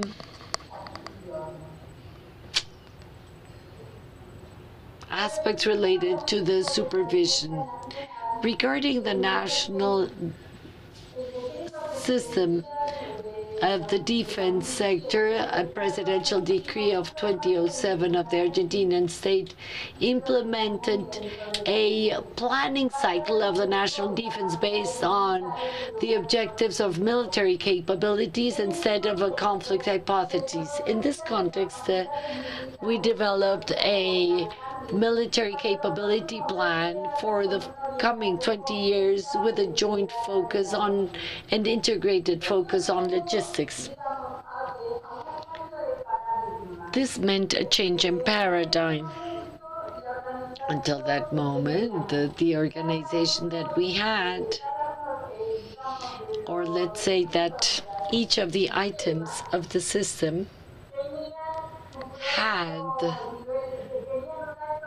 a high level of, they were very unarticulated, they were quite autonomous, and they acted individually and were very much decentralized. And after that decree, different measures start being implemented to overcome logistics problems that had been identified. Thus, a new paradigm is created, which is the joint paradigm and an integrated logistics process. The services, in view of a military operation, they should not act independently, but rather work under a joint operational command which decides the means to be used. That's why the joint logistics planning plays a key role and is strongly integrated and centralized to ensure interoperability vis-à-vis the materials. The three services provide the means to this operations command. In turn, this was developed, or other areas were developed.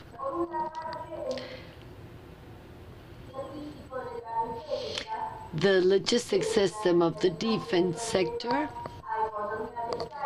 leads to economies of scale, and it seeks to provide the highest integration within the military world. And on the other hand, we have the industrial and technological core to link production and research sectors, and which also promotes things related to the defense industry. How does codification of materials fit in here? Despite the fact that in Argentina we use the data codification system as a logistics tool since 1968, with the first codification board within the military services, only the change in paradigm gave this activity a key and core role to make it an integrated logistics pillar. Codification plays a strategic role in the joint logistics planning because it allows identifying material effects easily to avoid duplicating recorded items and to integrate databases from different logistics systems to establish centralized information in terms of and also considering statistics. This also forces us to closely work with standardization groups. When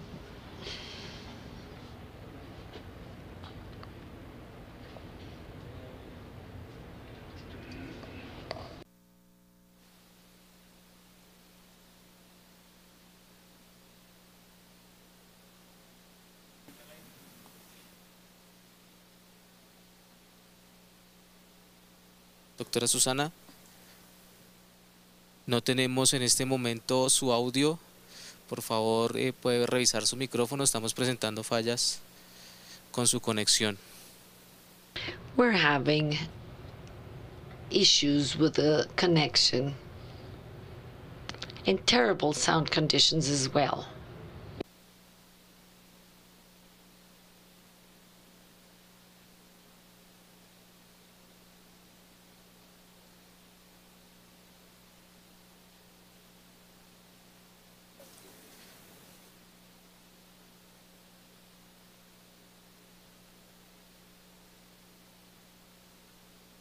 Vamos a probar si solamente con que usted amplifique la llamada y nosotros ponemos la presentación desde aquí. Perfecto. Podemos probar ahí su... They're doing checks to see what's happening with the sound.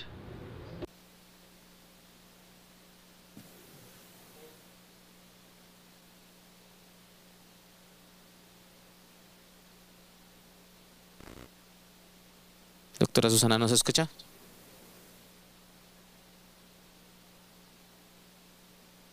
No la estamos escuchando.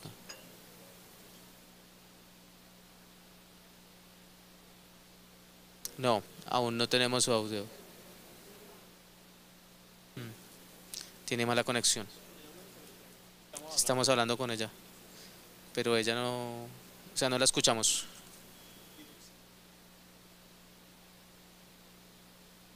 Doctora, vamos a continuar con la agenda. We're going to continue with the next presentation in the agenda, and we will try to establish a better connection with you.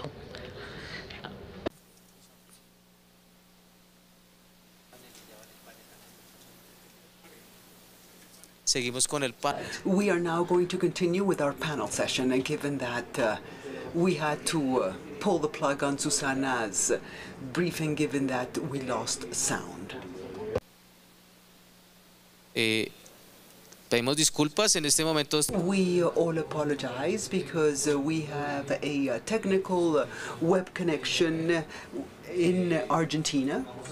We will try to re-establish communication with her later on, and we are calling her over the phone to see if we can resolve the issue, but we can continue with our panel session to not further delay our agenda.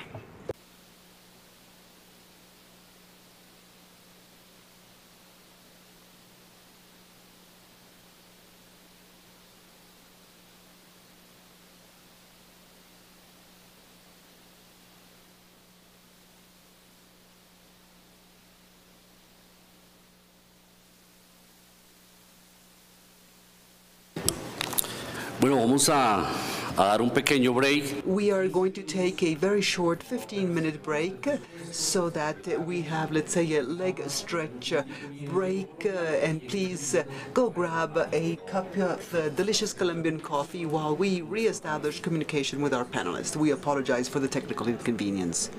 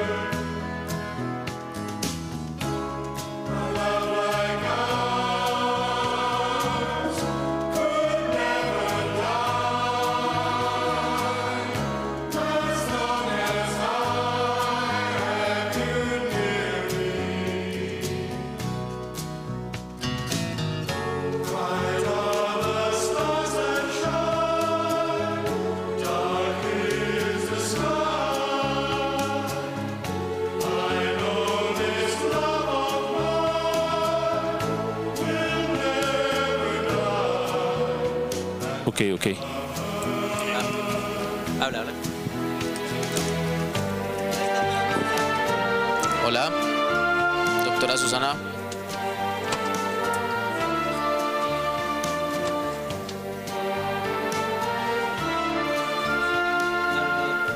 ¿No escucha?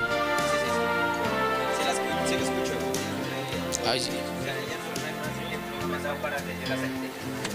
sí, aún no se ha conectado.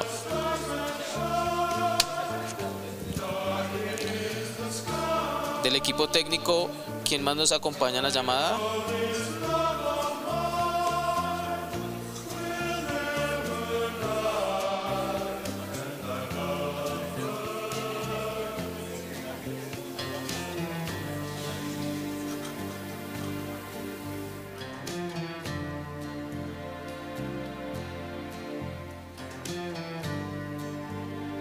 No ha logrado conectarse. Ahí está el coronel.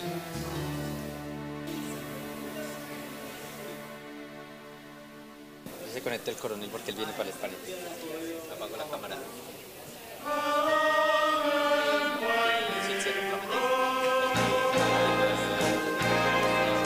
Ahí está la agenda.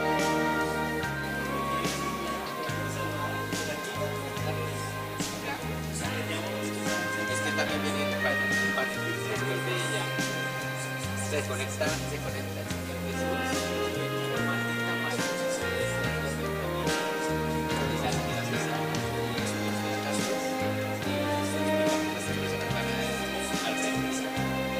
Entonces van a tener las pantallas allá y van con ellos con los micrófonos.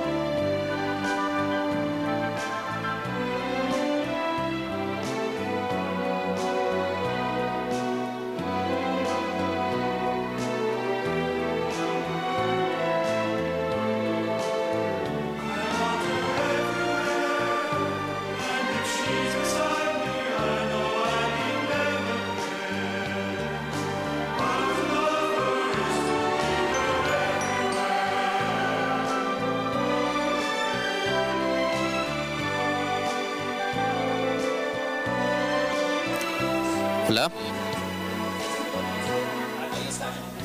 Doctora Susana, ¿cómo está?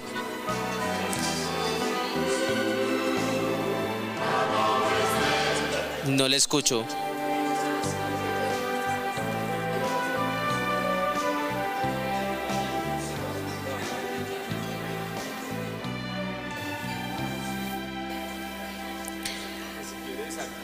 Doctora, yo creo que para efectos de una mejor conexión, desactivemos la cámara y le damos prioridad al audio de la llamada.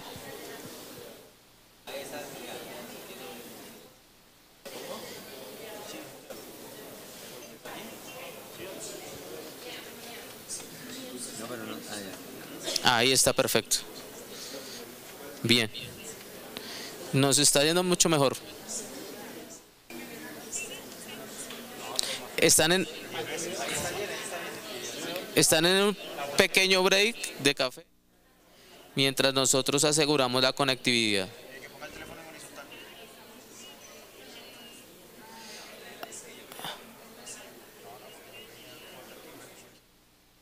En su dispositivo, en el teléfono, debe haber un cuadro que se llama Master.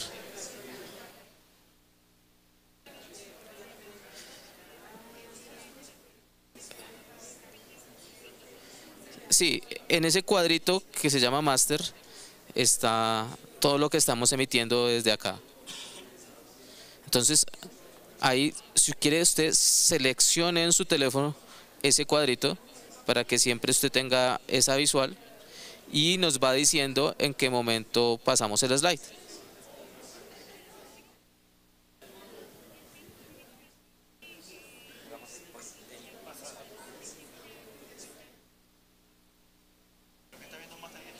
Sí, el slide amarillo con la fotografía. Exacto. ¿Puede colocar su teléfono en modo horizontal?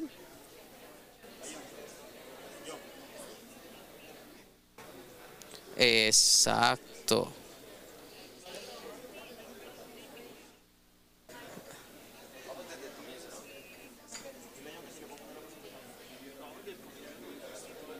En un librito.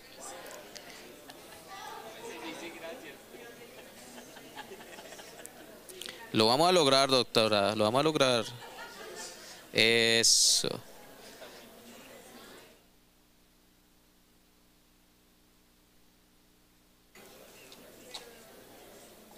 Tranquila.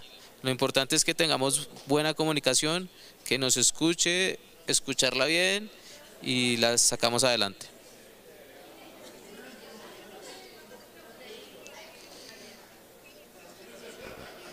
No, tranquila, tranquila, tranquila, a eso estamos sujetos con estas nuevas normabilidades. Sí, es mejor.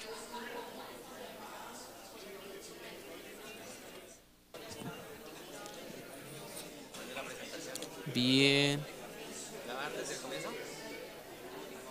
Vamos a...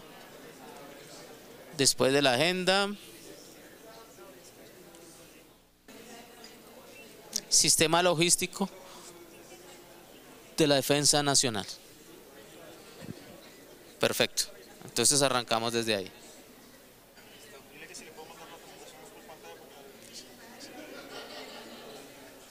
Ajustate a esa.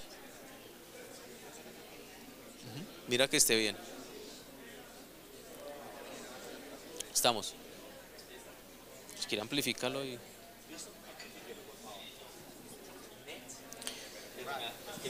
Ok, buenas tardes. Ya logramos tener una comunicación más eficiente con la doctora Susana. Los invitamos a retomar. They've reestablished communication with the lady in Argentina, so they're asking everyone to please be seated so that we can resume her presentation.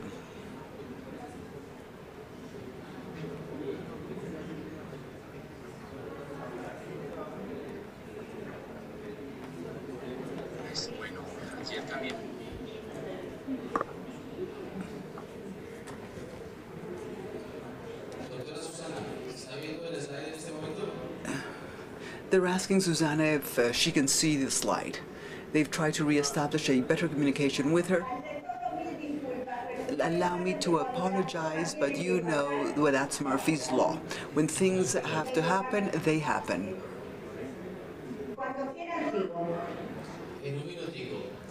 When should I start? They're asking her to wait a minute while people come back into the room.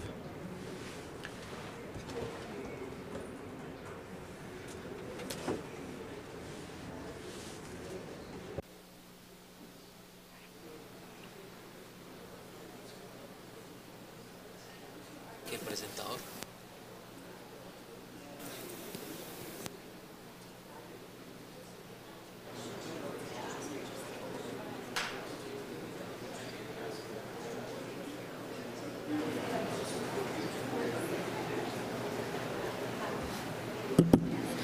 Rogamos el favor al personal que se encuentra aún en la parte externa, por favor, ingresar, hacer la comunicación con nuestra panelista, por favor.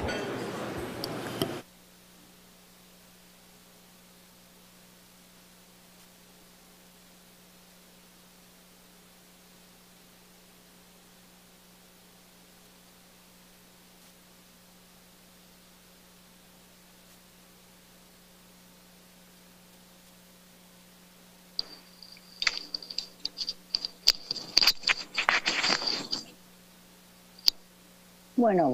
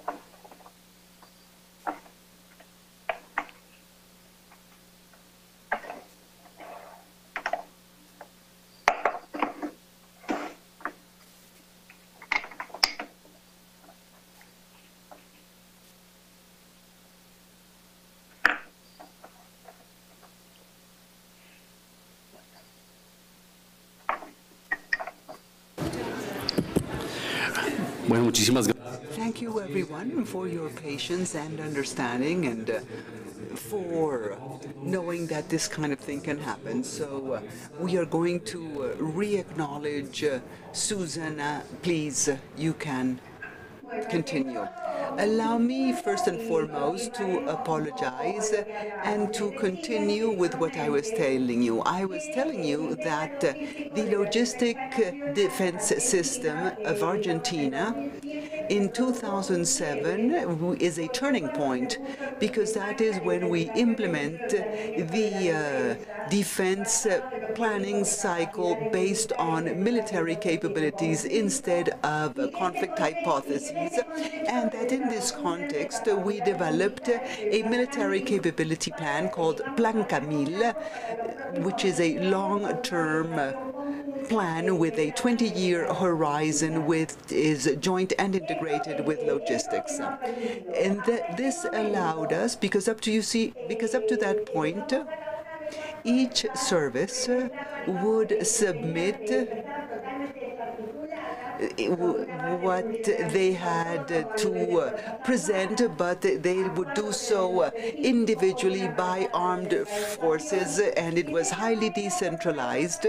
And thanks to this Plan Camil, they adopted different measures that were logistic measures. As I said, the armed forces received training and means, and given the need for a military operation, they would no longer act independently, but they would act as providers of inputs to the joint operational command that would then distribute the means.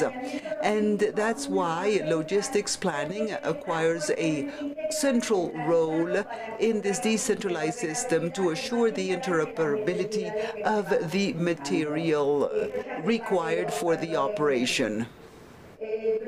So here we have the previous structure and the current system that supplies means that are compatible and interoperable, and they will provide that to the Assault Joint Command. Let's move on to the next slide, please. And the next slide, yes, one more. The Defense Logistics System, developed in 2007, it has two new tasks. On the one hand, we have the Defense Logistics Service that allows for centralized procurements, which is joint procurements, and this in turn translated into economies of scale to promote the highest possible logistic integration of the military sector, and also work with the Polo I+T, which is the industrial and technological defense pole, bringing together productive and research sectors and also promoting the defense industry in Argentina. Next slide. Now, as regards the codification role, we have a new logistics system in Argentina, and codification was used in Argentina. The NATO system was used since 1972, and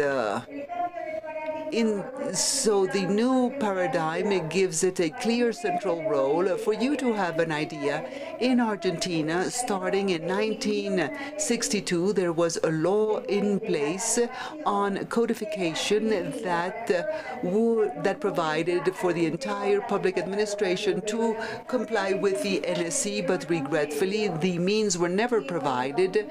And in 2001, this law was revoked, and it was circumscribed to the defense sector only. And thanks to this paradigm shift in 2007, codification acquires a key, clear role because it allows for the integration of logistics. And to this end, we can continue with the next slide. And here we, oh yes, can we go 2 slides back, please? Yes, that's it. Thank you very much. So codification takes on a strategic role because it allows for the identification of material effects in an unequivocal form and avoid duplicate registrations of the same items provided by different manufacturers, and allows us to integrate the databases of the different logistics systems in order to have centralized information regarding the amounts to be procured, consumed, and statistical purposes. The other topic I would like to address is the topic of standardization and codification. For us, and we Yes, that's the right slide. For us, standardization and codification are two core elements that go hand in hand, and the one cannot exist without the other. And this also has to do with the logistics integration based on joint procurements, because this once you have centralized procurement and economies of scale and having a single customer, on the one hand, standardization gives us the quality assurance, interoperability of the material, and allows us to have a logistics chain, and codification gives us a single register of items and allows us to produce consumption statistics and information on the various items and their use. We also have an example of item standardization. Before standardizing, we have codified, and we must look at the technical aspects of each service. That's what we started.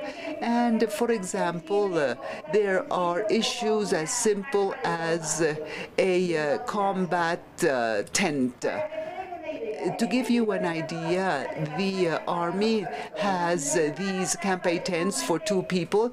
The Navy calls them the combat tent for 2 positions, and the other is a campaign store for 2 people.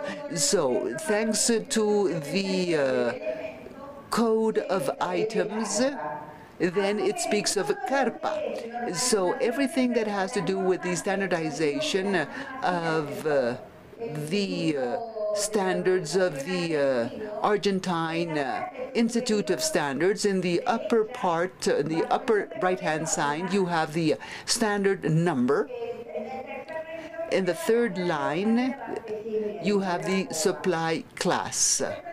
And that's why I said that when we went from this to the new system, we now, in our catalog, have the obligation that all users, whenever they activate a catalog number, they have to attach the documentation and use the reference of the corresponding standard. We can move on to the next slide, and then the next slide, please. Okay, how have we organized our codification system? We have organized the system since 2011. The system is made up by the director of the system, which is the directorate for the codification system, responsible for this SECADE is responsible for applying the system, and the Permanent Codification Committee of Material Means for Defense, made up by the heads of the codification centers of the armed forces. And this is the SECADE. We also have the centers and sub-centers for codification. And the fourth is the identification of the different means in the various logistics areas of the armed forces. And here the idea was to establish the codification and have a mechanism that brings together the codification capabilities of the jurisdiction in favor of common standards provided as of a series of rules and procedures provided in the international codification system, which in our case is the NCS. Now, the technical staff, identifiers, codifiers, and managers interact in a single database, which is both national and international, through a specific IT system by identifying or codifying the material. In Argentina, we adopted a system called the ENCORE system, and we did that in the year 2010. And in 2017, we became a Tier 2 sponsored country in an effort to explain how we are organized. We have the National Codification Bureau, a second level for the armed services, and a first tier or level, which are the various sub-centers and offices that identify the material items. And what do these identifier offices do? They manage the catalogs, but do not have access to the material codification. And today, these are the agencies that form part of the system. So it isn't just the armed services and the logistics service and the joint chief of staff, but also the military production company, the aircraft company, the meteorological service of Argentina, and SINAR, which is a naval complex of Argentina, the CITEDEC, that only engages in research for the armed forces, and this is the Institute of Research and Technology of the Armed Forces, as well as the Naval Hydrography Service, the INVAP. This is a mixed provincial company that is very well known because it produces radars and it produces other leading-edge tech products and research products, and this is their acronym.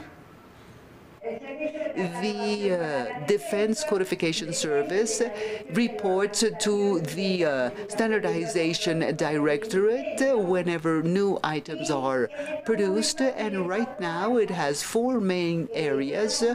We obviously have been reduced because we have had a lot of highly qualified personnel that have left, and then the pandemic broke out and only 6 people are left in the office. And hopefully this week we will go back to our in-person work, and hopefully we will bring on board more people so that we can continue fulfilling our regular duties and work. This is the structure of the codification system.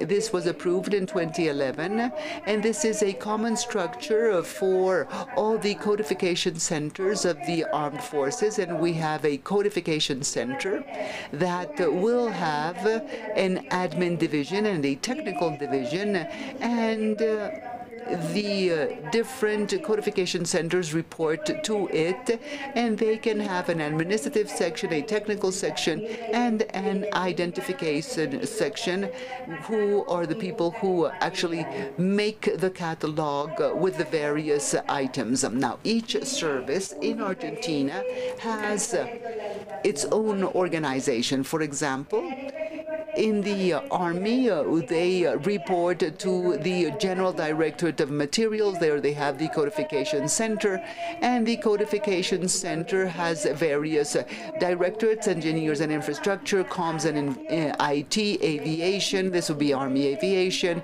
quartermaster, arsenals, healthcare, and the vet service. The Argentine Navy reports to the Administrative and Finance Director General, and the Codification Center is part of the Navy's Information Service, because the Navy has had all its inventories based on the NATO codification number. And they have sub-centers which follow a geographical criteria. We have one sub-center in Puerto Belgrano, at Mal del Plata, at Trevelev, the shipyard, another at Puente Indio, and we also have the Ushuaia, the last one. And finally, the Air Force, just like the Army, The Codification Center falls under the Supply Directorate, which reports to the General Material Directorate, and their sub-centers have been organized in accordance with what they do. We have quartermaster or class 2, infrastructure and services, communication and IT, health and supply. So how do we go about having the ability to make sure that this is being complied with and see how this is being worked on? So we do so through what we call the system supervision, and this is something that we did up until 2019. In 2020, things became difficult because of the pandemic. And this is an annual program of supervisory visits to the different actors in the system. We visit their facilities, we inspect the material means used, the level of training given to staff members, so that they all have the required level, their organization, that they fulfill the organization and procedures. And one of the things that we are promoting is the sole dedication of the staff to codification tasks, because in general, up until a few years ago, codification was kind of like Cinderella. It was simply another topic among many other topics in a given area, and this made things very complicated because we did not have stable staff devoted exclusively to this topic. But this is something that, after a lot of effort, we are achieving. And on the other hand, the other great point regarding the enforcement and compliance of the codification contract clause in an effort to obtain the information necessary from vendors and suppliers. Next slide, please. And finally, in our resolution, our ministerial resolution, we have defined the personnel profiles for the centers and sub-centers, as well as the National Codification Office, as well as hands-on courses on codification that have to be delivered to codifiers and identifiers. So for a codification center, they need to have the SECADE training. They have to speak at least English or French, technical English or French, because all the catalogs and much of the information comes in English or in French, which are the NATO official languages. IT knowledge on how to use web pages, text processors, Excel worksheets, and also have basic information on IT, security, and material management.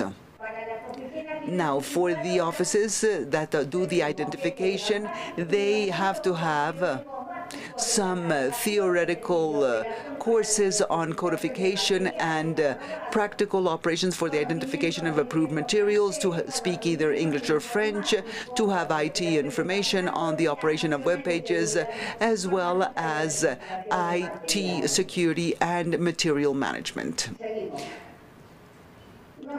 We have delivered certain training courses, one for identifiers and the other for the codifiers, and in both cases these must be approved by taking tests by SECADE with a written test and practical test. And we have always received people from Chile and Peru at one point in time, but because of the pandemic, well, obviously all of this had to be put on hold, and we are currently resuming our schedule for the second half of this year, because we have encountered a very serious problem, and it is that many people left in these last couple of years. Regretfully, we have not had the opportunity or possibility of training the new people who have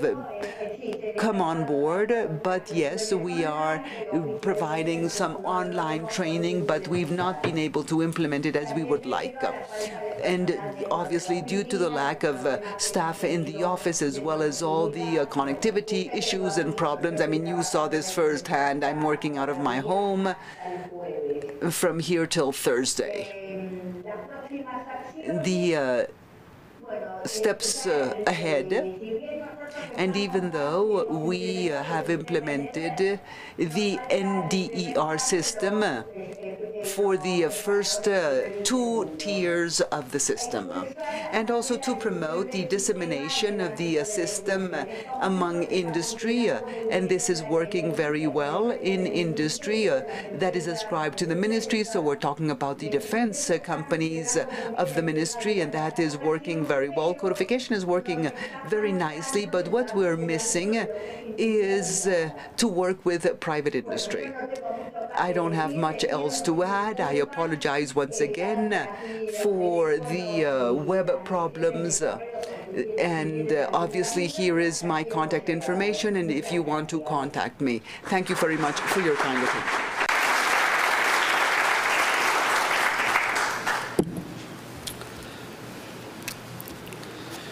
Bueno, muchísimas gracias. Thank you very much for your remarks. Regretfully, technology sometimes plays tricks on us, but it allows us to recap. We will now hold a panel of experts from Latin America on the NATO codification system, where we will talk about the expectations and projections of Tier 1 and Tier 2 countries for the construction of projects and agreements to assure greater coverage of the system, not just at the defense sector, but in the various economic sectors of a country, thus assuring transparency in our procurements and to achieve a more efficient use of our country's resources. We would like to ask you for a couple of minutes while we ask our panelists to come and sit here on stage. So please give us a minute while we organize the panel.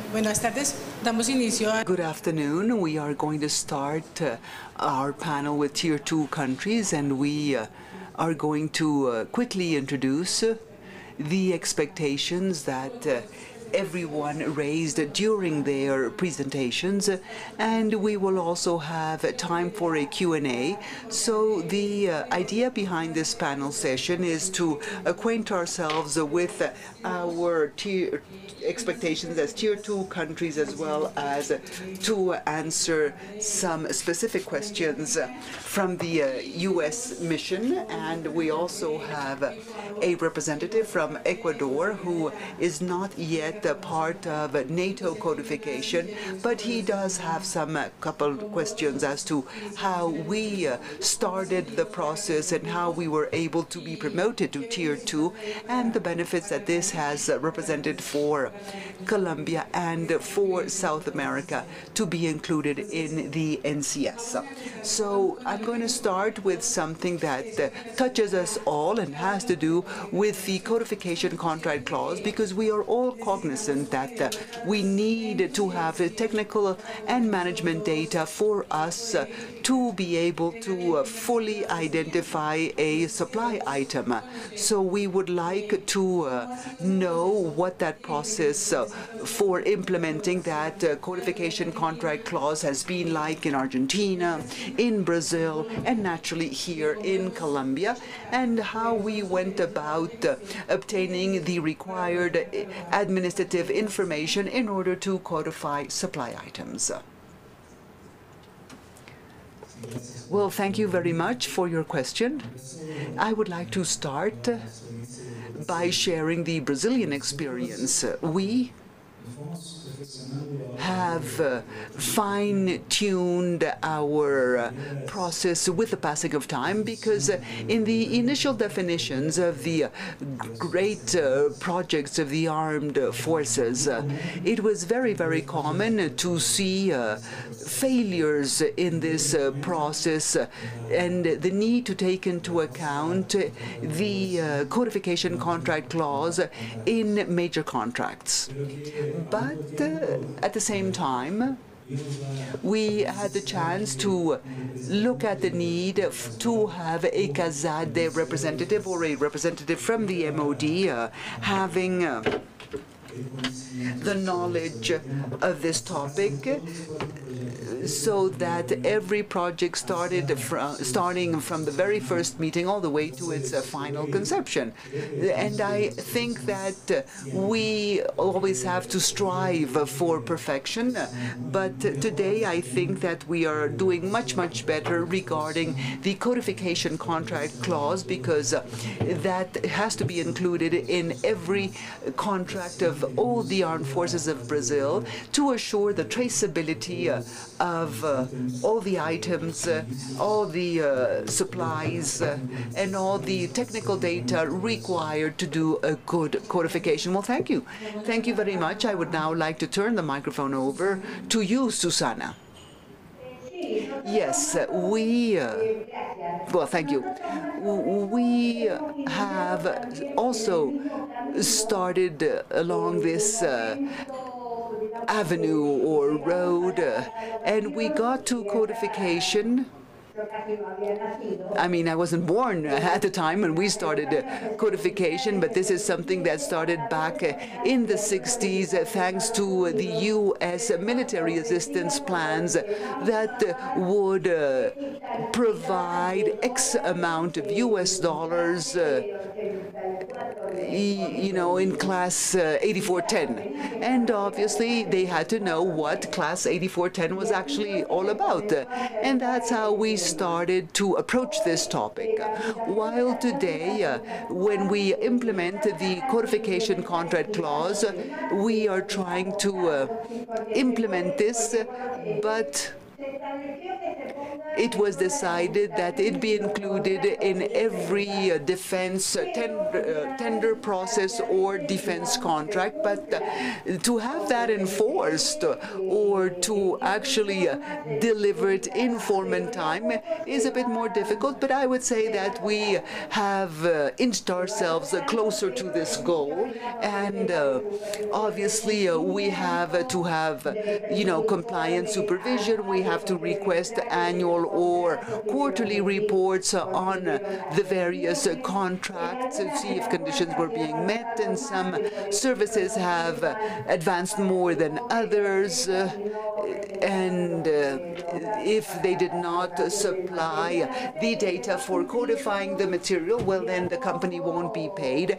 So this is a way of saying that we have gradually implemented and included this. Well, thank you very much, Susana. Thank you. And what about Colombia, Jasmine? In Colombia,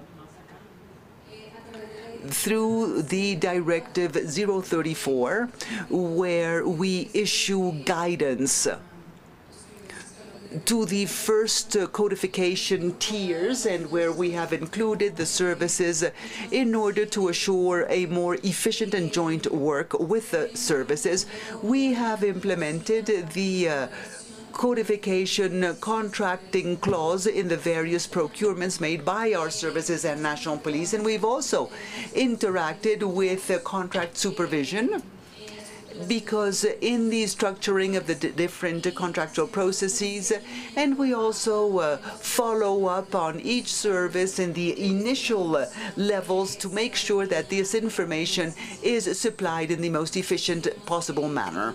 So yes, we've made significant strides, and we continue to work on this, because what we hope to achieve with the implementation of the contractual clause is that any item acquired for the benefit of end users meet the expectations and needs. Well, thank you very much, Major. Another of the topics that we have in common in each of the countries' expectations has to do with staff training. Brazil spoke to us about providing training in South America, and we are saying that we are in need of training, as is Argentina.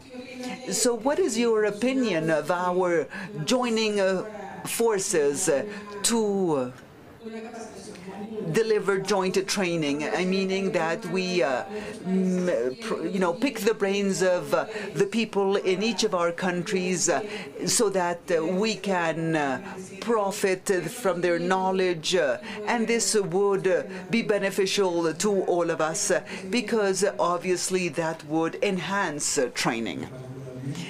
Specifically, I would say that we think that this topic is of the utmost importance, because this is one of our future projections, actually. And today we have in our system we have training that is irreplaceable. Hence, the need for us to all be at the very same level for the activity to not suffer from quality problems. So we make a significant effort to participate in the courses delivered by the NSBA or by Spain. And we also try to make sure that the knowledge is used internally and that it touches and permeates our services as well. Because let's say the Navy and the Air Force and they do have codification courses that they manage, because our intent is to do this work jointly, so that besides having everyone brought up to the same level of knowledge among all our countries, And it's also important to exchange experiences among us and to further develop codification in a united, joint manner. So we believe that this is a very important topic, and we are going to act and make sure that all these training courses be conducted jointly. Thank you. Susana, what do you think about this? I fully agree with Brazil. I fully agree. For over 20 years now, I've been leading this body, and for over 20 years now, we have been receiving personnel, people from Colombia. We've had people over from Peru at some point in time, people from Chile. We permanently have people from Chile over, and we've also had people from Peru. And I think that would be wonderful to be able to optimize and unify in a, how would I call this, to unify training. At this very moment, we train trainers. After the courses and based on our experiences, we also train trainers. At this very moment, well, we had to stop because of obvious reasons, but we're lucky enough because the Air Force, for example, trains people at the schools and at the Air Force schools in codification, specifically in supply, for example. The Navy also has a permanent training system in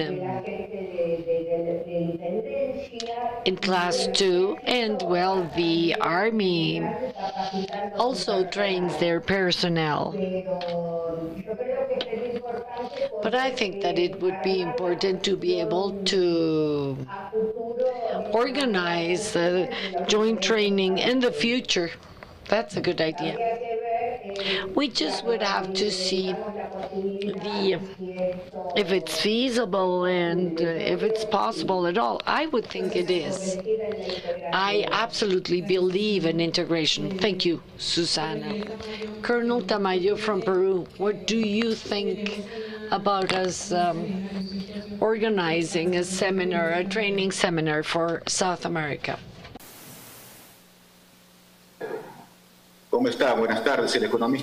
Good afternoon. My name is Sergio. I am at the ministry, and I'm here replacing Colonel Jesus Tamayo.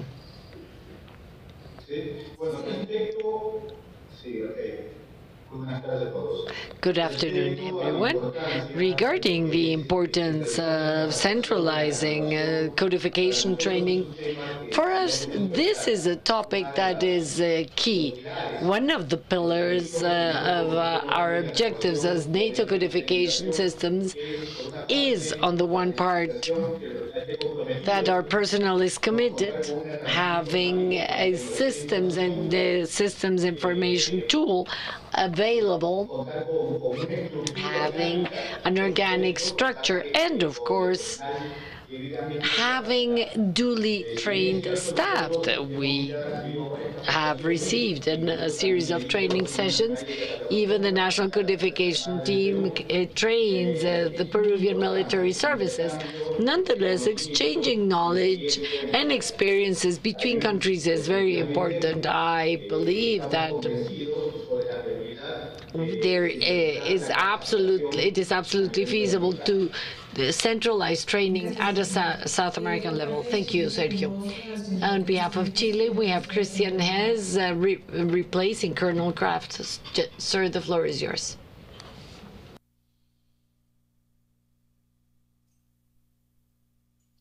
Good afternoon, everyone. Well,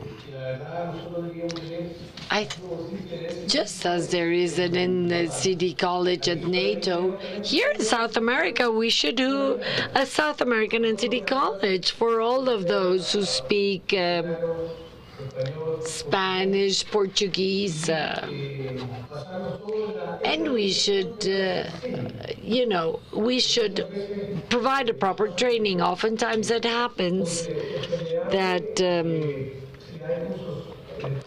we depend on courses in Brazil or Spain, or courses in Argentina or in Colombia or in Chile, or every country has their own training sessions. And I think that there are things that can be taught in a natural way, but maybe because of some reason it is only given in certain countries. I think it's important to standardize language so that we all speak the same language as well. Thank you very much.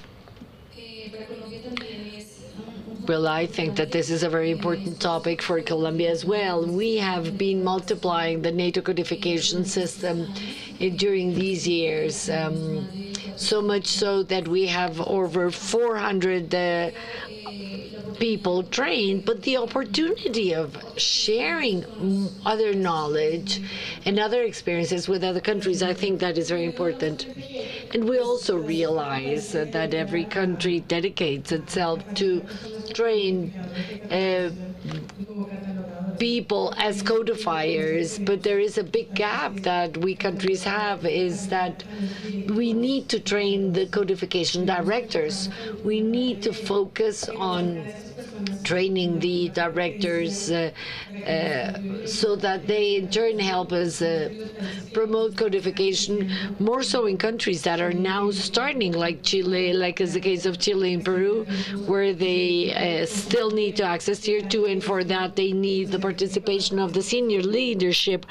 And senior leadership should be trained in topics as strategic as the benefits of codification, for them to know how they can use the system for their logistic support.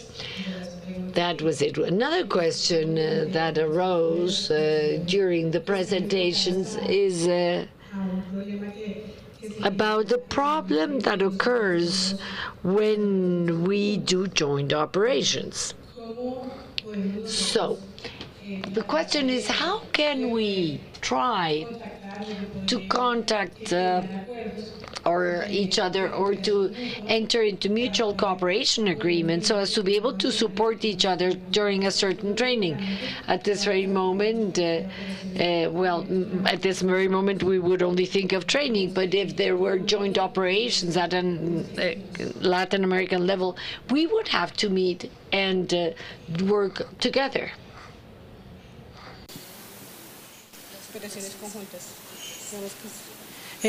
No me hice entender. Maybe the question was not clear enough. Here I'm talking about joint operations. Let's imagine, let me give you this example. Let's imagine we will do contracting all of the South American services. Let's imagine we all hire material for our military services. So I was thinking that it would be good to be able to aggregate those demands, and that we could use the NATO codification system. And if Brazil is buying a piece of equipment, as is Argentina and as is Colombia, maybe we could work together and order jointly. Same thing with logistics. Let's imagine that we need to support each other. Let's imagine that we're in a certain operation and we don't want to take from here. Let's imagine we're in an operation in Chile and that we don't have to take from Colombia an item that we need. Instead, that we can access it in that country. Okay, now we understand. Regarding contracting, I think that's a very interesting topic, because I think that is easier. We have internal problems for certain items, and I think this is a reality in all countries, you know. The services use very simple items, but oftentimes they're very particular to their history to their origin, and they define that there has to be a series of items, and we need to coordinate the sponsoring of these items. And we act based on that, and that in itself is a big challenge. Among South American countries, I think that initiative would be key, especially for big projects where the cost would be reduced of doing this, I'm sure.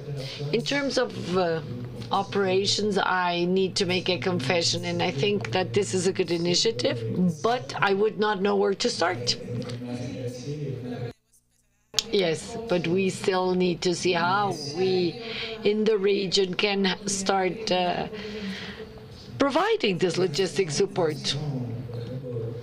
I think, I don't know, it should be an agreement between the MODs. I think that would be the starting point, or enter into a multilateral agreement, maybe. Thank you. Susana. I fully agree with Brazil. When it comes to contracting, I think that is something that can be done. I think it's feasible. It is likely. It is possible. Regarding the operational cooperation,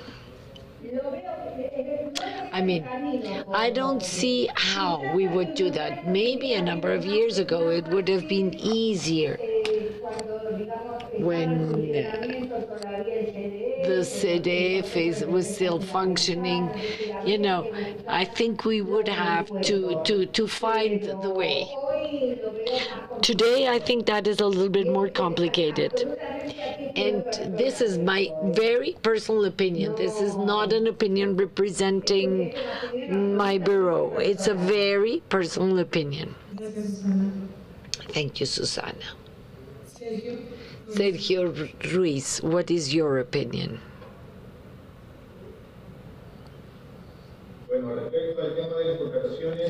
Regarding contracting, in our case, I don't think it's feasible. I think it's feasible, but not very likely. I think it's a little bit more complicated than simply the part of interoperability. In the case of interoperability, the administrative part can be undertaken just as you do with any other type of agreement. The most operational part, maybe we could see which are those items that we have in common, because to create big codification projects, everyone has to codify what is in their hands, and thus once we have a combined operation, I mean an operation between two countries, we could have this exchange of supplies and spares. Thank you. Christian Hess, the floor is yours.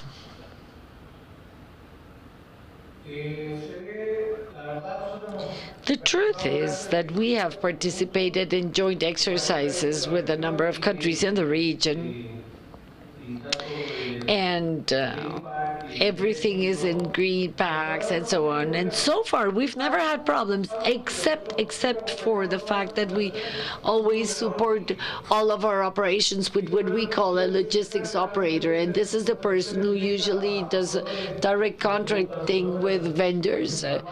We ask the vendors what, and we have those.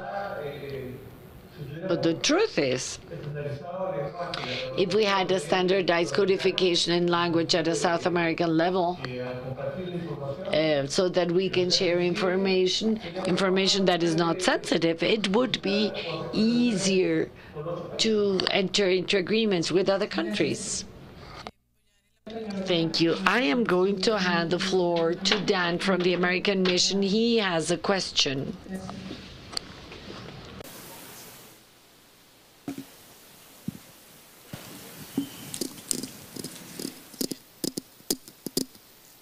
Necesito escuchar la pregunta.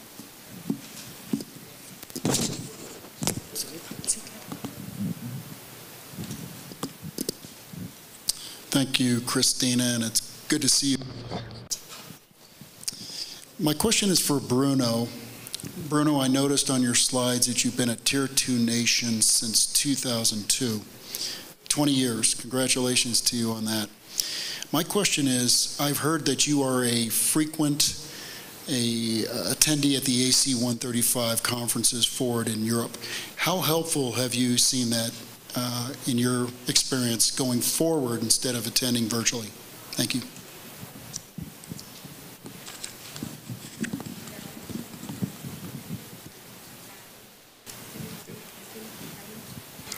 Sí, gracias por...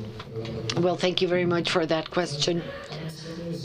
For us, it is of a lot of importance to participate in person. Well, that gives us the opportunity of expressing ourselves or giving our opinion on the points of the agenda. That is very important, and that's why I believe that it's better to participate physically in the different meetings of AC 135. And secondly, I also think that it's important to and this is related to Panel A in the technical fora. I think that it's a way of having discussions on the topics that affect our activities. I think that is very important. You know, only in terms of knowledge. Look, in Brazil, we go to the main group as well as to Panel A, and we hold, or we always hold a meeting after that in our country with to replicate the content of the AC 135 meetings to the country. The intention of this is to disseminate everything that happened in those AC 135 and Panel A meetings so that we're all at the same level of knowledge, and to have a discussion so that we can in turn adjust and implement everything that was said and implement it and adjust it to our country's reality. So apart from all of the commitments that we have in codification, apart from the scarcity of budget that all of our countries have, this is a commitment that we, I don't know how to say this. I mean, this is something that we always do. We never stay away from those meetings. We believe it's very important to attend. Another thing that is very important is to, you know, enter into contact and contact the representatives of other countries. Oftentimes, as we see here, for example, while having a coffee, we touch upon sensitive issues that save us a lot of time in terms of sending emails, exchanging messages, having miscommunication. This is very good. So I hope that I can see you there in the next Panel A, and that we can exchange experiences in that technical forum. Thank you. I'm going to hand the floor to Commander Carlos Nova from the Ecuadorian Army. No, from the Ecuadorian Navy.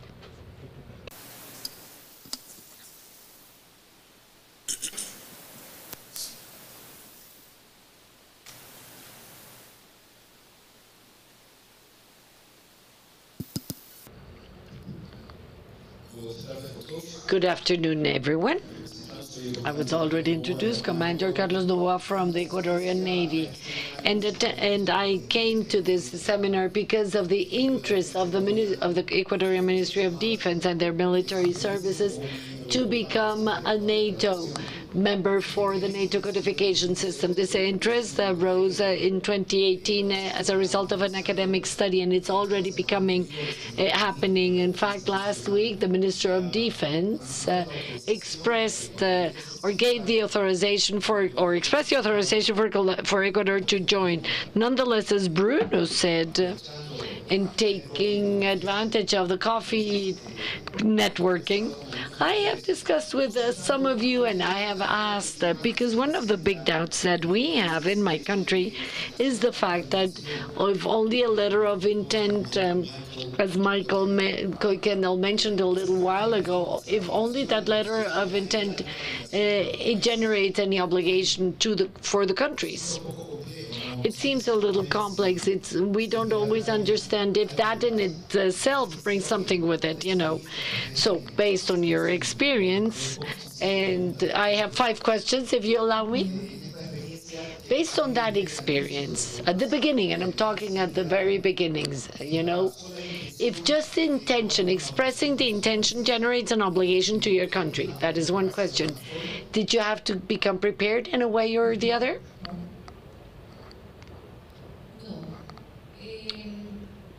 The answer is no. The authorization to join AC 135, in our case, the mere letter of intent did not generate any commitment on our part. You have to meet a series of requirements which are approved by NATO. And I don't know if Colonel, if you would like to ask Mike and Elaine, because I think that they could explain this further. But just to give a clear answer, no commitment is generated vis-a-vis NATO because you enter into an assessment procedure, and after that process happens, you will be told if you're accepted or not. I agree. I agree. This happened a long time ago in the case of Brazil, but I think that there are obligations that come afterward, you know, like having a system that meets all of the codification system requirements. You know, after the letter of intent, there are things that you need to do to become part or to join the NATO system. Thank you. And continuing with what you say, thinking about the requirements that you have expressed, is there some sort of checklist that a country should prepare and have ready together with that letter of intent?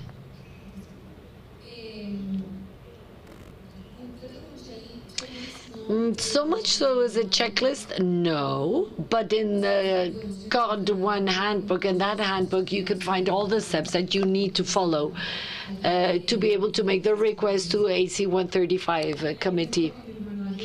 In the NATO codification manual or a guideline or guidebook, you find the requirements that you must meet, and you will know what you will be assessed on. You find everything there. I'm going to allow you to ask just one additional question. This is a question to all of you, the last one. I heard during your presentations that one of your problems has been that in the different military services of your countries, you had their own logistics systems, and when they wanted to interact amongst themselves, they did not always have a good interface. What would you recommend when it comes to working on that? I'm going to hand the floor to Susana first.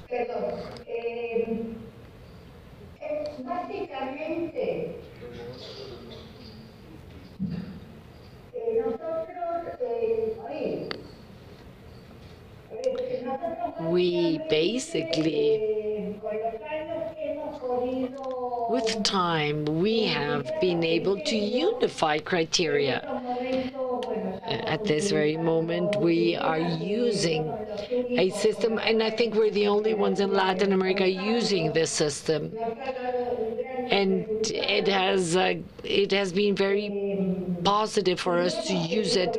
And we have not had major interoperability problems because little by little we have been unifying, and we're constantly reviewing handbooks and catalogs and seeing how to avoid duplicity and duplication and the lack of interoperability. Thank you, Susana.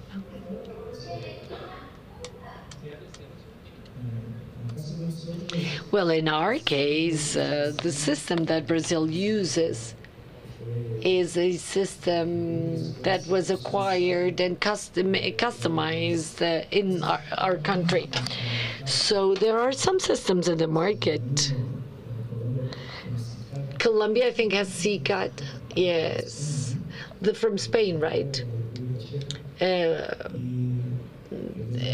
And from the Czech Republic, the biggest challenge is that the service systems become integrated with this system that is like a special system. So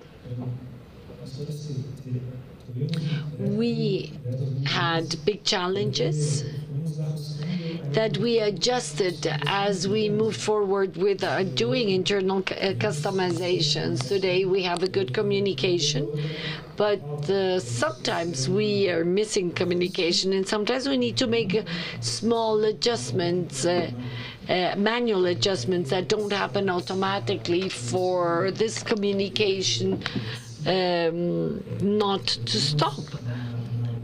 We looked at the possibility of procuring another software, but we're still working on that. Thank you, Bruno. And regarding Colombia, we have the big advantage of the whole defense sector being under the same logistics system. So implementation of the logistics system with the codification system that we adopted, once we decided that we would go with CCAT, we believe that it was easy. So with this, we finish this panel to be able to continue with the remaining presentations. Thank you very much. Thank you very much to all of those who connected virtually. Thank you.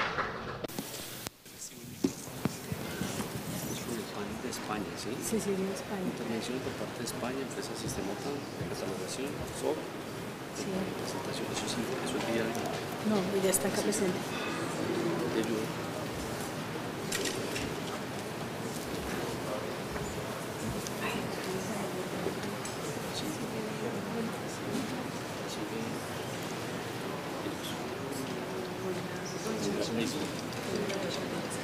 Ingeniería de sistemas. Después viene panel de presentación de Isabel. Listo, vamos con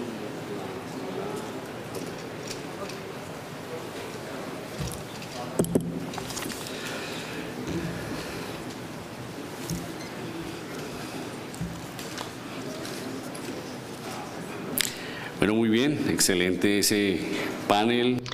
Thank you for this panels with so much information and with the possibility of solving so many issues and questions. Now we have the presentation of Spain, NATO codification system of the country, presentation of the CCAD tool on the part of Olga Eisman Cordera from the Ministry of Defense of Spain. She's a systems engineer, and sometimes and she works for CIDEV from Spain, responsible of the codification software of CCAD, who has implemented the NATO codification system and who has been in constant communication and support for the normal development. Be very welcome, Olga.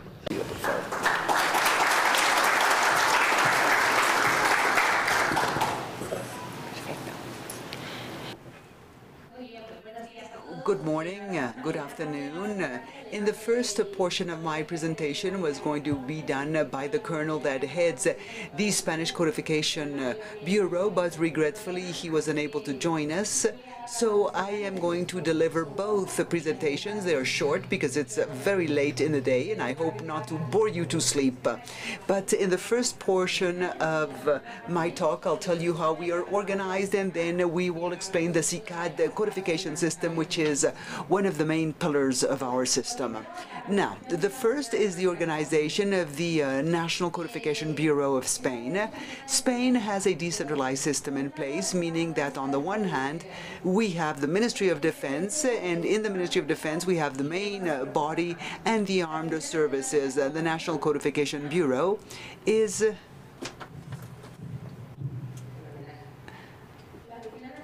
located under the main body, but then we have the codification levels are in the services because they have the needs and logistic systems, and they have to convey to us what it is they need. So we, inside the central organization, we are in the SEDET, and here under DEGAM, and we are on the Deputy Office for the Regulation and Industrial Stratification of Defense, and that's where we have the Spanish National Codification Bureau. But as I told you, our system is decentralized, meaning that our system is in 3 levels. In the 3rd level, we have our office, where we have a technical advisory group to talk to the other levels, but then our 2nd level are the services. We have the Army, Navy, Army, Military Health, the Civilian Guard, and they, the 2nd level, are located in the services and know what they need. Now, organizationally speaking, it is led by the National Codification Bureau that has direct communication with SPA and all the remaining agencies, but they our 2nd level, and then we have a 1st level, which are the codifiers and identifiers, and then the codifying companies. The 3rd level is which is the office, is divided into 3 units: the international subunit that supports meetings, the national subunit responsible for codification management, data quality, and finally the IT office that administers the system. And we also have the development of our IT tool under this office. Our 2nd level, what they do is manage codification for new procurements, say the certified codification, and they have data quality, and we don't codify. What we do is supervise quality. The 1st level is responsible for presenting proposed codification material in warehouses, and in the event if it's a material without clause in Spain, the situation is complicated, so I won't go into much detail. And then we have the codification companies, and they are the ones who present all the codification proposals for new procurements, and they do this outside of the ministry because we in the ministry don't have the resources. So what we did was pull out the codification companies and for them to present the codification proposals. I am going to talk about the company's participation and the codification contract clause. We have 3 types of companies. One are providers that don't have a codification department. They are the manufacturers that sell to us and don't have a codification department. But with the passing of time, what's happened is that supplier companies having a codification department, and now all the major manufacturers have an internal codification office, because in the end, that's what's best for them. And then we have the codification service companies that provide codification services to other companies that don't have a codification department. We have 32 codifying companies and 88 codifiers, and here 75%, I think it's much more, they present the proposals, and they are the ones who produce them, and what they do is present proposals. They can't do anything on the database, but these proposals are then reviewed, and they present proposals, and this is working very nicely for us in Spain. Now, how does this work? They have access to the system through over the web with an architecture that we developed, a security architecture, but we have the same database, and we have an electronic certification, and they have their limitations. They have to submit the documentation. They don't have access to protected IP material or access to things that other countries don't want them to have access, nor do they have access to the COA 11 nor management data, because those are internal to the ministry and we are the ones that know them. Now, besides the restrictions, they have access to the remainder of the database, and they can interact with the database and present all the proposals that they deem appropriate.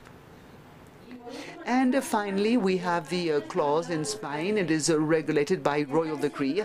In Spain, we did something slightly different, because in the beginning, and I was recalling the questions asked earlier, when we joined the NCS, the truth be said, that we include the clause and then codify is complicated. So what we did in Spain was to mandate that this is part of the contract but tied to the payment. So it's an additional product, meaning that the companies must not only give us the data, the identification of the manufacturer, the reference, the item number for the spare parts, and they also have to present the codification proposal, and the second levels have to verify that all the proposals have been duly prepared. And once that's done, then we issue the certificate which is necessary for closing the contract.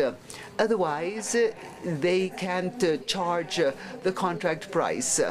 And this is a situation which is somewhat radical, difficult to implement, but it's worked beautifully for us.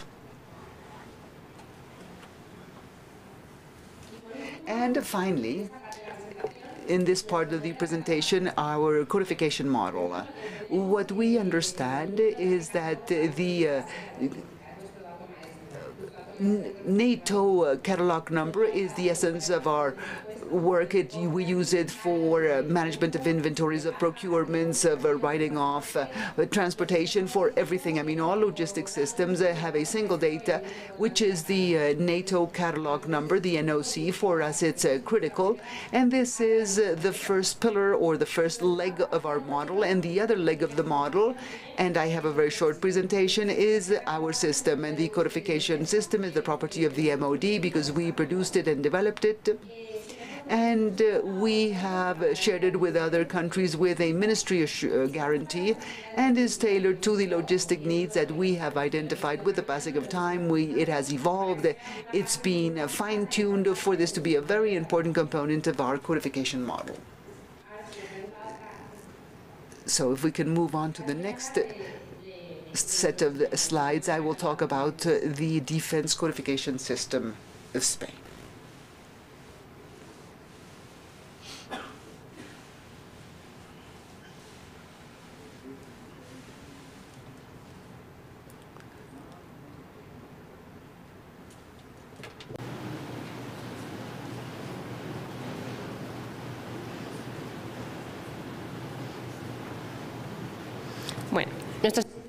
Our system is called SICAD. The first thing, what is SICAD? SICAD is a codification tool which is the propriety to the MOD, and each country, it's multilingual because each country wants to work on its own language. That's why we've increased the languages. We have Arab, Spanish, English, French, Polish. And it meets the requirements of the NSC. Now, the truth is that this last tool has entailed a change. It's highly intuitive.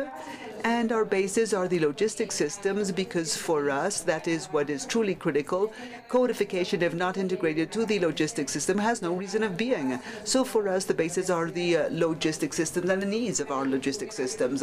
Another critical aspect is security, and we every day have more problems, and that's why it's so critical for the tool integrated to other information systems, given that it's critical to assure integration with other systems, not just the logistic system, because with time we've seen the need to integrate with all the information systems, and it's highly adaptable according to each country's needs.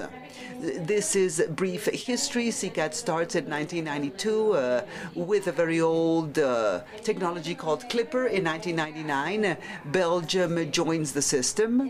In 2000, we decide to change the technology to Lotus Notes. This is not a very regular technology, but that's what the ministry decided. In 2011, Poland joins and is now part of our group of users. And in 2011, we create SICAD Plus using .NET technology and database technology. In 2012, we started working with Arabia, not the codification office, because their situation is different. Their office is not under the Ministry of Defense, but rather the Ministry of Industry, which is another vision that is equally interesting. And we started talking with the Ministry of Defense, and we created the MIC, the MIC. Then in 2013, Colombia becomes part of our group. In 2019, the Arabian office, and in 2019, Peru joins us. And the last change has been changing the SICAD tool to XML, and this is a project that allowed us to radically change our tool, because we felt that we needed to do that because of the user interface, its look and feel, everything. So we've used this change to implement a radical change. Let me give you some numbers. CICAD is over 25 years old, and you saw that it dates back a lot of years in time. It's not 4, but 5 languages in 6 countries. We have 1 million NOCs created in CICAD, and we manage over 600,000 NOCs with price, and this is very important to us to have management information. And this is a project that was led by the Navy several years ago, and it's grown, all these management data, and for us, these are all very important. And what are the functions in general terms? We have a command cadre that helps us look at the status of the work and what it is we need to do.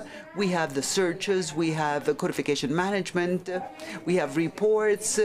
We also have work management that is closely tied to the command cadre to know who has to do what, how we're doing, what is pending, and then we have the management of NCages. And those are, in broad strokes, the features of our codification tool. Now, the technology we use, it's Microsoft Oracle, and it has a 3-layer structure for security reasons. We have a database, we have a business logic, and then the presentation, and this is a typical architecture. Then our club of users, this is very important because this is our group. We have 6 countries, Spain, Belgium, Poland, Colombia, Arabia, and Peru. And what we do is we hold annual meetings. We have another tool on top of CICAD that helps us determine the needs of each of the countries and the errors in the tool, because obviously we have a tool that is not error-free, as well as the improvements that everyone has seen. We also share use of this new version. We have made progress, and we decided to create a standard interface that can be used with any logistics system, where we go from web services and where we can send all the data we had available, the NOC, the NCage, and pictures and documentation in the event we had them, so they could use all this information. And on the other hand, we also, what do we receive from them? Because this interface is two-way, we don't only send things, we must also receive their needs. So we receive their codification request, their modification request, and everything they need to do in respect of codification has to be done through the interface so that they can integrate into our system and so that we can respond quickly. Then CICAD Empresas is corporate CICAD, which is our integration with industry. Our model is based on the codification companies doing the bulk of the codification work and the codification proposals, and that's why we created CICAD Empresas. This is web-based. It has its security, and since we share databases, but the servers cannot be the same for security reasons to prevent problems with the ministry. They can only generate proposals because what is placed or not in the database is a ministry decision, but they generate the proposals, and once the second and third levels check quality is when we can take the information, we give them feedback, we can give them back their proposals, reject them, or give them a reason, and this is all done online, fully online. And what are the advantages? From the user's perspective, the thing is we've made a great effort in this last version, and we believe that we have a highly intuitive tool, easy to use, very bilingual, and very stable. From the perspective of the organization, we think integration is very important with logistic systems and other systems, because in our last integration was with our budget system and financial system, and they're telling us what contracts have been signed in Spain, and with that we know what contracts have to include the codification contract clause to do appropriate follow-up, and that's been very important, as well as with the participation of industrial capabilities. I mean, all that information are integrations, and obviously codification data can use for many things. It's highly adaptable. We have a tier 2, tier 1 NATO levels, and this is the propriety of the ministry, and it has the seal of quality of the ministry. And now, the future. Where are we going? The truth is that right now we have the medium and long term, and for us this change has been beautiful, and that's why right now we are stabilizing. On the medium term, we have another technological update underway that we have to look at over the medium term, and we have another critical line, which is greater integration with other systems. And on the long term, we're trying to open up research projects to use technology available for the for lowering the price of the codification process. We're working with different lines, different departments to see what comes out of this. And that is the extent of my presentation. And with this, I come to the end of my remarks. Thank you very much.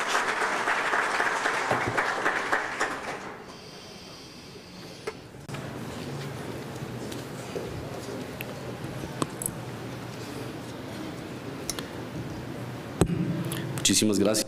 Thank you so much, Officer Olga Reisman, for your presentation. We will now have a codification panel with Elaine Chapman and with Officer Olga Eisman Cordero and Mr. Michael Kuykendall, to be joined by Piotr Piotrowski.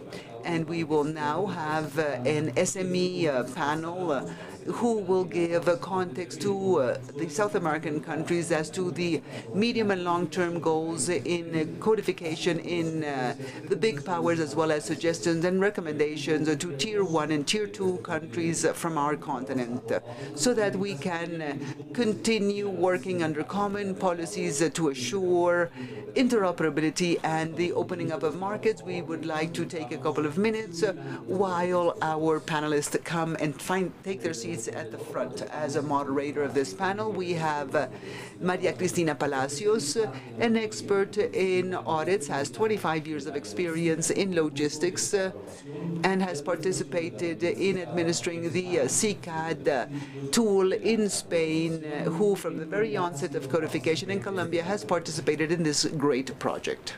She will be our moderator.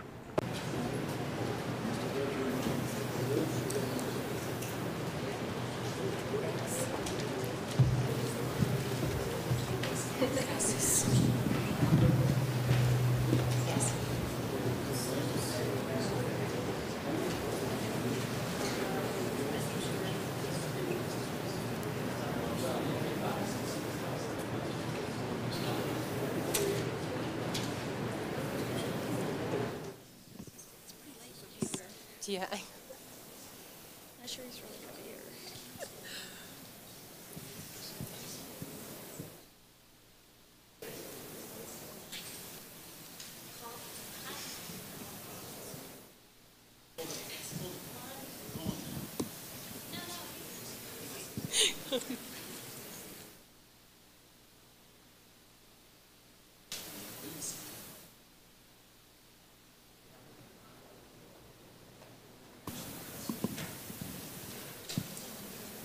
Mike.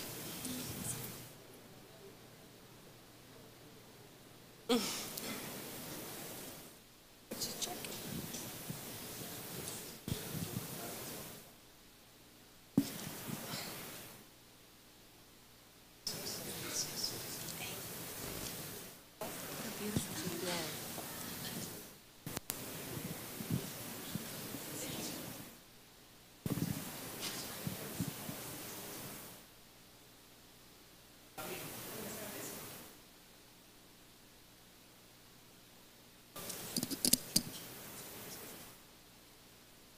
Buenas tardes. Bienvenidos a este foro. Good afternoon and welcome to this forum. We're going to do this in a very dynamic way.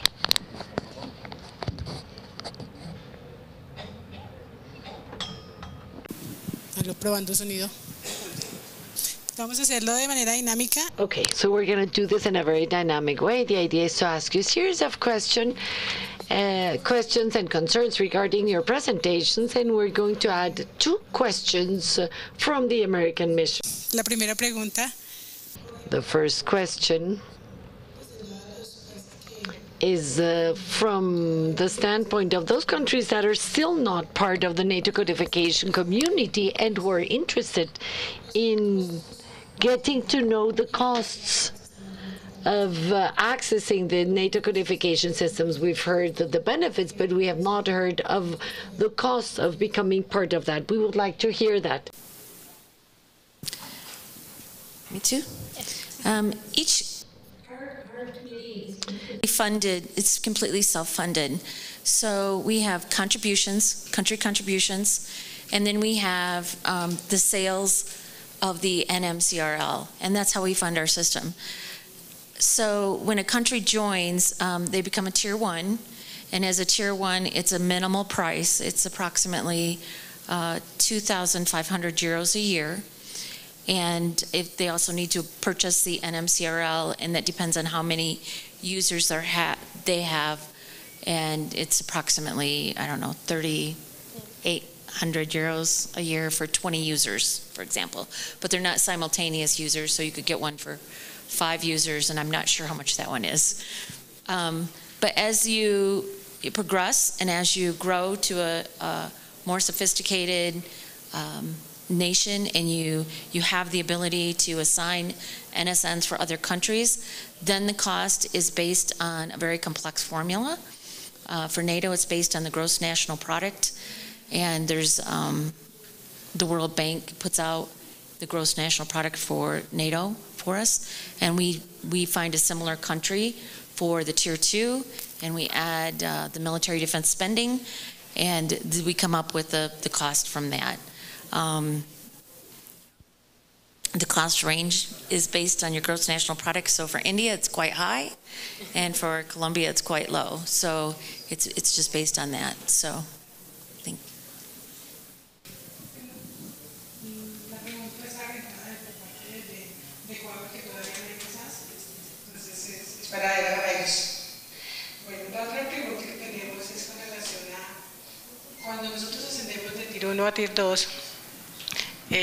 So my question is this: when you go from tier 1 to tier 2, we have a series of benefits. But apart from the benefits, we have expenses and commitments that we have to go into, and the country is certified in terms of the quality of information reported by the country. But we're aware of the fact that within Code 1, there are a series of agreements amongst the countries. And in the case of the United States, they charge for codification services. We have tried that this is not charged. You have helped us a lot, Elaine, and you know that it is more expensive for the United States to charge us than not to charge us for that service. So we wanted to know that if AC 135 could start an initiative so that when a country becomes tier 2 country, is not charged by the United States, but maybe, but the question is rather if the AC 135 could suggest this as part of the becoming a tier 2 nation. Well, surprisingly, I've heard this question.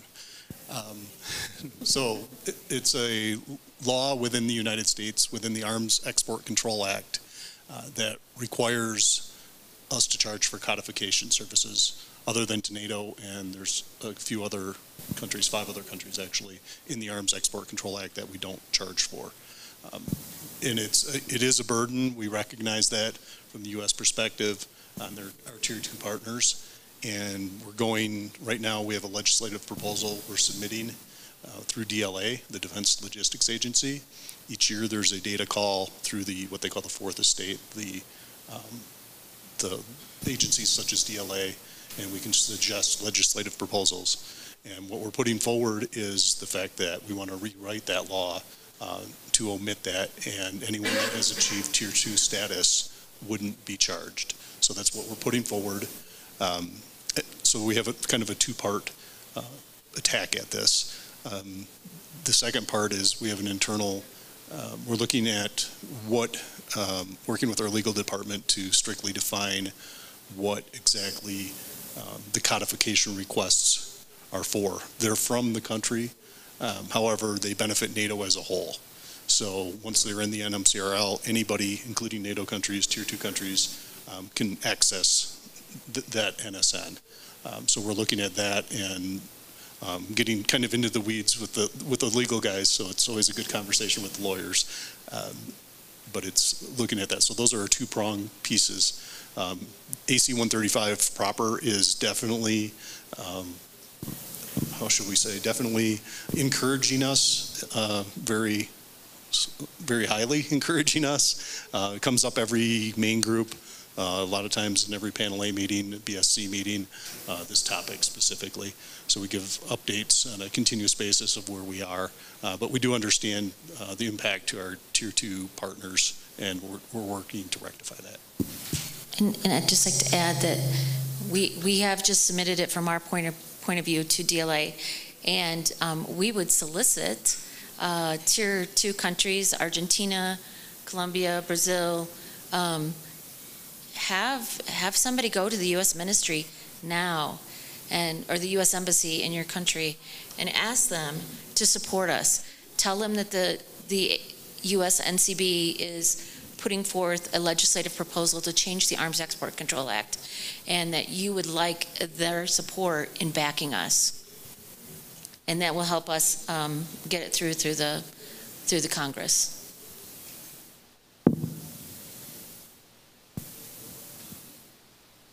Gracias por la respuesta. Thank you very much for your answer. Okay. Now it is in our South American hands to try to continue with the process. I've been working for 4 years trying not to get charged, but we'll continue insisting. We'll persevere. The next question is this. In your presentation on NCPA, where you and SPA, where you showed a series of supports that are provided by NATO. One of them is joint procurement, and we would like to know if, being non-NATO members, if we have access to those services, or if this is very, if this is too complicated to be part of these benefits of NSPA.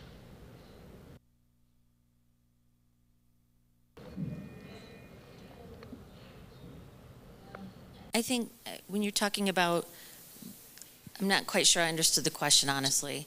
The NATO Logistics Stock Exchange, I think. The NATO Logistics Stock Exchange. I don't think it would be beneficial for Colombia or any of the South American countries to do it, because the products are actually in Europe, and so that's where the stock exchange exists. I did shoot Dan an email and say, hey, let's talk about this, because what I heard in the last session is, why couldn't we replicate that here in South America? And why couldn't we set something up that where Colombia has extra stock and Brazil needs that, you could establish your own South American logistics stock exchange. And we have some points of contact at NATO that would probably be very willing to help assist this. And so the current NATO logistics stock exchange, it would probably cost more to ship it than you'd probably pay for it initially. But to establish one here, it might be something to look at in the future.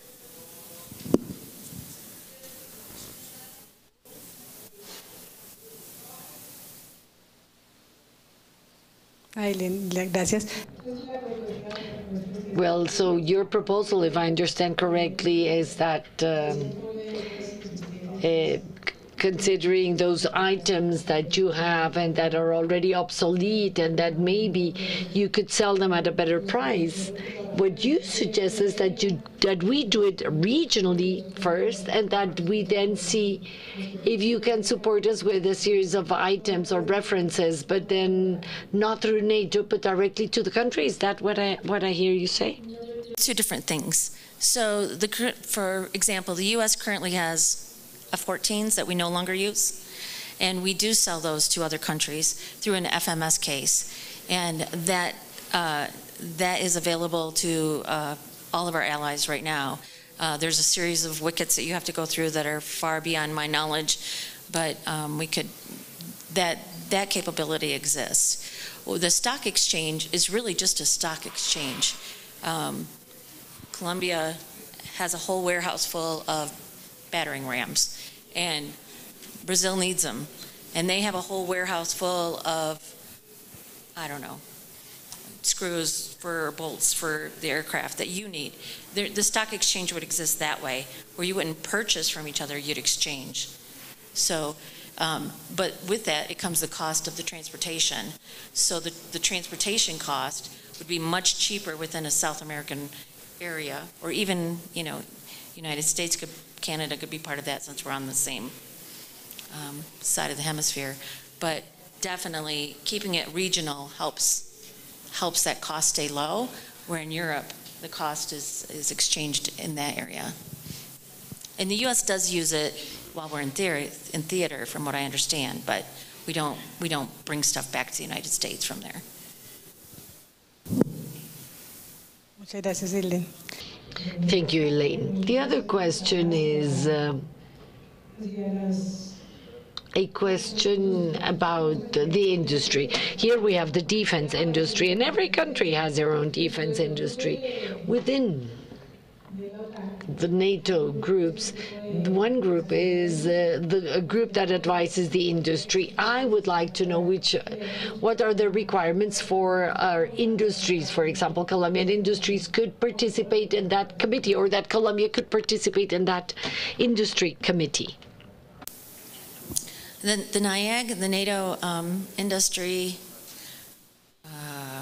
Advisory Group, and that is hosted by NSPA. And unfortunately, Peter is not on. It's well past midnight. But I think that is something that we could investigate through NSPA. I do believe there are other allied committees on that industrial group.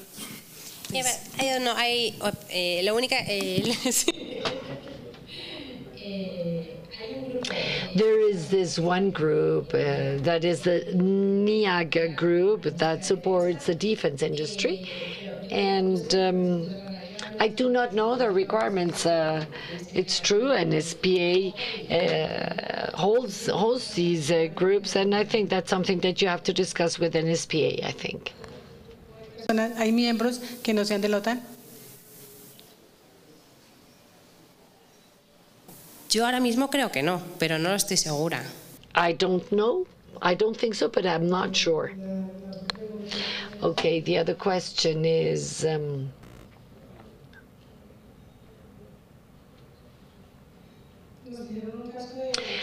you shared with us the case of Germany, where they achieved the savings in those items that they were cleaning out. What is your advice for Tier 1 and Tier 2 countries regarding that material, that those units that are in a warehouse that are new, I would say, and that we have to take out, I guess. I don't know if it's feasible or not to spend the effort of codifying those materials that are in the warehouse.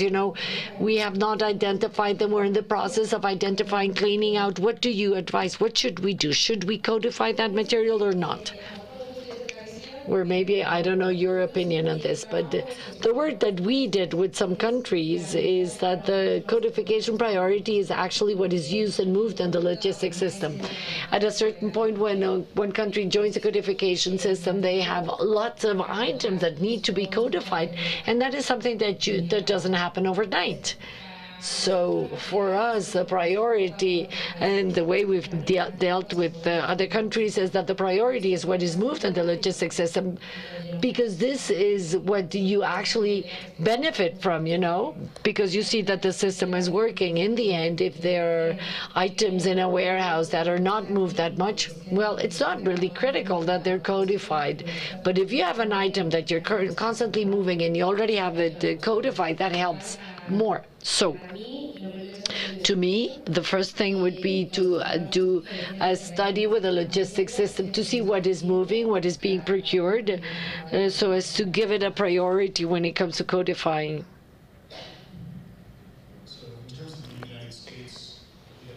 called a demilitarization code on all of our NATO stock numbers. And this code basically tells us what we can do with the item at the end of its life cycle. If it's critical technology, sometimes it needs to be destroyed so it doesn't fall into the hands of potential aggressors.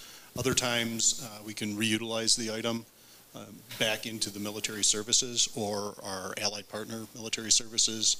We also have programs where we donate this equipment to local governments, state governments, schools, things like that, depending on what it is. And we find, I understand initially when you're going and you have this huge mountain of material that you have to codify and get through. Once you get past that point, we find that the disposition or the tail end of the life cycle is where the NATO stock number is needed the most. An example of that is a few years ago when the F-35 started flying, they were burning through tires faster than normal.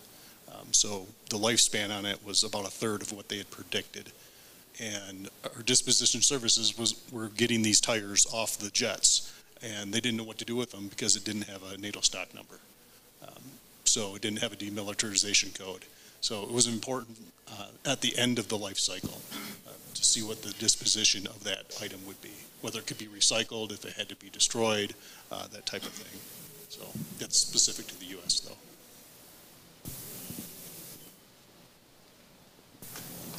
Muchas gracias. Vamos a darle la palabra al señor Dan. I'm going to hand the floor to Dan from the American Mission. He has a question to you.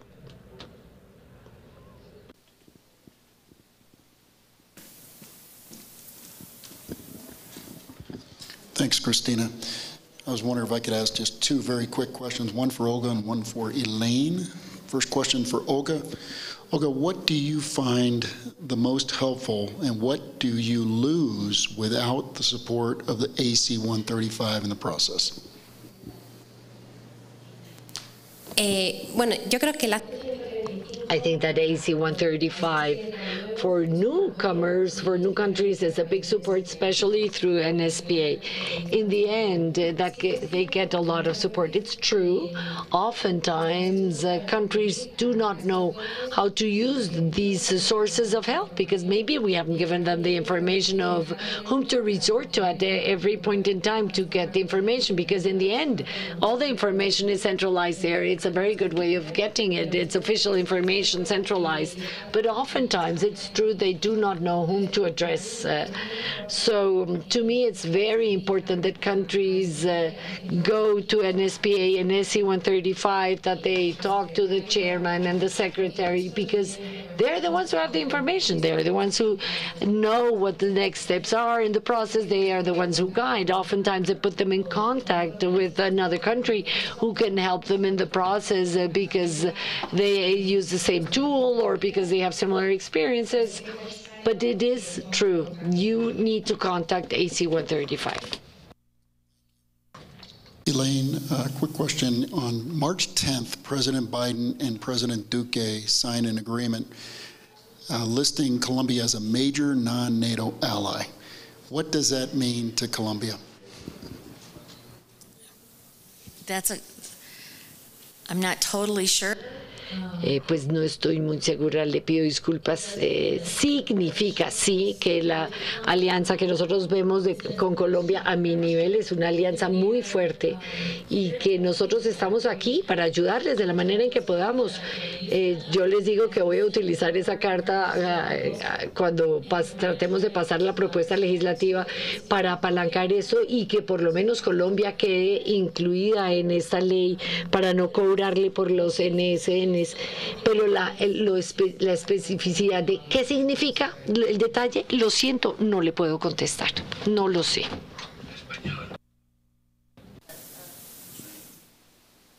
Okay, I can just talk. No translator. Oh, okay. Okay. So this question is for Mike. And I'm wondering if there are software systems that are available for codification. And if there are, is it worth purchasing them, or is it a better option to just design them and build them yourself? Thanks. That's an excellent question. And I may defer part of this to Olga. So, There are software systems available. In Olga's presentation, she gave an example of CCAD, which is one of the major ones, Bulkcod, Aura, Encore. Am I missing? I think those are the major software systems out there for codification. If you look at our recent ENDER, our data exchange, our new data exchange implementation, you will find, especially with countries that don't already have an existing system, you'll find that the software providers were able to implement that XML data exchange far easier, far more rapidly, far more successfully than nations or countries with what we term bespoke systems, such as the United States, Canada, Italy. Those are some of the nations that are having issues with the implementation of the XML. Currently now, Canada's still working on that. Italy's having some issues. The U.S. successfully implemented, so everything looks great to our partners, but the back end is causing us a lot of manual work. So we need to implement our second piece as soon as possible to get that out of the way. So cost-wise, obviously you'd have to do a business case analysis to look at that, but my personal opinion would be purchase the system. Then you have these user group forums that Olga talked about. Each of the contractors has a user group forum, so you can implement ideas, talk about ideas, best practices, and then they kind of rack and stack what they want to do for the future based on those user groups.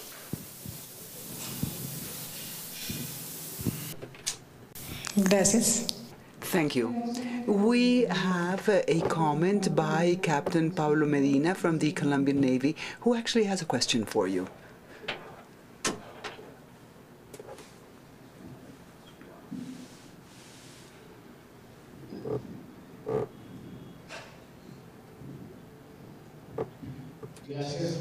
Thank you. Thank you. Very afternoon, Commander Pablo Medina. I've been working on this for the last 2 years, but it's been 16 years in technical areas, and I would like to address that topic, and it is that those of us who work on the technical side have a more difficult life, because when we think in the entire logistics supply chain, what we do becomes a barrier for them, for the one who buys or distributes or stores, etc., etc. And in that regard, I don't know whether we have a strategy that may be mistaken or that maybe requires being supplemented, because the indicator we use at the MOD is how many items do we codify and how many are codified, and the progress made in that area. But in the process, we've gotten to a point where the contractor that sells us intervenes in the process, and they give us a technical data sheet because that's part of the contract. And it's very likely that they don't know why they are handing over that technical data sheet. That may not be the case for everyone. So from that perspective, I believe that we have a push-type strategy, as if the order comes from above until it gets to the bottom and is fulfilled, and that's the end of it. So I don't know whether it would be advisable to have a pull-type strategy where you first compensate the ones that are last in the chain and why it's important for them, so that demands from us working on that type of codification.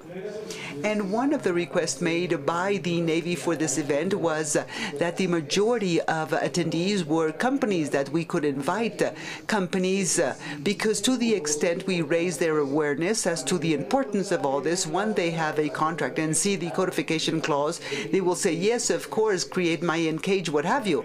So my first question is, wouldn't it be advisable to have a strategy, a simultaneous strategy that is more of a pull strategy, that we can raise the awareness of the people down there instead of what we have? I actually have a couple more questions. That's my first question. I don't know if I can ask any more, but this is my first question for you. So that's a long question. And it's specific to each nation, I believe, and where you are in the codification process, tier 1, tier 2. And in getting that word out, as far as we're starting to do codification, what is codification? Yeah, I would agree with you that some outreach is, probably needed to industry. We've been doing this since 1949, and we're still doing outreach to industry to understand that process. As far as why do you need technical data? What are we going to do with it? And then there's always that thought where, okay, I have this technical data I'm giving you, I don't want it to fall into my competitors' hands, so they take the technical data and make a part that they can make cheaper than me with the same form, fit, and function, and now I'm going to go out of business because I gave you this technical data. A lot of that's taken care of in the contracting process, and I know the codification clause, Spain uses that to great success. In the U.S., it's about a 180. It's we don't use the codification contract clause, and we do have language within our contracts regarding technical data.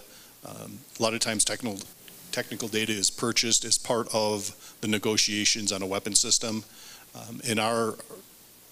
Within the U.S., our greatest difficulty is working with the procurement specialists when contracting actions are taken, so that is in there and it stays in there. Because if something starts to run over, they look down the line of items and say, oh, tech data, that's worth X amount, so we'll cut that and then we're back on budget. So it's a problem if you don't have the codification contract clause in there. And for us too, it's a constant battle, and it's about edification of the contractors and of industry and trying to partner more with them. I also thought I heard you say, which items do we codify? And for the U.S., we have a 3-hit demand. So if one service orders an item once, we may not codify it. But if they're ordering it the 3rd time, we definitely codify.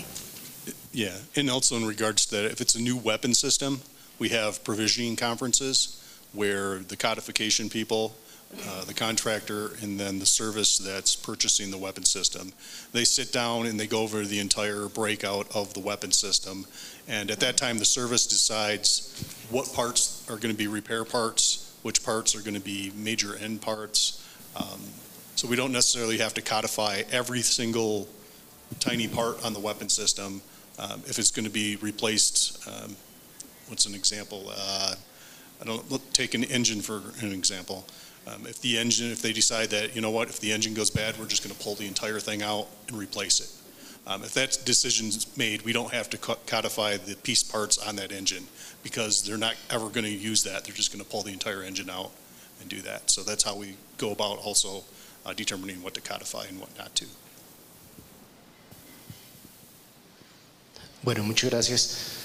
Thank you so much. I've been told that I can ask another question, so I've chosen one. And my next question is, when we look at codification inside the service, we always say that that is due to interoperability reasons, but for all practical purposes, what actually happens is that we are codifying the items and it gets to become a contracting issue.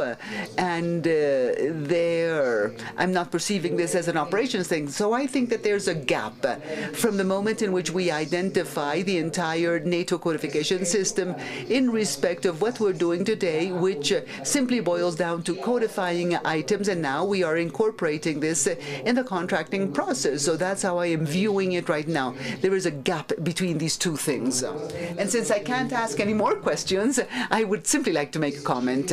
I heard that you said that it is important to attend the meetings, and I think that is fundamental, not important, of paramount importance. Services must attend the meetings, and I believe that it doesn't just boil down to attending. I think that we have to have certain service representatives with a certain tenure, because they say ask for support, but you say ask support in what? From whom? Because we don't really know the structure, the members, the mechanisms, etc., etc. And regretfully, that is not achieved with a briefing. Oh, you have to interact, get to know people, and once you go and come back, then now I know who I'm going to contact or who I'm going to ask my question. So I simply wanted to say that. But my original question is the gap, what we're doing today versus the NATO codification system, which is an interoperability issue, and I think that operational units are not receiving that information. Thank you very much. Okay, I think we have to see what is the status? Because Colombia has done a lot of work, but the NATO codification system is not something that is resolved overnight, the NCS, because this happened to Spain when we joined the NCS. I mean, this is something that takes years, because in the end, this is a change in the way we understand many, many things. So it's very likely that maybe you are not seeing all the benefits or reaping all the benefits because the system is not duly established. But the thing is, Colombia has done a lot of work during all this time. So interoperability, I mean, you could have 1,000 examples. We in Spain have seen how we did not know that the army next to ours had the part we needed, and we went and bought it from another country. So when you have a NATO codification system, it's very easy to ask for that part or item to the other logistics systems or the other armies to see whether they have it, instead of having to go outside. And you can save lots of cost, and the cost saving, and I could give you many examples, and maybe there are examples that you're not seeing in Colombia right now, and maybe you still have to need some more time to understand the system, know what it's good for, what you can use it for, but the point will come where that will happen. I mean, we went through the exact same process, and this is not strange. I address the other issue you brought up, and we totally thank you for your support for attending the meetings. I think they are vital. I just want to state that every country is limited to 2 participants. It's because we have 63 nations, and it is a working meeting. Everyone needs to participate, and if it gets too big, we can't do it. So the United States, like Bruno mentioned, he goes home and they gather everyone around and they do a data dump, let everybody know what happened, what occurred. The U.S. does that as well, and I don't know, does Spain do that as well? Also. So we send 2, and then we share the information when we get back. But thank you for your support on that. Yeah, and I'll add on to that. At the end of each meeting, there's a list of actions and essentially notes or minutes from the meeting that are published. It's usually about a 2-week process that the Secretariat Nikos, he'll put those out for comment, so everyone that's been at the meeting can review them, make sure that what he's captured is the recollection of everyone there. If there's anything that they want to change, they have that 2-week period to have that conversation within the group, and then the final minutes and the final list of actions for the next meeting are published. And those are in NABs, and like Elaine said, that's part of what we share with our group. We go through and we say, okay, here's the minutes of the meeting, here's what happened, here's the highlights. There's always certain things that we're interested in more than others, so we make sure we highlight that to our leadership and to also the people that work with us on the national side. And then again, the list of actions, kind of divvying those up amongst our team to ensure that we're timely in our responses so we can have a successful meeting the next time. And that's really important to get that information out there. Like Spain, if Spain has a comment on an action item and they wait till the day before the agenda closes to post it, I can't comment on their action or on their comment. So you kind of lose that. So the more you can comment and the earlier, the better off, especially if you have concerns, things like that. And it's just that sharing of information that's really important, especially now. We're getting back into travel, but we were virtual for 2.5 years, and it was even more important then because you don't have those, I think it was Brazil was talking about those sidebar conversations at lunches, breaks, elevator rides, breakfasts, those kinds of things when you go to meetings, where a lot of work gets done. So, thank you.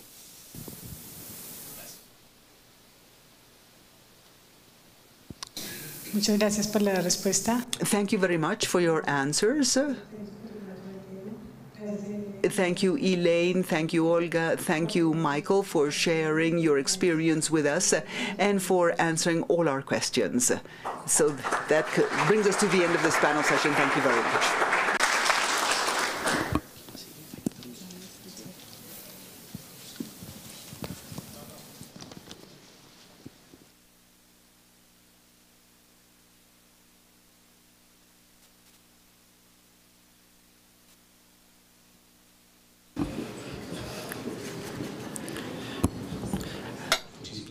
So thank you very much for this last panel session and for answering the various questions that were asked by attendees.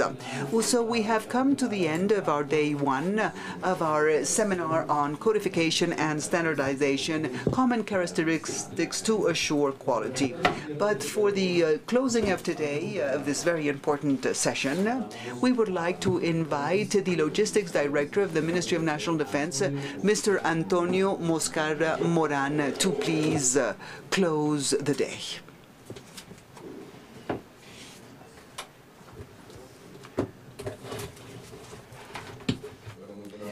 Good afternoon, everyone, and thank you so much for having attended this very important meeting today. We had the opportunity to see that codification is a common language to create synergies that reflects results, concrete results regarding the capabilities of our individual services. And we've also seen how this has been implemented. These codification models have been implemented in sister nations like Brazil, Chile, Peru, Argentina. And we also saw the benefits of codification once we implement the model. We also heard about the actions of our GSED companies as regards the implementation of the NATO codification system, and we then heard experiences and evidence in our country by Major Triana, who presented the codification system in Colombia, and you had the chance to see what we have achieved in our Tier 2 level. Another very important aspect is to thank all those who have supported us in the organization of this event, the DIRA team, Colonel Dan, so thank you so much, Colonel Sir. Thank you to you and your team. Thank you to all our panelists for sharing all your knowledge with us. And thank you to each of the members of the Logistics Directorate, Major Tiana. Thank you so much for the effort. Engineer Mario, thank you for the joint effort. And thank you to the supply group led by Captain Royette. And special words of thanks to Diana, our advisor. Diana, thank you very much for your work and that of your team at DLOG. And with this, we will close the day, but before that, I want to tell you that tomorrow we will have a very important event where we will be discussing standardization, and we will also have the opportunity to hear the experience of others. So thank you, everyone, and see you all at 7:30 a.m. Thank you very much.